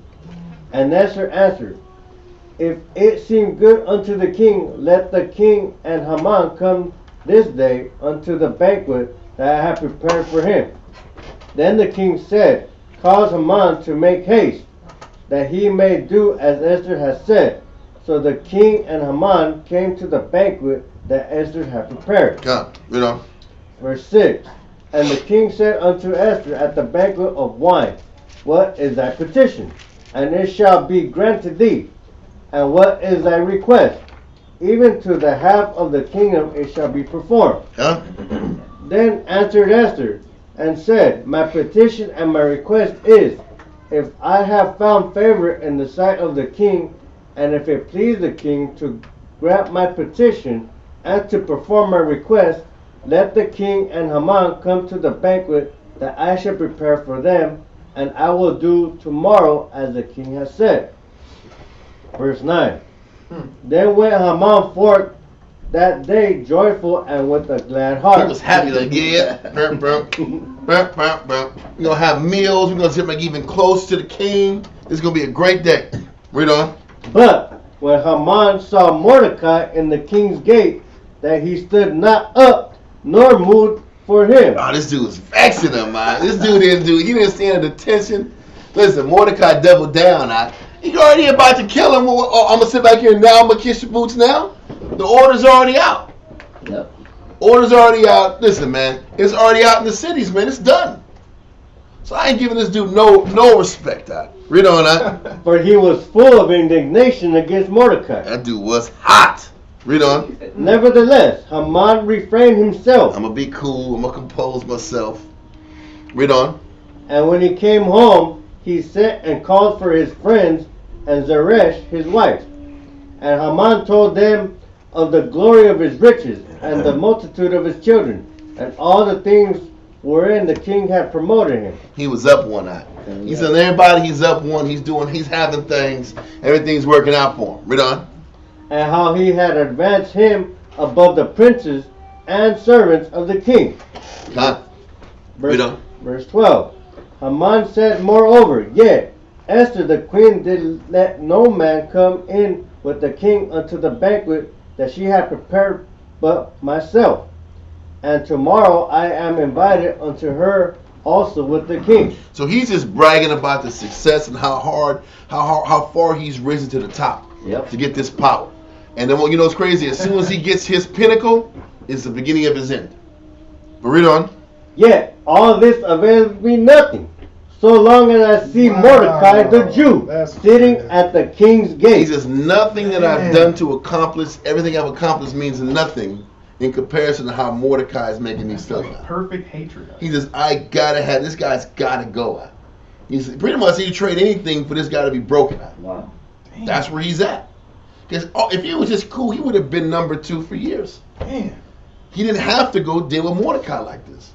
But it was all meant to be. You know, the Most High also uses these nations to really show you how much they don't like you. Mm-hmm. You know, recently, there was a fire department that was on a Zoom meeting, and a little girl got burned. I don't know the whole story, but a little black girl got burned, like 9 years old. Wow. She got burned in a fire, and they were in a Zoom meeting with another department. and then they thought that the recording of the Zoom meeting was off. Oh no! But the other department kept recording, and then they could hear the firefighters talk about she was a little nigger. Wow. She was an effing little nigger. You know. Wow. They was really slamming her and mocking the fact that, you know, I think her name was what's that? Shasta or that drink that soda. Shasta? Is it Shasta or something like that? Or yeah, something like that. And they were talking about she must be Shasta grape or Shasta lemon. They were just really y'all can read about it on your own, but they were really pouring on when they thought nobody was watching, and they just show their true colors of how they really feel about you when they're amongst themselves. Well, they want to act like they're noble and they're on a level, Right. like, and they really have nobility and respect. And they're God bless the first responders. Yeah. But you know, when you look at how these people really care about you, and really, They don't, bro. the Most High lets you He allows us to let us see their true colors, and that's what this man is really doing right here. He's showing his true colors, no matter where or how high he is in society or what position he is in the world. He's still going to show that he's despising and hates our people, no matter what. But read on. Verse 14. Then said Zeresh his wife and all his friends unto him, Let a gallows be made of 50 cubits high, and tomorrow speak thou unto the king that Mordecai may be hanged thereon. Then go thou in merrily with the king unto the banquet, and the thing pleased Haman that he caused the gallows to be made. So he's sitting back here setting up the gallows while he's going to eat dinner. Zeresh is the wife of Haman? Yes. Oh, okay. Mm-hmm. And all this, see, but it was his wife and all of his friends said they should do it. He should do it. Oh. Chapter 6. Mm-hmm. Verse 1. Chapter 6, verse 1. On that night could not the king sleep, and he commanded to bring the book of the records of the chronicles, and they were read before the king. See, it's all setting up and turning in the Most High's favor, or in Mordecai and Esther's favor. He couldn't sleep for some reason. What do you think was in charge of that? Most High sat back here, took the rest from him, made him restless. So now he's restless. Let's do some business. Let's do some work. Let's look at the affairs of the kingdom. And then he sees the affairs, and he sees that Mordecai sat back here and was the one that made sure that those two killers and those assassins didn't get away with the murder. Read on.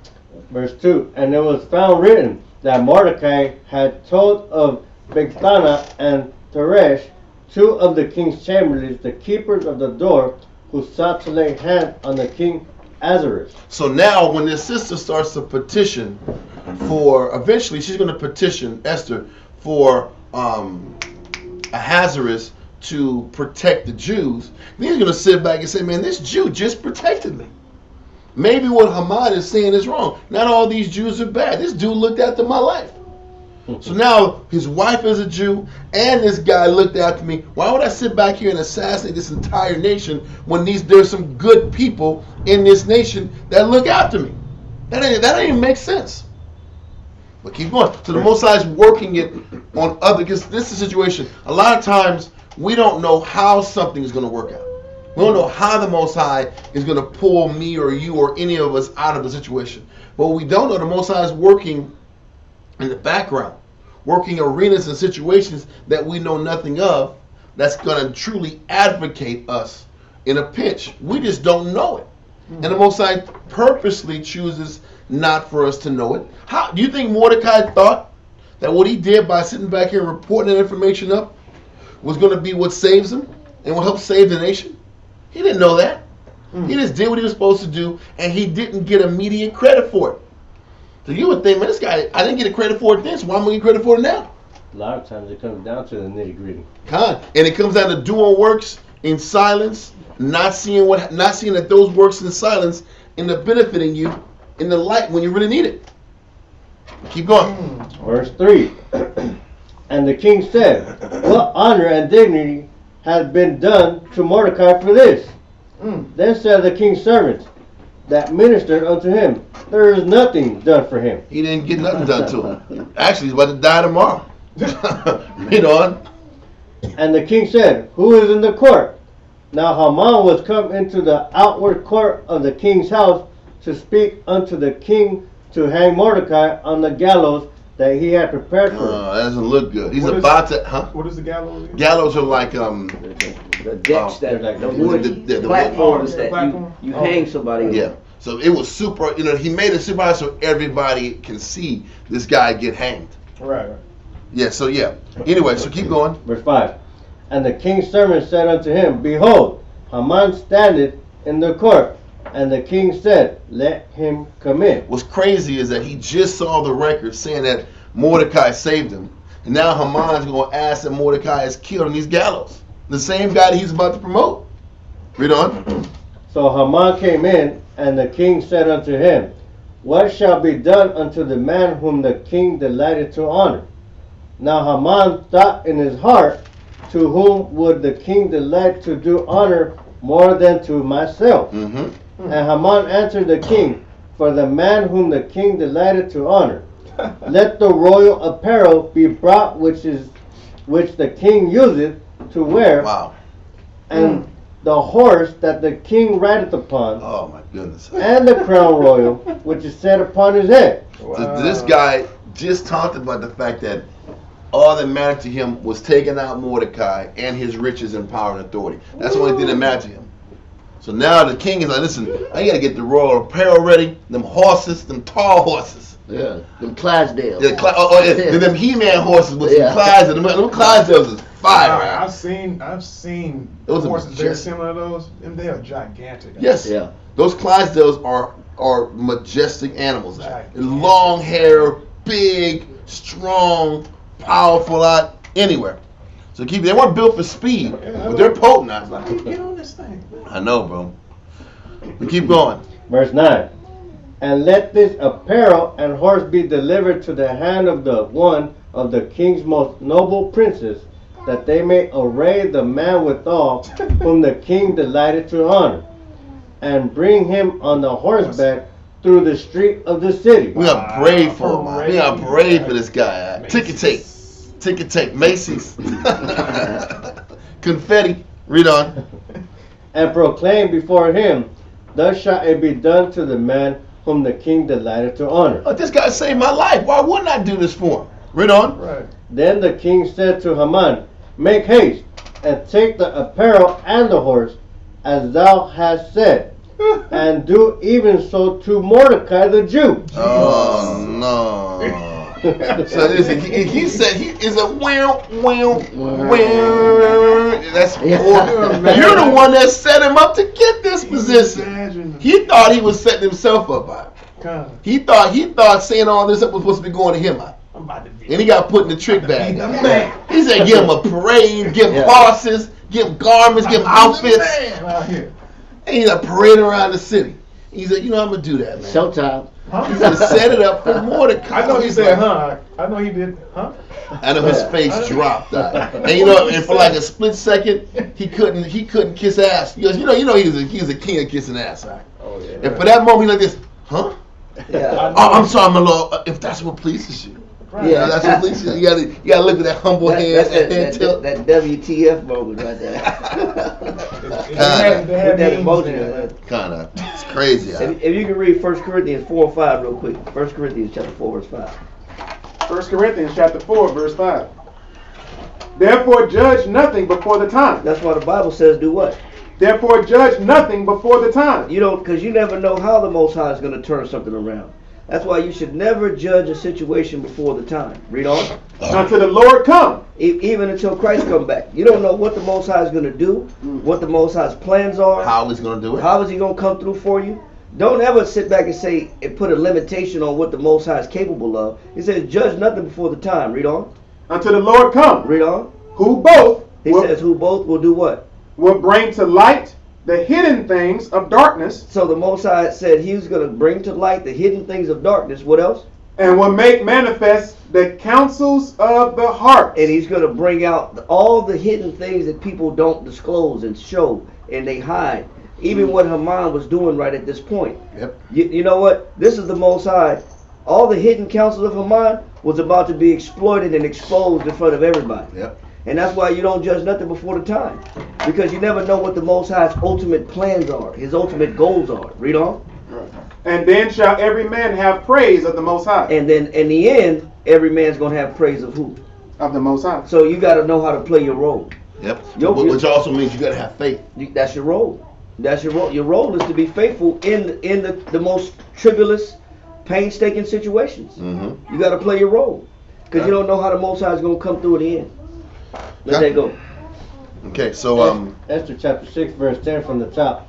Then the king said to Haman, make haste and take the apparel and the horse as thou hast said, and do even so to Mordecai the Jew that sitteth at the king's gate. Let nothing fail of all that thou hast spoken. Mm-hmm. Then took Haman the apparel and the horse and arrayed Mordecai.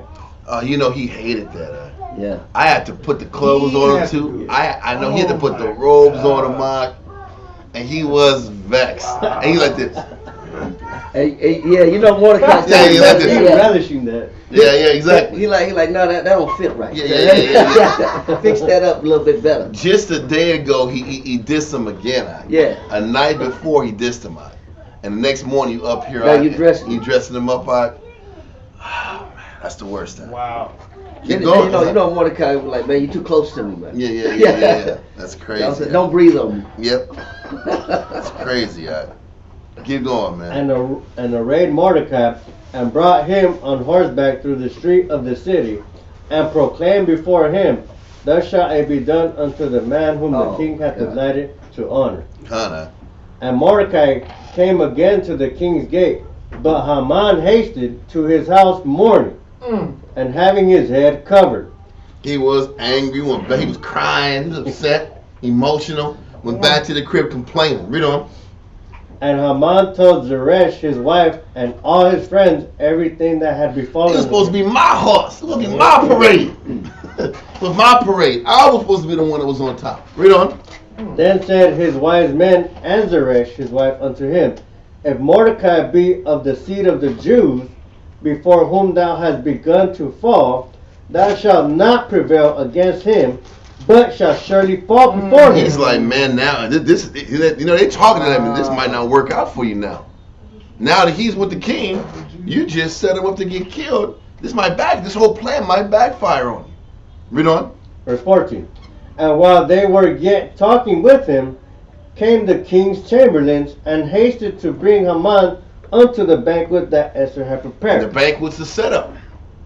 This is people like, man, this might not work out for you, bro. Because once the king puts two and two together, and Mordecai talks to the king and says, you try to set a plot to kill him, what's he going to do to you?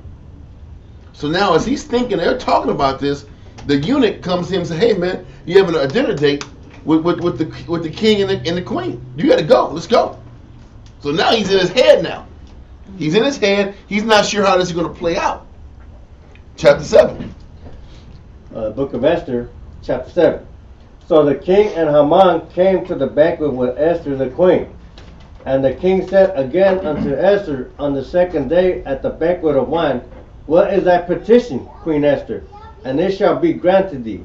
And what is thy request? And it shall be performed, even to the half of the kingdom. He said, I'm trying to give you whatever you want, damn near. Read on. Then Esther the queen answered and said, if I have found favor in thy sight. He said, I'm trying to give you the keys and the security codes, But keep going, What you want, man? Half the kingdom. Read on. O king, and if it please the king, let my life be given me at my petition, and my people at my request. Now she's telling them, I'm a Jew. Now protect me and my people at my request. Because she never told him she was a Jew. Right. She was a sunshine. That's it. Right. She never said she was a Jew. She was the sunshine. I don't know if y'all saw that movie. My darling there. That's kind of. Yeah, but anyway, so he didn't care about it. You don't even know what tribe she is, what nation she is at. She's the sunshine. It didn't matter. That's what he's saying. But anyway, second, my request is you save me and my nation. Read on. Verse 4.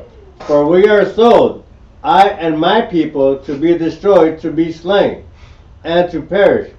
But if we had been sold for bondmen and bondwomen, I had held my tongue. Altogether the enemy could not contravail the king's damage. Then the king Ahasuerus answered and said unto Esther the queen, Who is he, and where is he, that durst presume in his heart to do so? First of all, she still didn't say she was a Jew. She just said, me and my people are on the verge of dying, and can you sit back here and protect us? So he said, who's the one who sat back here and is trying to intend to kill you and your people? Read on. And Esther said, the adversary and enemy is the wicked Haman. Because Haman didn't even know she was a Jew. Right? He didn't know she was a Jew either, right? Nobody knew she was a Jew. So this guy was the perfect setup, right? It was the perfect setup. What they like, oh no, I want to kill the queen. What are you doing? What are you doing? Music playing. Yeah, that's what I'm saying. He let that petty hatred towards one man ruin his entire life and family's life. Right? Wow. That's when that envy and that pride and that anger gets the best of you. Right? Now the whole thing reversed, roles are reversed. Now the light's on him, the spotlight's on him. Let's say proud leader to destruction. Done. So let's keep going. Whew. And it says, verse 6 on top, and that's it said, the adversary and enemy is the wicked Haman. Then Haman was afraid before the king and the queen. Oh yeah, it's over, right? She just said half the kingdom's yours. You think taking out one dude's gonna be a problem? Read on. Verse 7, and the king, arising from the banquet of wine in his wrath, went into the palace garden, and Haman stood up to make request for his life to Esther the queen. So first of all, the king gets up, and he's going to sit back here to the palace garden and get some air. He's pissed, he's vexed, and he's trying to figure this out. Read on. And then now Haman is sitting back here, hadn't left Esther yet. He left, the man left, so no. Haman is sitting back here begging and pleading with Esther to change what she's saying. Because you got the hatchet man standing around there. The hatchet man is just right down the room. You got the hatchet man ready. Yeah. So keep going. They love hatcheting too, like. Yeah. That's all they do. Anyway, keep going, out. For he saw that there was evil determined against him by the king. Yeah, that dude's his whole attitude changed. Read on. Then the king returned out of the palace garden into the palace of the banquet of wine. And this was bad for optics. Like he left, went to the garden, came back in, and what does he see? Read on. And Haman was fallen upon the bed whereon Esther was. Oh no! Now you're on the bed with her, right? That's so bad, So she was put in a place of like your feet not touching the ground, comfort, this type of thing? I don't know. All I know is they was about to eat. Oh, okay. And then he left. Ahasuerus did. He came back, and Haman was begging and pleading with her on the bed. Interesting. That's not good. With wine. Oh, there was a whole lot of alcohol and a whole lot of sobbing and crying and petitioning. Read on. Then said the king, will he force the queen also before me in the house? Oh, this guy's like, this dude's going to try to push up on her in the damn house? Wow. Oh, my goodness. Anyway, read on. As the word went out of the king's mouth, they covered Haman's face. They put the sackcloth on his head and snatched him out. Man, they covered his face. What do you think they did? They covered his face and they snatched this dude and hatchet me and got him, That's the history. They got that burlap sack, whoop! They pulled him out, Probably by two men, Two men snatched him, I've been ready to use a sack. What you want next, boss? You want me to kill him with the axe, boss? Sorry, What you want to do with the boss? He has a pillowcase on his head. That's like cartel stuff, bro. That's what I'm saying, bro. Snatch him. That's what I'm saying, Snatch boys. But keep going, Damn, Verse 9. And Harbona, one of the chamberlains, said before the king, behold, also the gallows. All the snitches come out now. Hey, you know he was trying to kill Mordecai with these gallows. Why don't you take him up there? Everybody's turning against him, man. Golly, this is a movie, This is a made-for-TV type situation. But keep going, He said, behold, also the gallows, That's what I'm 50 cubits saying. high, which Haman had made for Mordecai, who had spoken good of the king, standeth in the house of Haman. Then the king said, hang him thereon. Damn, bro. So they hanged Haman on the gallows that he had prepared for Mordecai. On the very thing Yep. you prepared for. And this is and if that's not the Most High readjusting all these situations in protection and defense for His people, I don't know what is. And it comes full circle with Benjamin winning again and taking out Amalek. Yes, sis. I was gonna say they do have a movie called One Night with the King. Mhm. You know, it's all whitewashed. Yeah. It's got some pretty decent details of how this went down. Oh, yeah? One Night with the King. Con. That's crazy. Yeah. It says, then was the king's wrath pacified. There you go. And then so now he's going to sit back here and talk to Esther, and they're going to iron out all the protection of the Jews in all the 127 provinces. Read on. Chapter 8, verse 1. On that day did the king Ahasuerus give the house of Haman the Jews' enemy unto Esther the queen, and Mordecai came before the king.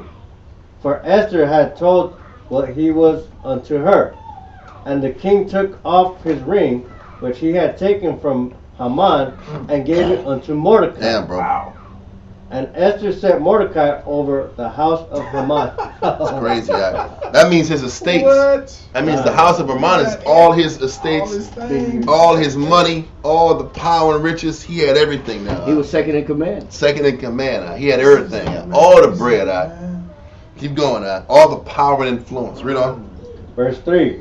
And Esther spake yet again before the king, and fell down at his feet, and besought him with tears to put away the mischief of Haman the Agagite, and his device that he had devised against the Jews. Then the king held out the golden scepter toward Esther.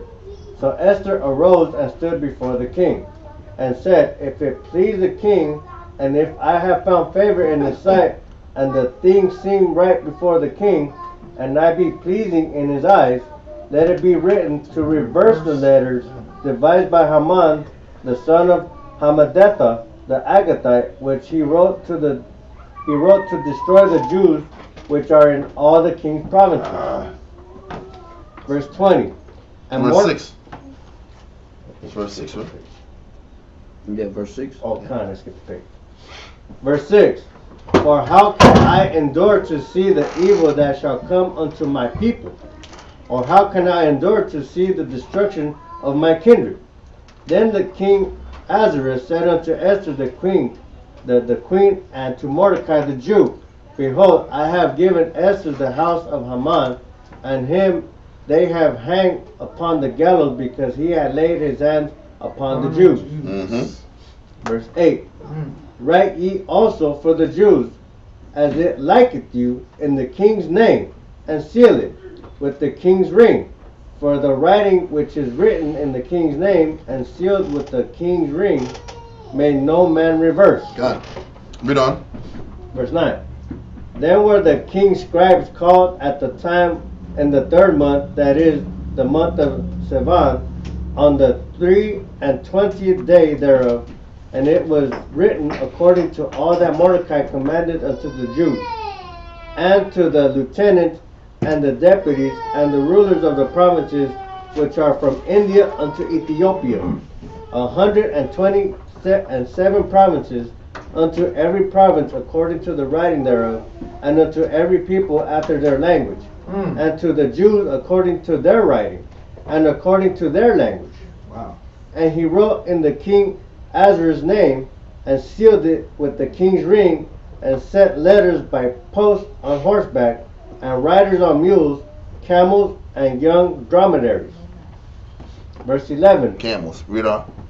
Wherein the king granted the Jews which were in every city to gather themselves together, and to stand for their life, to destroy, to slay, and to cause to perish all the power of the people and province that should assault them, both little ones and women, and to take the spoil of them for a prey. Upon one day in all the provinces of King Ahasuerus, namely upon the 13th day of the 12th month, which is the month of I'm Adar. sorry. Hold that verse. Yes. So did the king just give the Jews and other provinces permission to defeat their enemies that are around them? That's what the next verse is going to go into. Oh, okay. We're going to go to it's going to go to Esther in Apocrypha, chapter 16, verse 1 through 24. Now, this is the letter that corrects the message that was sent from the king initially. This is the second letter that's established so that to all the 127 provinces to clear their name. That's why it kind of jumps like this, because this kind of gives clarity to what verse 11 was talking about. Okay? So, after Ahasuerus sealed it, it was sent on all these riders and mules, all these different provinces, and this is what was being said, chapter 16, verse 1 through 24. Read that. Esther chapter 16, verse 1. The great king Artaxerxes unto the princes and governors of 127 provinces from India unto Ethiopia, and unto all our faithful subjects, greeting. Many, the more often, they are honored with the great bounty of their gracious princes. The more proud they are waxen, and endeavor to hurt not our subjects only, but not being able to bear abundance, do take in hand to practice also against those that do them good. And take not only thankfulness away from among them, but also lift it up with the glorious words of lewd persons that were never good. They think to escape the justice of the Most High, that seeth all things and hateth evil. Oftentimes also fair speech of those that are put in trust to manage their friends' affairs hath caused many that are in authority to be partakers of innocent blood, and hath enwrapped them in remediless calamities. Either sometimes listening to the wrong advice ends up putting people into a spiral where the calamities are unfixable. Right. Listening to fair speeches of other people. Read on. Verse 6. Beguiling with the falsehood and deceit of their lewd disposition, the innocency and goodness of princes. Now ye may see this, as we have declared, not so much by ancient histories as ye may, if ye search what have been wickedly done of late through the pestilent behavior of them that are unworthily placed in authority. And that was Haman, because what ends up happening is when you're a king, a lot of times you're just focusing more on how people are telling, what they're telling you. A lot of times in that position, you can't have a yes man. Having a yes man doesn't help you. Having a person that disagrees with you isn't what people need. You need people that actually love you enough to tell you the truth. Love you enough to be honest with you and not manipulate you based on just blowing your head up. That's necessary. Read on. Verse 8.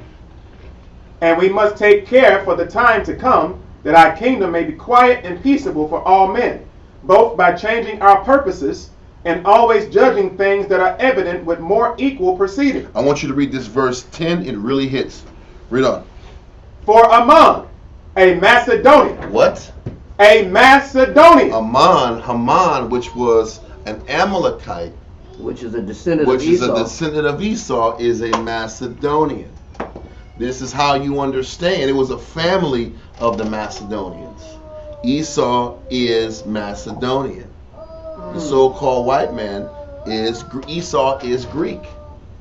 This is another part of the proof. For Haman, a Macedonian, he was Greek. It's very clear. He was Greek. Read on. Wow. For Ammon, a Macedonian. I need to make it extra yellow. It's an old yellow. I gotta make it extra yellow, man. Yeah. Ammon was a Macedonian. Read on. The son of Ammedatha, being indeed a stranger from the Persian blood, and far distant from our goodness, and as a stranger received of us, has so far forth obtained a favor that we show toward every nation, as that he was called our father, and was continually honored of all men as the next person unto the king.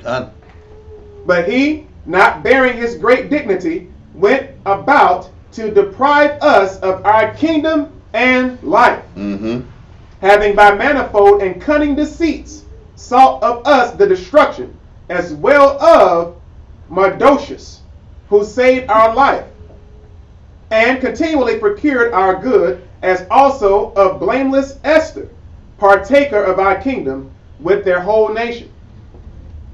For by these means he thought, finding us destitute of friends, to have translated the kingdom of the Persians to the Macedonians.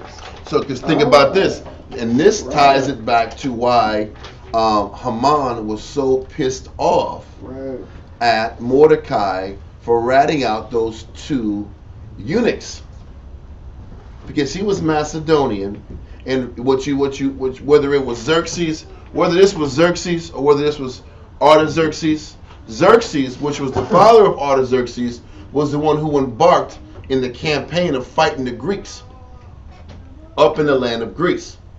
Okay, so the battle between the Persians and the Greeks started out in Xerxes' time period. So now we're sitting back here and dealing with however Haman did it. Haman was able to sit back here and infiltrate the two eunuchs into his harem with the purpose of assassinating the king. And that was another reason why Haman was pissed at Mordecai. Just like Esau does, he was using positions to get both ways. If Haman was number 2 to the king and the king got killed, who was number 1? He was plotting to get to number 1. It wasn't going to stop at the number 2 spot. He was plotting to get to the number 1 spot in the first place. And this is why he was so upset with Mordecai for foiling the process. Remember we talked about how Esau, listen, this was the kingdom in Persia, like all other kingdoms, was a monarchy. It's always been monarchies. But this is how Esau sits back here and infiltrates and becomes the heads of these monarchies. You get him to the number 2 position, you fight and grind to get to number 2, whack off the king, and now you take the spot of the king. Especially when you don't have any real royal blood. That was why we were talking about how Oliver Cromwell and those guys were able to sit back and push out King James.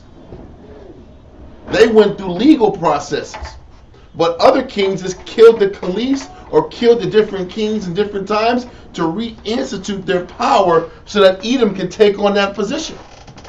So as Artaxerxes dug deeper into the plot of Haman, the angle was to take his spot. And Mordecai circumvented it, and that was why Haman was also so mad. That the Jews were enemies to the Macedonians, to the Amalekites, obviously, but also this guy foiled my plan, because nobody knew the motive behind these two chamberlains wanting to kill the king. Why would they want to do it?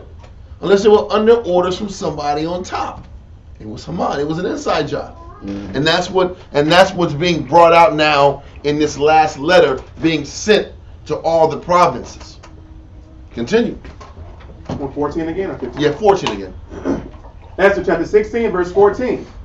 For by these means he thought, finding us destitute of friends, to have translated the kingdom of the Persians to the Macedonians.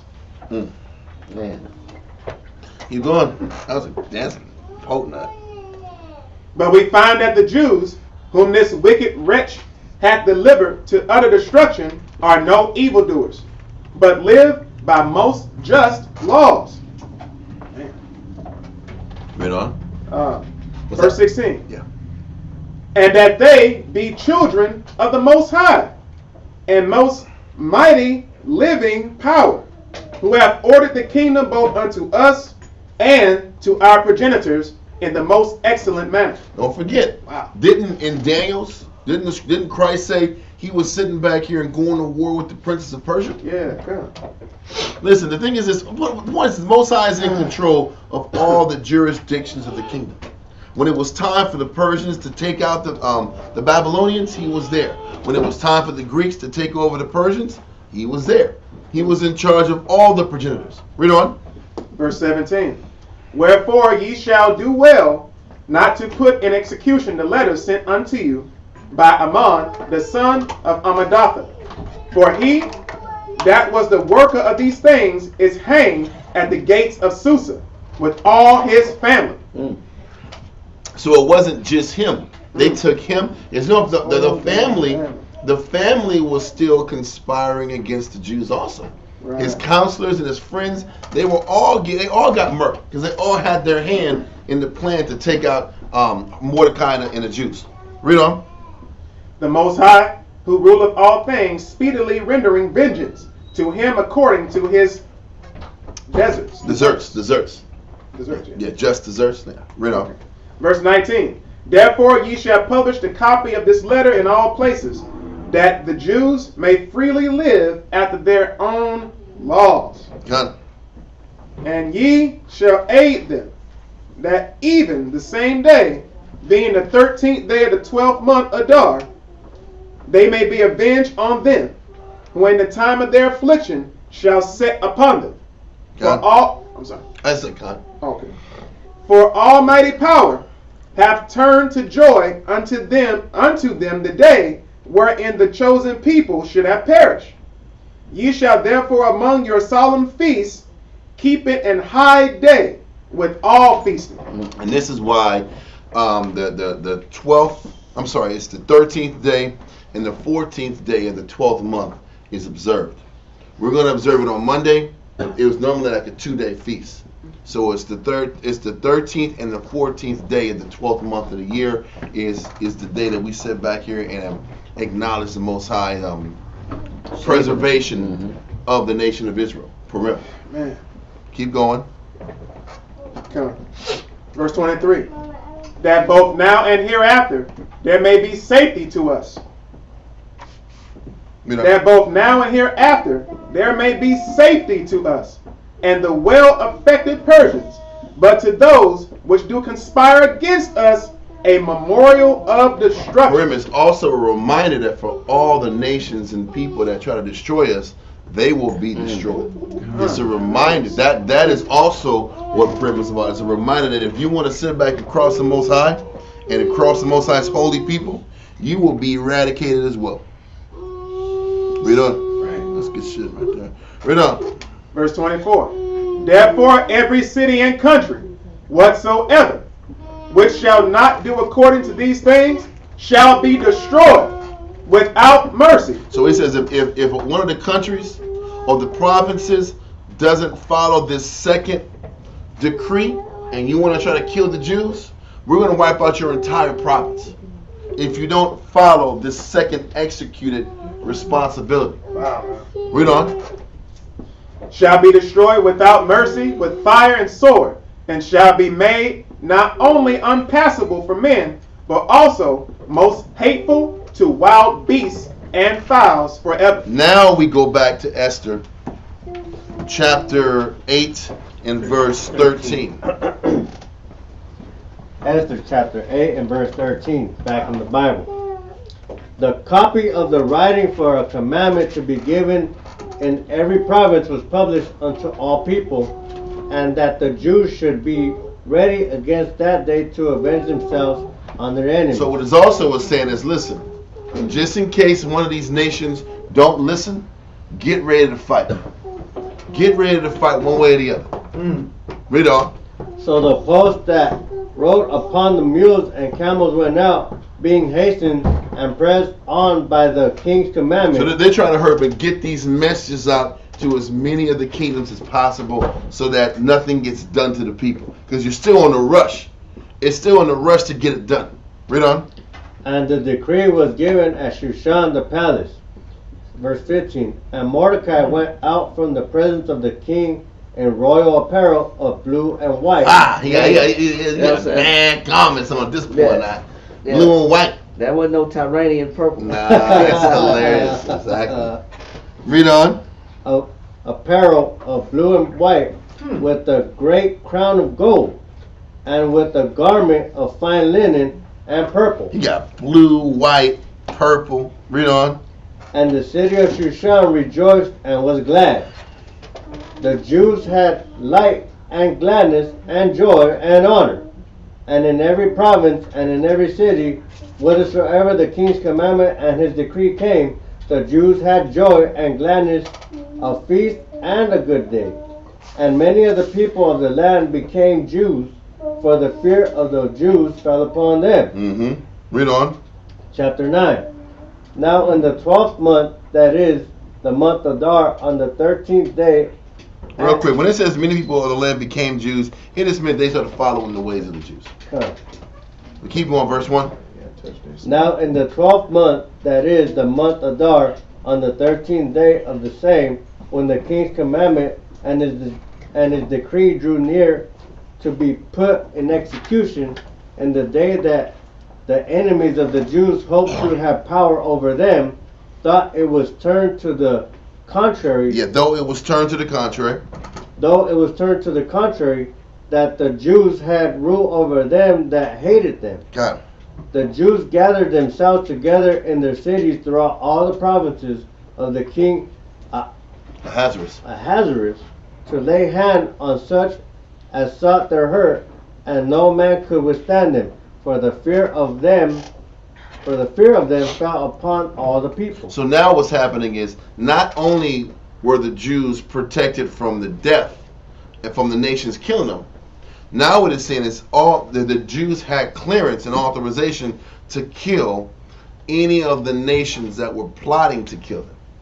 So obviously, if the message was going out to all these provinces to kill the Jews, the people that was in charge of the province made it clear that they was going to kill them. And they was obviously mocking them. They was obviously keeping them in a state of fear. So now it's being said that the Jews were allowed to go back and defend themselves from the people who even intended to kill them. And they had the backing of the Persian government. There we go. So all the people that wanted to kill them got killed. All around the world. Yeah, and we know the scriptures say things written aforetime was written for our learning. Exactly. You know what I'm saying? So it's necessary that we take these stories not just as a celebration of Purim, but as a forthcoming, future coming event when Christ returns, of how he's going to justify and rectify all the mistreatment, the alligator bait, being hung and lynched, being pulled apart by horses, being overthrown. All these things shall be done in return to those that did us harm. You know what I'm saying? This is a forthcoming prophecy as well when Christ returns. Yes. Let's keep going. Esther chapter 9 verse 3. And all the rulers of the provinces and the lieutenants and the deputies and officers of the king helped the Jews, because the fear of Mordecai fell upon them. Read on. For Mordecai was great in the king's house, and his fame went out throughout all the provinces. For this man Mordecai waxed greater and greater. Thus the Jews smote all their enemies with the stroke of the sword, and slaughter and destruction, and did what they would unto those that hated them. And in Shushan, the palace, the Jews slew and destroyed 500 men. It was 500 men that was a part of the palace that was backing the murder and assassination of Haman. That was just a coup. Yeah, he rounded them up though. Kind of rounded them up. That means, I guess you would sit back here. That's part of what Mordecai did. He had to find out all the people that were still pro-Haman. That's really what it was. Who was pro-Haman? Take those guys out to reestablish the kingdom. Because what the crazy thing is, what Ahasuerus didn't understand is Haman had 500 guys loyal to him. So that's easily a coup could easily happen if you got 500 men in the palace that's down with the number 2. And then you had 2 men that were working from the inside, waiting to take you out. God. And this is why Ahasuerus was so grateful and appreciative for the Jews, because he was about to get set up. He was about to get set up. He was getting all these riches. He was going to eliminate the Jews, and more than likely, Ahasuerus was next. That's why he was giving up all that money, because he was going to get it back anyway. That was the point. And he was already, listen, he convinced the king to have the rest of the people in the palace serve him like he was the king. Mm-hmm. The fix was in, man. Yeah, they were already used to serving him like the king. So once he's gone, everybody in the palace is going to serve him just like they served Ahasuerus. Yes. He had his 2 men senate, and then he had 500. But he had more than 2 men. He had a whole syndicate of guys. Yeah. That's the point. Keep going. Chapter 9 and verse 7. And Parshandata, and Dalphon, and Aspatha, and Poratha, and Adalia, and Aridatha, and Parmashta, and Arisai, and Aridai, and Vashzatha, the 10 sons of Haman, the son of Hamadatha, the Macedonian. There's 10 Macedonian sons. Read on. the enemy of the Jews. So the Macedonians are the enemies of the Jews. Keep going. Slew they, but on the spoil laid they not their hand. Like they were supposed to do. You know, wow, listen to that. Bro. That was no different than the order the Most High gave Saul. To take him out, don't bring any spoil home. Yep. They sat back here and did it exactly based off what was told to them from the initial orders the Most High gave Samuel to tell Saul. Don't touch any of their spoil. Because that was the order, to take out their cattle, their goodliest of everything, all their children, all their families. Anything that breathing. Anything that's theirs, destroyed and kill it. And they're sitting back here through the Benjamin, through Mordecai's orders to do exactly what Saul didn't do. That's dope. Keep going. Verse 11. On that day, the number of those that were slain in Shushan, the palace, was brought before the king. And the king said unto Esther the queen, the Jews have slain and destroyed 500 men in Shushan the palace. And the 10 sons of Haman, what have they done in the rest of the king's provinces? Now, what is thy petition? And it shall be granted thee. Or what is thy request further? And it shall be done. Then said Esther, if it be pleased the king, let it be granted to the Jews which are in Shushan to do tomorrow also according unto this day's decree, and let Haman's 10 sons be hanged upon the gallows. So what? This is why it's a 2-day celebration, because it was 2 days of restructuring and reordering the kingdom back in favor of the Jews. Yes, huh? She has the power to essentially get anything she wants, and yet she's still keeping modest. And it's just about the preservation of the nation. That's it. That's all she ever wanted. It showed you what was really in her heart from the beginning. She didn't want the position for herself. She never wanted that lifestyle. Read on. Verse 14. And the king commanded it so to be done. And the decree was given at Shushan, and they hanged Haman's 10 sons. And she's still following the order of Mordecai. Mordecai is still guiding her through these decisions.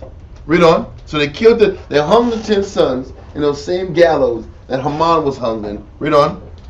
Verse 15. For the Jews that were in Shushan gathered themselves together on the 14th day also of the month of Adar, and slew 300 men at Shushan, but on the prey they laid not their hand. Because that was the order, not to take out, to sit back here and not eat any of the Amalekites' goods and spoils. That was 1 Samuel 15. Right. Read on. 16. But the other Jews that were in the king's provinces gathered themselves together and stood for their lives, and had rest from their enemies, and slew of their foes 75,000. But they laid not their hands on the prey. So now from the 13th day, when the policies were switched up to where initially the Jews were supposed to die, then the Jews were spared. In this 2-day period, they were sitting back and they reestablished themselves back in control of their own destiny, so to speak. They took out all the nations. 75,000 men were killed throughout the 127 provinces. 500 men in Shushan. I think 300 men. 500 men in the palace of Shushan. 300 men in the city of Shushan. It was wiped out. So there was a big transfer of power in this 2-day period. And so this is why perpetually it's a 2-day celebration, commemorating how in 2 days we reestablish ourselves all around the nation. But keep going. Verse 17. On the 13th day of the month of Adar, and on the 14th day of the same rested day, and made it a day of feasting and gladness. 13th and 14th day was the day of feasting and gladness. Read on. But the Jews that were at Shushan assembled together on the 13th day thereof, and on the 14th day thereof, and on the 15th day of the same they rested, and made it a day of feasting and gladness. So in Shushan they made it a 3-day thing. But in general, it's a 2-day thing. Read on.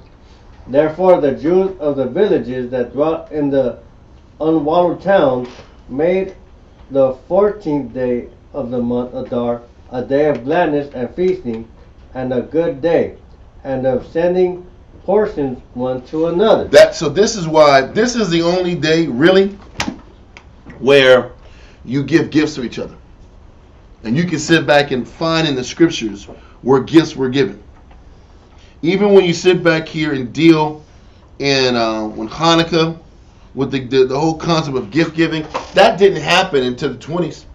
You can do your research. Hanukkah, they weren't giving gifts during Hanukkah until the 20s when the Edomite Jewish people wanted to find something to compete with Christmas. You can look that up. They weren't giving gifts during Hanukkah, and you can't find that in the Bible. But that's just what white Jewish people did in the 20s to compete with Christmas. The only time in the scriptures where you see gifts were being traded in exchange was in the book of Esther during the time of Purim. That's facts. Keep going. Esther chapter 9 verse 20.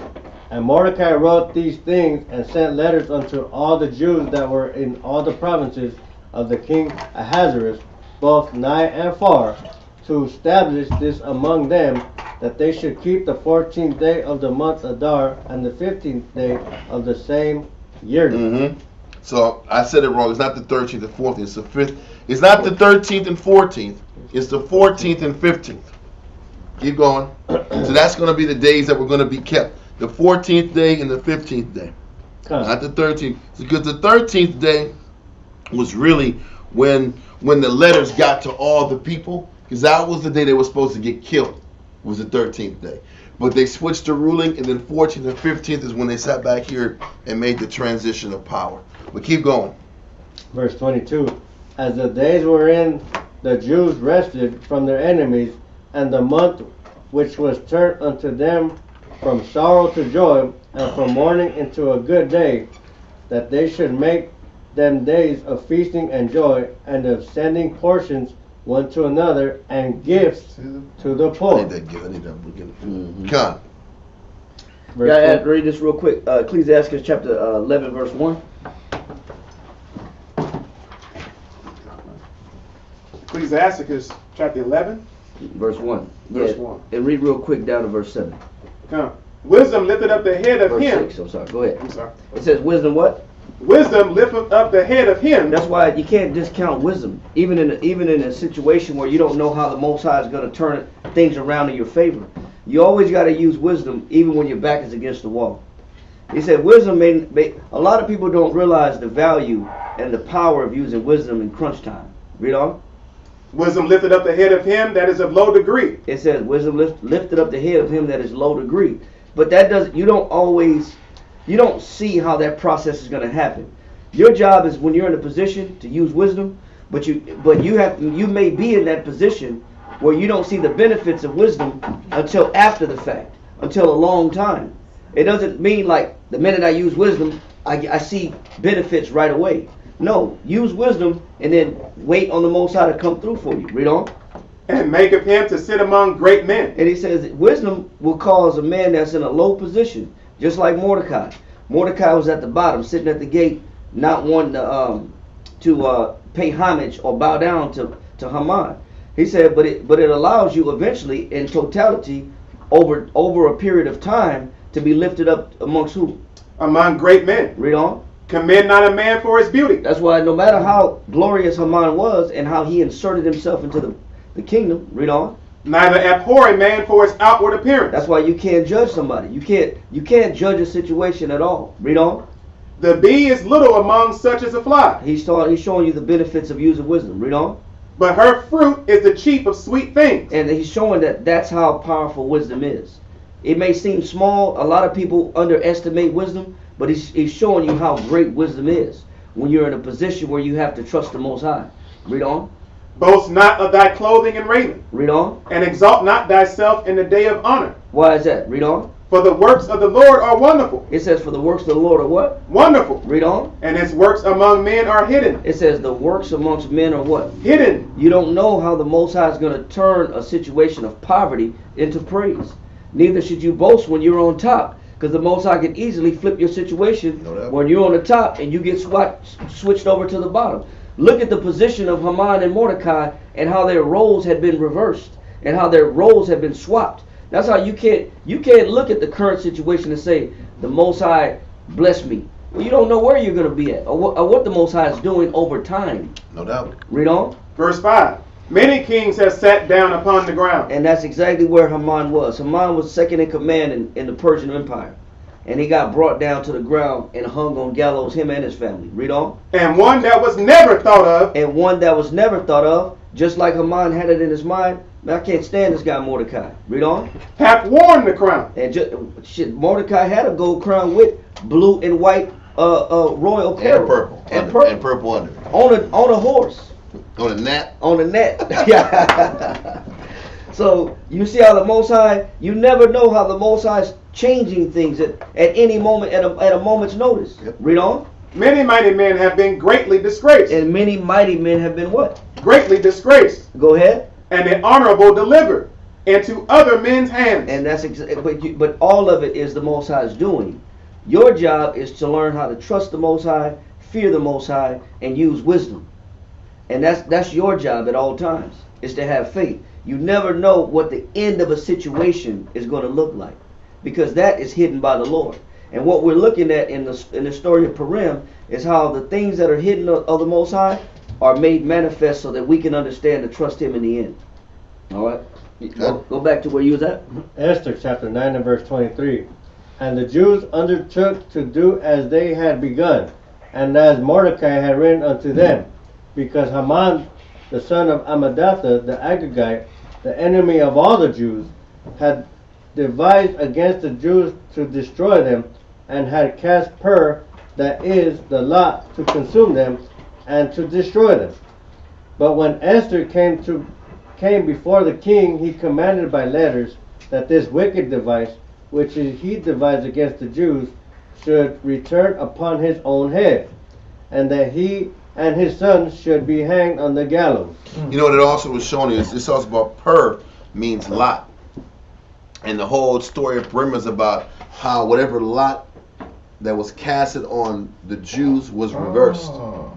That's what Purim is about. Remember, it's the switching of reversal of fortunes. Right. It's the reversal of the lot that was once on the people to now the lot was reversed to a blessing. When the lot was a curse, the curse turned into a blessing, and that's why it's called Purim in the first place.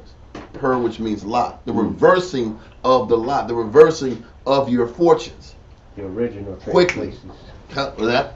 The original trading places. Khan. Yeah, Khan. And that's what the title of Purim is about. It's the switching of your fortunes. But keep going. I'm sorry, verse 20 again. 25 again. I'm sorry. 25 from the top. But when Esther came before the king, he had commanded by letters that his wicked device, which he devised against the Jews, shall return upon his own head. And he just explained it right there even more. Read on. And that he and his sons should be hanged on the gallows. It's the reversal of fortune. Read on. Wherefore they called these days Purim. There you go. After the name of Pur. Therefore, for all the words of this letter and of that which they had seen concerning this matter, and which had come unto them, the Jews ordained and took upon them and upon their seed and upon all such as joined themselves unto them, so as it should not fail, that they would keep these 2 days according to their writing and according to their appointed time every year. Because this, you know what Purim is about? It's a reminder that the Most High can switch the fortunes of you and your people very quickly if you stay faithful and if you stay honorable in the eyes of the Heavenly Father. Your fortunes can be changed quickly. The Most High can make a poor man rich, what? In an instant. In a sudden. On a sudden. I think it's Ecclesiastes 11, but I'm not going to go there. But let's keep going. Verse 28. And that these days should on be... a sudden, yeah, it is. Read on. And that these days should be remembered and kept throughout every generation, every family, every province, and every city. And that these days of Purim should not fail from among the Jews, nor the memorial of them perish from their seed. God. Then Esther the queen, the daughter of Abihail, Abihail, and Mordecai the Jew, wrote with all authority to confirm this second letter of Purim. And he sent the letters unto all the Jews to the 127 provinces of the kingdom of Ahasuerus with words of peace and truth, to confirm these days of Purim in their time appointed, according as Mordecai the Jew and Esther the queen had enjoined them, and as they had decreed for themselves and for their seed the matters of the fasting and their cry. And the decree of Esther confirmed these matters of Purim, and it was written in the book. Read on. Chapter 10. And the king Ahasuerus laid tribute upon the land and upon the isles of the sea, and all the acts of his power and of his might, and the declaration of the greatness of Mordecai, whereunto the king advanced him, are they not written in the book of the Chronicles of the king of Media and Persia? And I'm pretty sure they were. Read on. For Mordecai the Jew was next unto King Ahasuerus, and great among the Jews, and accepted of the multitude of his brethren. Accepted of his brethren, yes. Accepted of the multitude of his brethren, seeking the wealth of his people, and speaking peace to all his seed. Hold that, or let that go and go to the book of Esther in the Apocrypha, chapter 1, verse 1 through 13. Knock that out. This is how you sit back here and you situate all the verses to where it all fits in. So we're back in the Apocrypha, chapter 1, verse 1 through 13. Esther chapter 1, verse 1. Yeah. Read that, sir. Chapter 1, verse 1. In the Apocrypha? Yeah. Oh, okay. I'm sorry, it don't say verse. It don't say chapter 1, but it's the first one. It says, so be verse 4. It says part of the 10th chapter after the Greek. Be verse 4. Yes. Verse 4. My fault. Then Mardochus said, the Most High have done these things. For I remember a dream which I saw concerning these matters, and nothing thereof hath failed. So the dream was in chapter 11 that he had leading up to all these things happening. So now Mordecai is like, I remember this dream, and everything that was said in the dream actually happened. Read on. Verse 6. A little fountain became a river, and there was light, and the sun, and much water. This river is Esther, whom the king married and made queen. And the two dragons are I and Haman. And Haman. I said I was wrong when I said it was Haman and Ahasuerus. The dragons was him and Haman. They were the two power figures in the story. Read on. And the nations were those that were assembled to destroy the name of the Jews. And my nation is this Israel, which cried to the Most High and were saved. For the Most High hath saved his people, and the Lord hath delivered us from all those evils. And the Most High hath wrought signs and great wonders, which have not been done among the Gentiles. Therefore hath he made two lots. Two paths of life, two paths of living. Read on. One for the people of the Most High, and another for all the Gentiles. And we have to understand that also. Oh, please. Our path and lot in life is different than the path and lot in life of the nations. And the quicker we can accept that our path and our lot is different, the stronger we'd be because of it. We have to accept that our path, our way, how the Most High deals with us, how the Most High operates with us in this world. We live with like a world within a world, a set of rules and circumstances that are inside a world that's already set up to go against us. Isaiah 45. So our lot's different, and we have to accept it. There's two lots. Read on.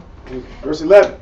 And these two lots came at the hour and time and day of judgment before the Most High among all nations. And also it's saying that these two lots were on a collision course. Our lot was initially for death, and Haman's lot was supposed to be to eventually get to be the head of that whole empire. And then those lots reversed. Read on. So the Most High remembered his people and justified his inheritance. Therefore those days shall be unto them in the month Adar, the 14th and 15th day of the same month with an assembly and joy and with gladness before the Most High, according to the generations forever among his people. And that is the story of Purim. That's amazing. Awesome. That's amazing. Are there any questions? It's a movie. It was a movie. But you brought it out earlier how the nation, it's a reminder to the nations also that the Most High preserved us and that they can't destroy us. Yes, and if any other nation tries to sit back and take that spot, they're getting taken out too. So that it makes more sense now why this history will be removed from the Bible. Why the so-called powers that be wouldn't want us to know this. Yes. And they don't want anybody else to know this also. Listen, when I was reading this and I was going into like if it was Xerxes or Artaxerxes, they're sitting back. There's people saying, "Oh, we don't think this actually happened. This doesn't exist. This really wasn't." Wow. There are people literally saying this doesn't exist or this really isn't part of the It Bible. must be Greek. There you go. Well, you know, especially this part in the Josephus where it says Haman was Macedonian. Why is that not there? Right. It's no different when it says Esau is the beginning of the world and Jacob is the end of it that follows it. Or Esau is the end of the world and Jacob is the beginning of it that follows. It's like, you get what I mean. But for the same reasons. That's not going to be in the Bible. It's going to be here in the Apocrypha. But it was always part of the Bible. They just don't want that to be kind of put together with the masses. Yeah. It's right there, man. And if I can sit back here and I can see that it's Amalekite is literally a Macedonian, then I can just sit back and see that these Amalekites were Edomites. And that means the Edomites are the so-called white man. And that Philip of Macedonia, he was already trying to, he was killed at Hellespont, and he was killed trying to conquer the Persian Empire. Yep. His son, Alexander the Greek, is the one that actually came and finished it off, his father's endeavors. But when you look at the history of the Macedonians, they had been at war with the Persians, I think from around, history says around 600 BC. So they had already been trying to insert themselves or retaliate for the control that the Persians had over them from about 600 BC. Okay. So this has been a long-standing battle that eventually the Macedonians, or the so-called Edomites, the Amalekites, actually won and became in power after the Persian Medo Empire. But with that, I think we're going to shut it down unless there's any other questions. We kind of push longer than normal, but I think we want to fish the whole thing and do it the right way. Any questions? Comments? Statements? Okay, let's turn our principle. Majim Mupanya Yerushalayim. Rise and face Jerusalem.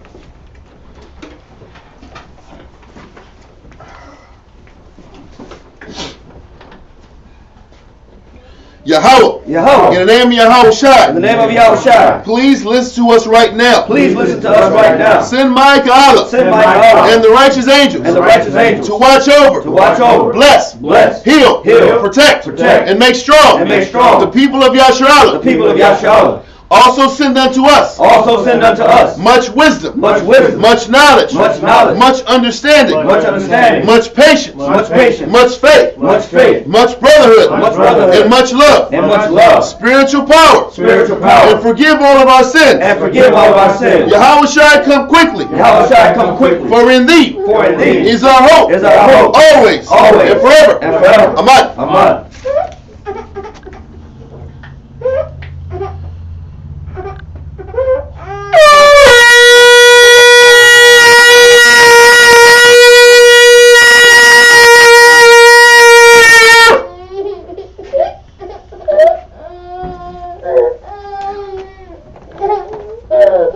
Rakatay Hawa Shem Yahshai. Rakatay Hawa Shem Yahshai. Hahawa Nathanawa.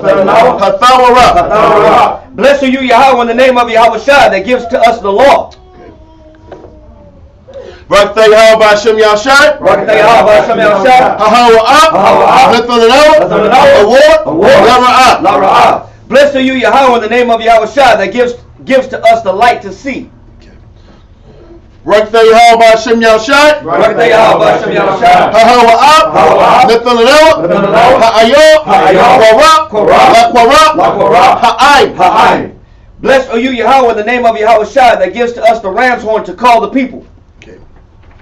Barakatah Yahweh Hashem Yahushai. Barakatah Yahweh Hashem Yahushai. Ahwar Nathananel. Shemon. Zayat. Lamashach. Yasharal. Blessed are you, Yahweh, in the name of Yahweh Shai, that gives to us the olive oil to anoint Israel. Okay. Psalms 92.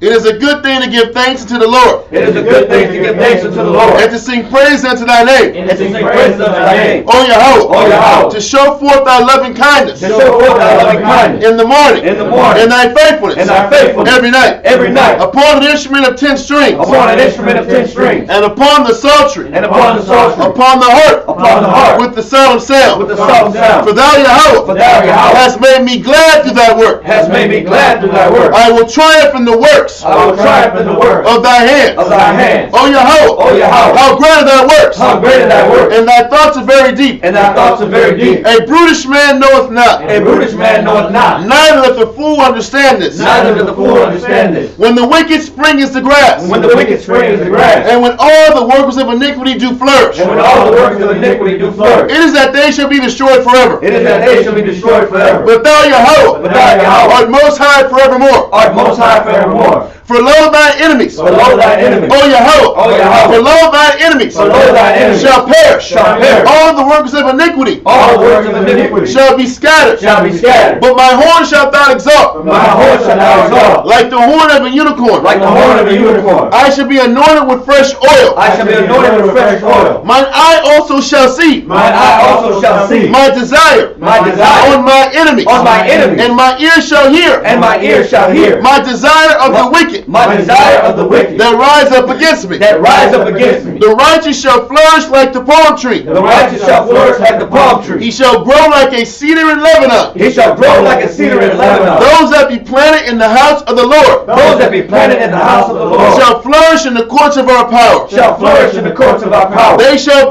still bring forth fruit in old age. They shall still bring forth fruit in old age. They shall be fat and flourishing. They shall be fat and flourishing. To show that the Lord is upright. To show that the Lord is upright. He is my rock. He is my rock. There is no unrighteousness in him. And there is no unrighteousness in him. By Hashem Yahushai. By Hashem Yahushai. Psalms 133. Shayar. Shayar. Hama Ayawa. Hama Ayawa. La Dawad. La Dawad. Hana. Hana. Ma. Tawab. Tawab. Wama. Wama. La'ayam. La'ayam. Shabbat. Shabbat. Akim. Akim. Gum. Gum. Yachad. Yachad. Kashaman. Kashaman. Hatawab. Hatawab. Ayo. Ayo. Hara'ash. Hara'ash. Yarad. Yarad. Ayo. Ayo. Hazakwan. Hazakwan. Zakwan. Zakwan. Aharan. Aharan. Shayarad. Shayarad. Ayo. Ayo. Hayab. Hayab. Hanawaf Yawa. Hanawaf Yawa. Kator. Kator. Haramwan. Haramwan. Shayarad. Shayarad. Ayo. Ayo. Haroria. Haroria. Zayawan. Zayawan. Kaya. Kaya. Sham. Sham. Tazawah. Tazawah. Yahweh. Yahweh. Habaraka. Habaraka. Kayaya. Kayaya. I. Harwalam. Harwalam. Hashem Yahushai. Hashem Yahushai. Psalms 133.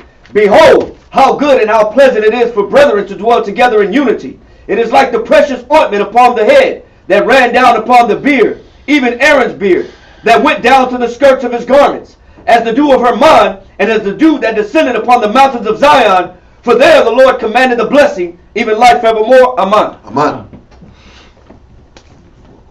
Yahweh. Yahweh. Basham. Basham. Yahushai. Yahushai. Rakhneo. Rakhneo. Washranim. Washranim. Wabiat. Wabiat. Support. Support. Yahweh. Yahweh. Basham. Basham. Yahushai. Yahushai. Rakhneo. Rakhneo. Washranim. Washranim. Wabiat. Wabiat. Support. Support. Yahweh. Yahweh. Basham. Basham. Yahushai. Yahushai. Rakhneo. Rakhneo. Washranim. Washranim. Wabiat. Wabiat. Support. Support. Yahweh. Yahweh. Basham. Basham. Yahushai. Yahushai. Rakhneo. Rakhneo. Washranim. Washranim. Wabiat. Wabiat. Support. Support. Barakatah Yahweh. Barakatah Yahweh. Barakatah Yahushai. Barakatah Yahushai. Barakatah Yahweh. Barakatah Yahweh. Barakatah Yahushai. Barakatah Yahushai. All knowledge. All knowledge. All wisdom. All wisdom. All understanding. All understanding. All love. All love. All mercy. All mercy. All power. All power. From Yahweh. It's from Yahweh. All power. All power. It's from Yahweh. It's from Yahweh. All power. All power. From Yahweh. It's from Yahweh. Basham. Basham. Yahushai. Yahushai. The water. Water. The Miyad. The Miyad. Aman. Amen. Brother, circle up. Sisters, have a seat. Come on. Come on. Come on. Levi, come on. Stand up. Stand up. Come on. You're okay. You'll be alright. Fly. Yeah, like fly. Fly, Eli. Wait, no, sit right there. Sit right there. Stand right Don't here. hit the. You're good. Okay. Salute now in the heavenly order. Yahweh, Yahweh Shai, Wakal Yashala, men of Israel, I imagine. Barak. Yahweh Shamshawan. Come here, Shalom. Come here, Shalom. Come here, Shalom. Come here, Shalom. Come here, Shalom. Come here, Shalom. That's my time. Turn to face the sisters. Sisters, please stand. Men of modern Shabbat. Salute now the daughters of Zion, men of Israel. I Majum. Barak. Yahweh Shamshawan. Yes, Matap. Dismiss. Fall out. Interrupt the water to tune in. See y'all on Wednesday. All right, shalom.